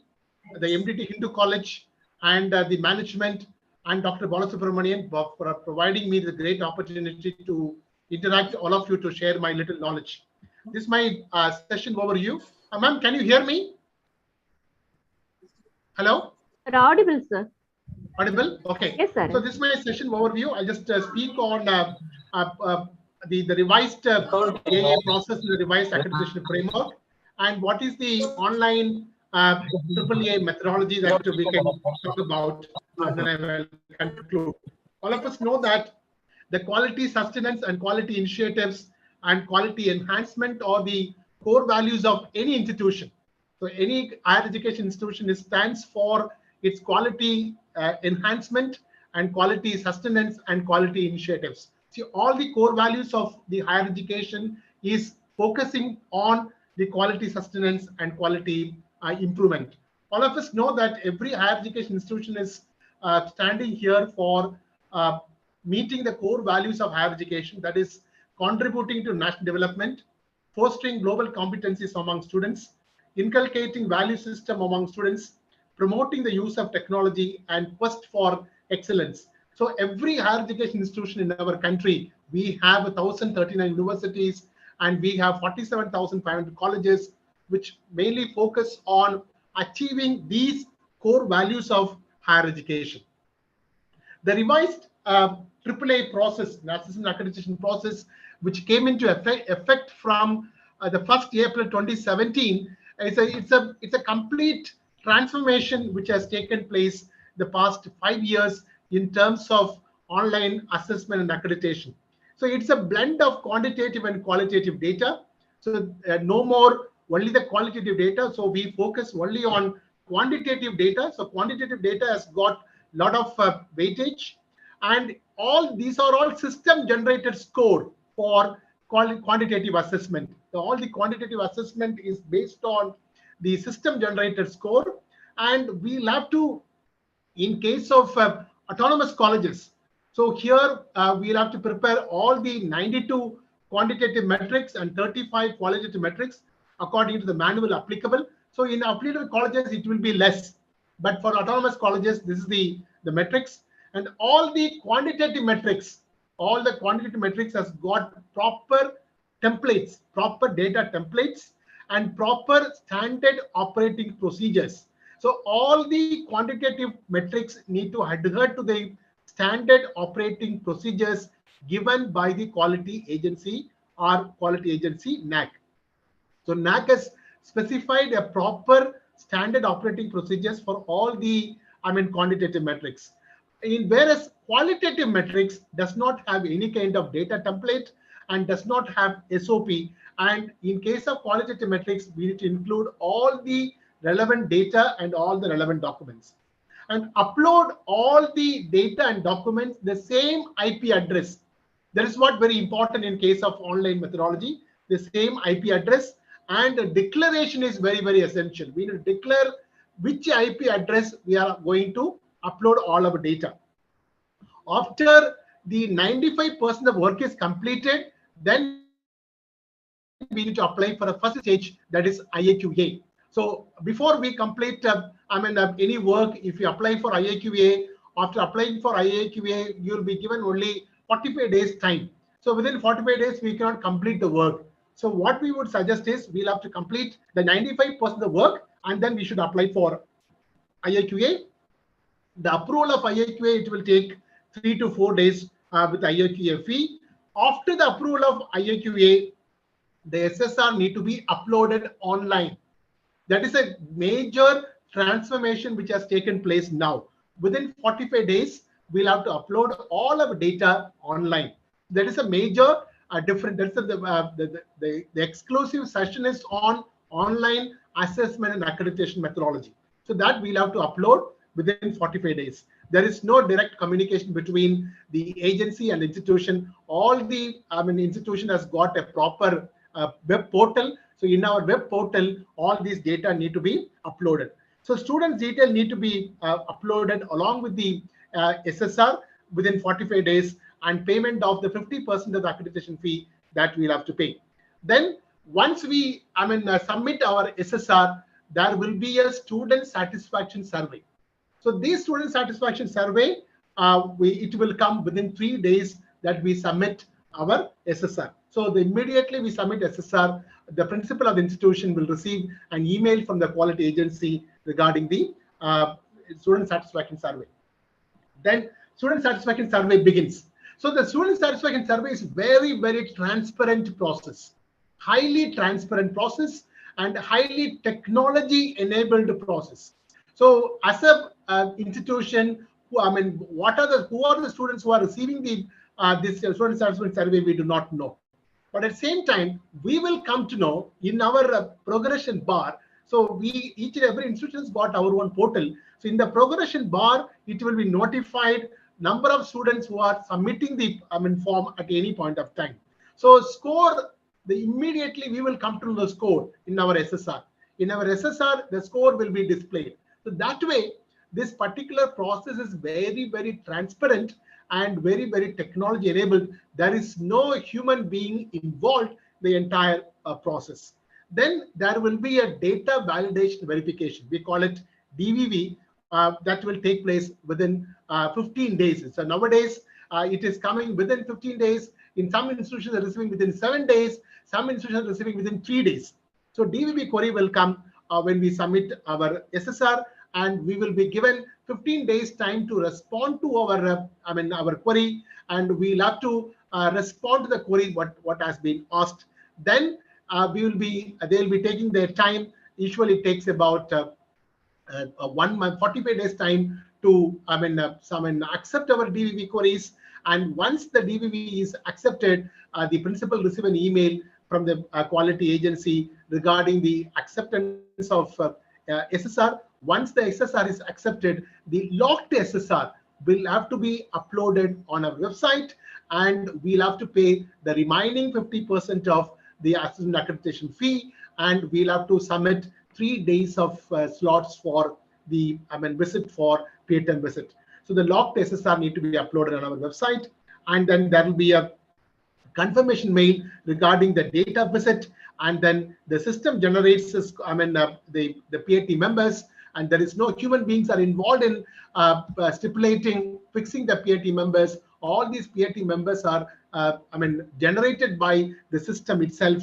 And once they after the final PAT visit, we will get the final score within 3 days of the visit, the QN score and QL score and triple score. The combination of QN score and QL score and triple score will be the final score, and the PAT members will not know the QN score. How much the institution is receiving the QN score, the PAT members will not know. But at the same time, the institution, we need to try for both QN score and the QL score. And this particular manual, this particular tool, assessment tool, requires the involvement of all the faculty members. So there will be a criteria-wise committee, there will be a metric-wise committee. So without involving the faculty members, every faculty members in the college, we cannot submit the SSR. So this particular SSR manual requires the involvement of all the faculty members in the college. So there must be internal DVV. So internal data validation verification is very much essential for all the documents which has to be uploaded, and that should be free from any kind of ambiguity. So this online assessment accreditation methodology, so it is a digital presentation. It's a digital presentation of SSR. So it is not, simply we are writing the report and submitting it, and how we are presenting digitally. All the documents need to be properly scanned, And there are sometimes some institutions are failed to, submit the documents, fail to, scan the documents properly. So the maximum, the document size will be 5 MB. If it is more than 5 MB, it has to be uploaded in a separate portal. So these documents should not be uploaded any Google Drive. It has to be uploaded in a separate portal. We'll have to use to upload documents. The size is more than 5 MB. So there must be a neat scanning of documents.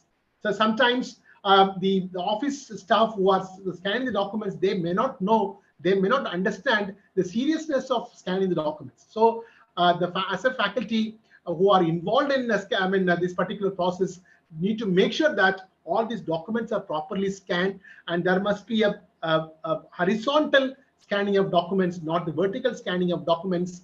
And wherever the manual SOP asks for geotag photo, that geotag photo need to be uploaded. And there are photos when we upload, there must be photo with captions. All the photo need to be with the captions, and all the photos need to have a clarity info when we are uploading.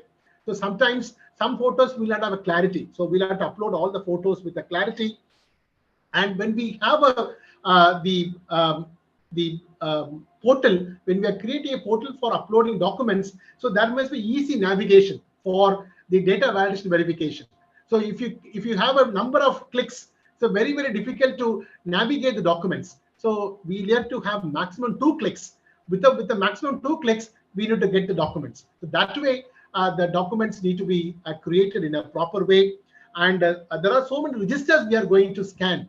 So there may be inventory register, there may be library logbooks, there may be scholarship register. All these documents need to be uploaded, and it has to be scanned very, very properly. Then very important is we need to upload only necessary documents as per SOP. So in case of QN, quantitative, we need to upload only necessary documents. We should not upload unnecessary documents, and we should not miss any documents as per SOP. 2 things very important. We have to upload only necessary documents. We should not upload all the documents. We should upload only necessary documents, and we should not miss any document as per SOP. SOP asks for example, policy document. In case of 6.3.2, financial support to faculty members to attend the conferences. So that particular metric requires a policy for financial support. So the policy document has to be there. In case of IT, in case of 4.3.2, IT policy, so there must be IT policy. So when you talk about 6.2.1, we talk about 6.2.4. When we talk about the various process on, we are uploading on different e-governance in different areas. So there is a requirement of e-governance policy. So there must be e-governance policy. Any document should not be missed. As per the SOP, we'll have to upload documents. And data validation verification is only for QL related metrics, not for the QL metrics. QL metrics, the PAT members will be coming for validating the document. So that the data validation verification is only for QL related metrics. And document link and outer document link. So there is a document link, and there will be an outer document link. So for example, when you talk about skill enhancement courses, you talk about criteria 1. Criteria 1 has got skill enhancement. Every course will have skill enhancement, employability, and entrepreneurship. So all these subjects, all the courses will have to have some kind of skill enhancement, employability, entrepreneurship. So we'll have to upload some documents. That's we call it as the inner document. So when we click that, it should go to that particular document. So that there is a document link, there will be an outer document link. So all these link has to be properly connected. And then before we upload, we need to check all the links, whether it connects the intended document. So when we click one document, 6.5.1, and should go to 6.5.1. We should not go to some other metrics. So we need to check all the links are the links that we are giving, web links that we are giving, which is connecting to the particular document that we'll have to check. Every QN metrics has got data template, and that data template we'll have to fill in, and then every data template need to be uploaded based on what is given in the data template. And then this data template and the Excel profile should match. I mean, we say Excel profile, we say 12 disciples. We always say, we say 12 disciples, 12 details that we are giving. We in talking about number of students, talking about number of outgoing students, number of courses, number of computers, number of classrooms, total expenditure the institution is incurred, excluding salary. These are all the different data that we will give as per the extended profile. See, all these data are the denominator for any formula.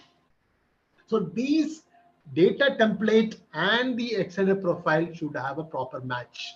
Otherwise, when we calculate the formula, we don't get the proper data. So this should have a proper match. So these are all important things that we need to keep in mind in case of online assessment and accreditation methodology. So thank you very much for the great opportunity for giving me this opportunity to interact to all of you. So anything, any clarification, anybody, you can ask. Thank you very much.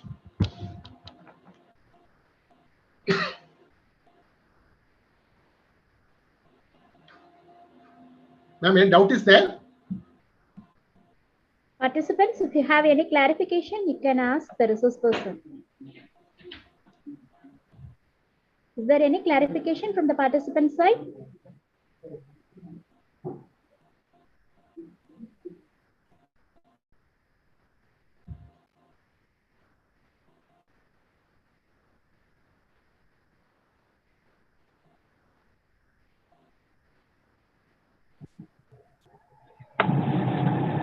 No doubts, ma'am.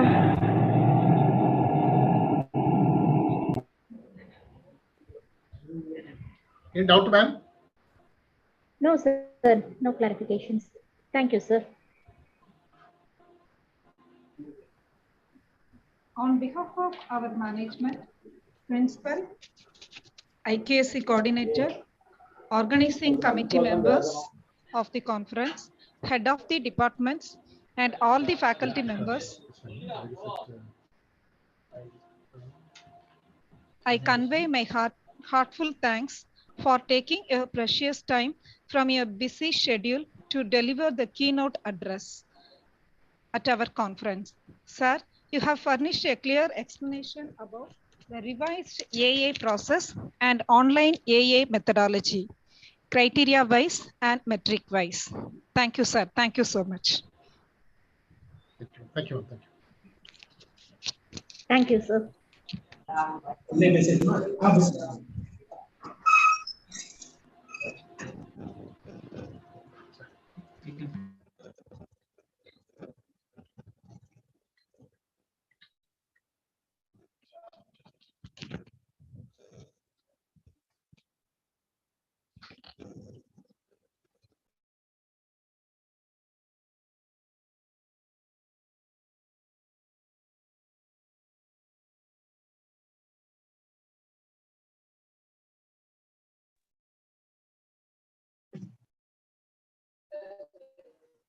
Good evening.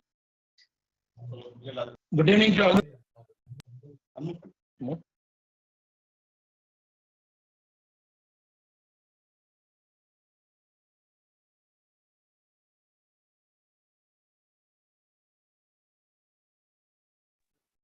Now I invite our beloved principal for the valedictory address.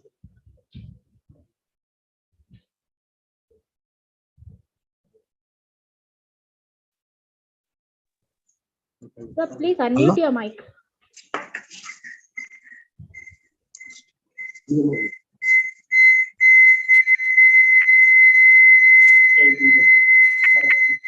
Hello.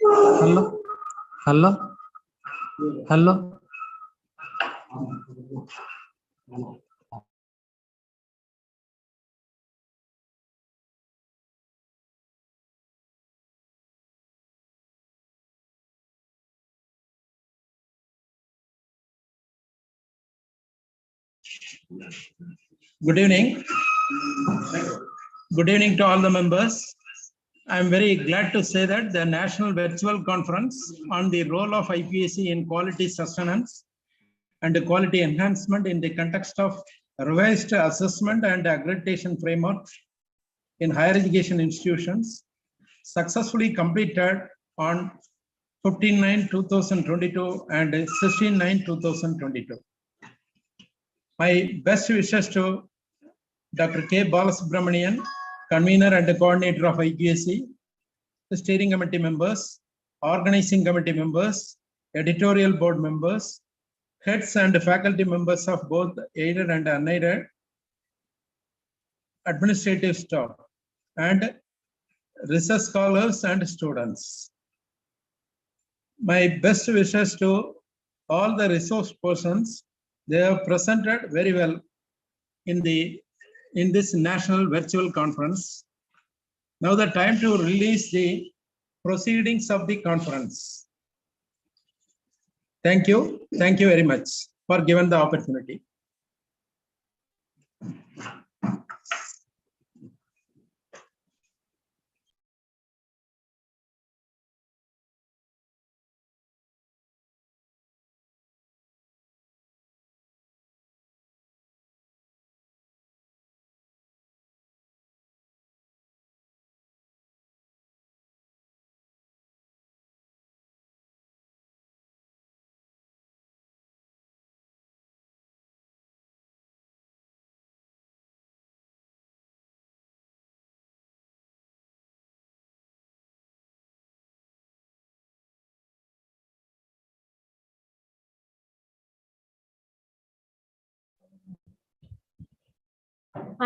Participants, now the conference proceedings will be released.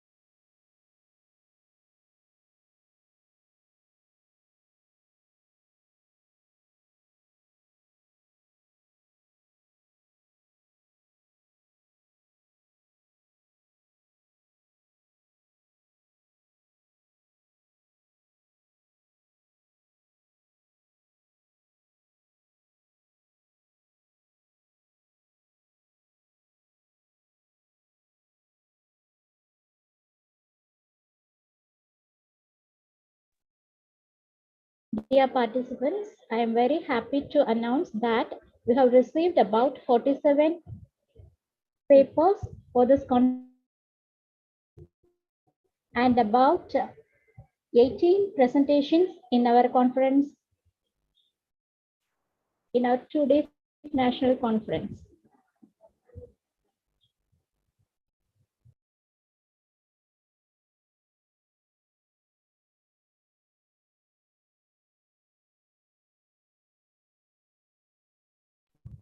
Forty-seven papers are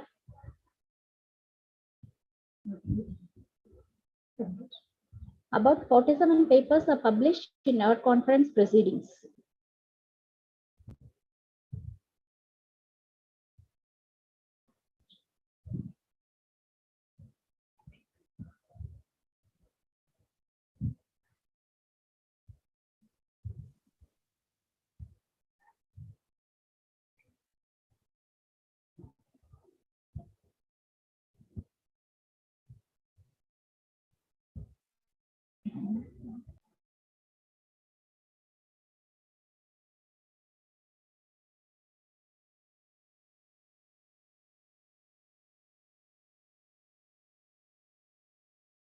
Hearty congratulations to the organizing committee members and the editorial board members of MDT Hindu College, Tirunelveli.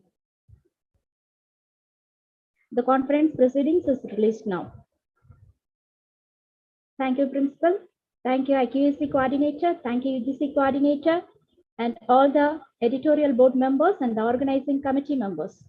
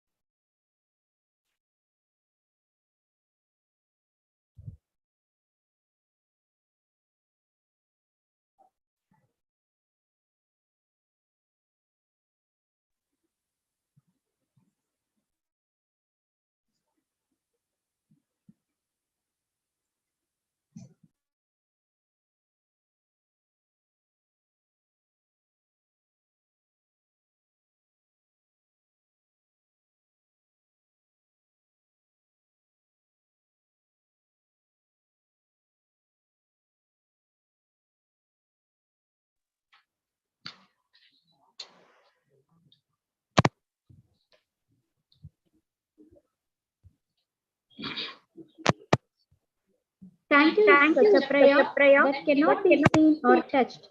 It must be felt by heart.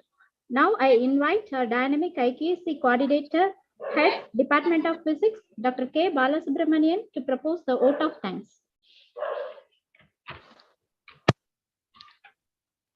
Gratitude is the finest attitude.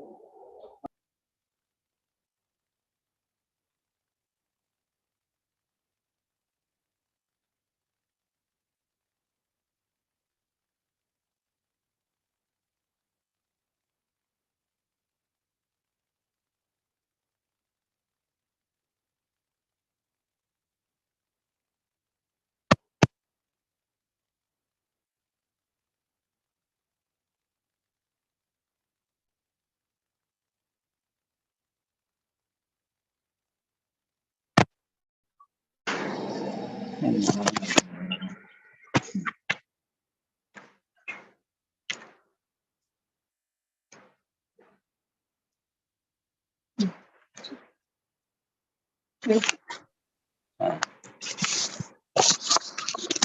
role of IQAC in quality assessments and quality enhancement in the context of revised assessment and aggregation framework in higher education institutions. God is the beginning, middle, and end of all creation.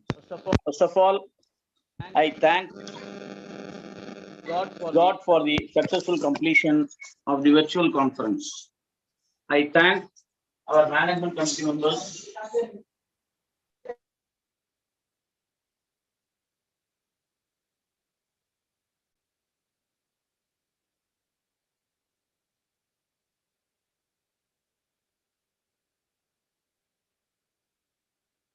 VT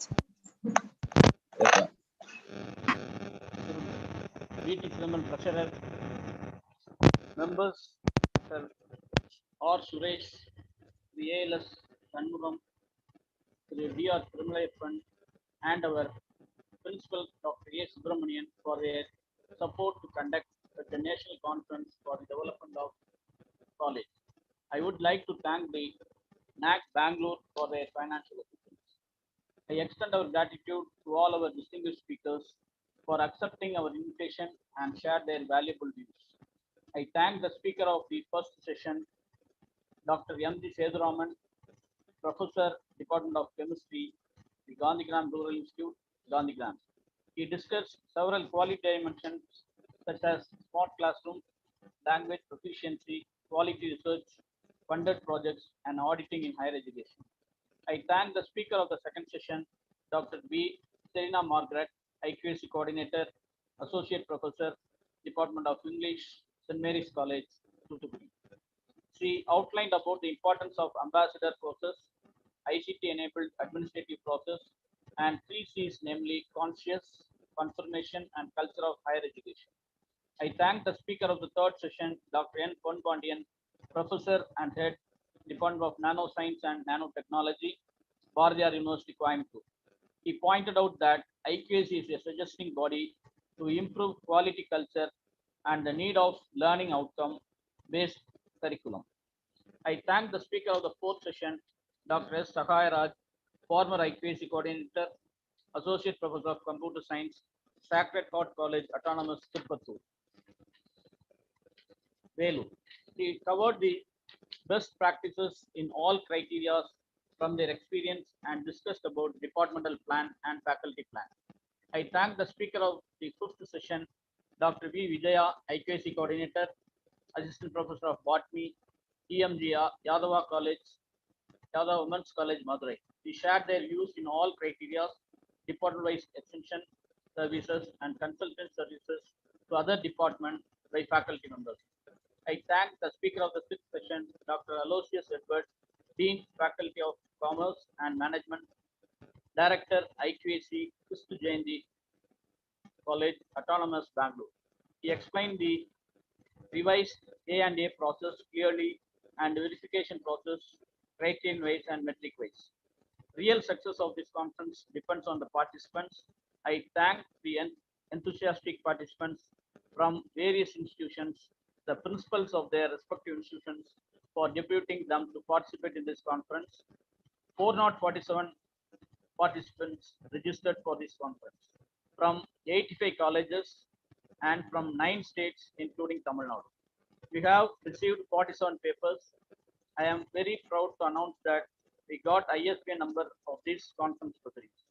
My special thanks to the organizing and editorial committee for the successful arrangement and completion of this 2-day virtual conference in a successful manner. I take this opportunity to extend my sincere thanks to all the head of the departments of our college, all the faculty members and non-teaching staff members of our college and students for their support. Once again, I thank you one and all. Thank you. Thank you, sir, for your initiative and constant effort taken by you for the successful completion of this conference. Higher education plays a key role in the society that helps the people to develop the skills and knowledge that they need to succeed in today's world. In that development, IQAC plays a vital role in all institutions. I hope that discussions and knowledge disseminations gathered in this forum will be highly useful to promote the quality sustenance and enhancement in our own institution. My heartfelt thanks to all the resource persons for their immediate acceptance and sharing their valuable views. My thanks are also to the enthusiastic participants from various institutions for their keen interest in joining us for the fruitful end of this conference. Thank you. Feedback link of the conference is available in the chat box. Participants are requested to submit the feedback form within 1 hour. Thank you. Thank you, one and all. Thank you.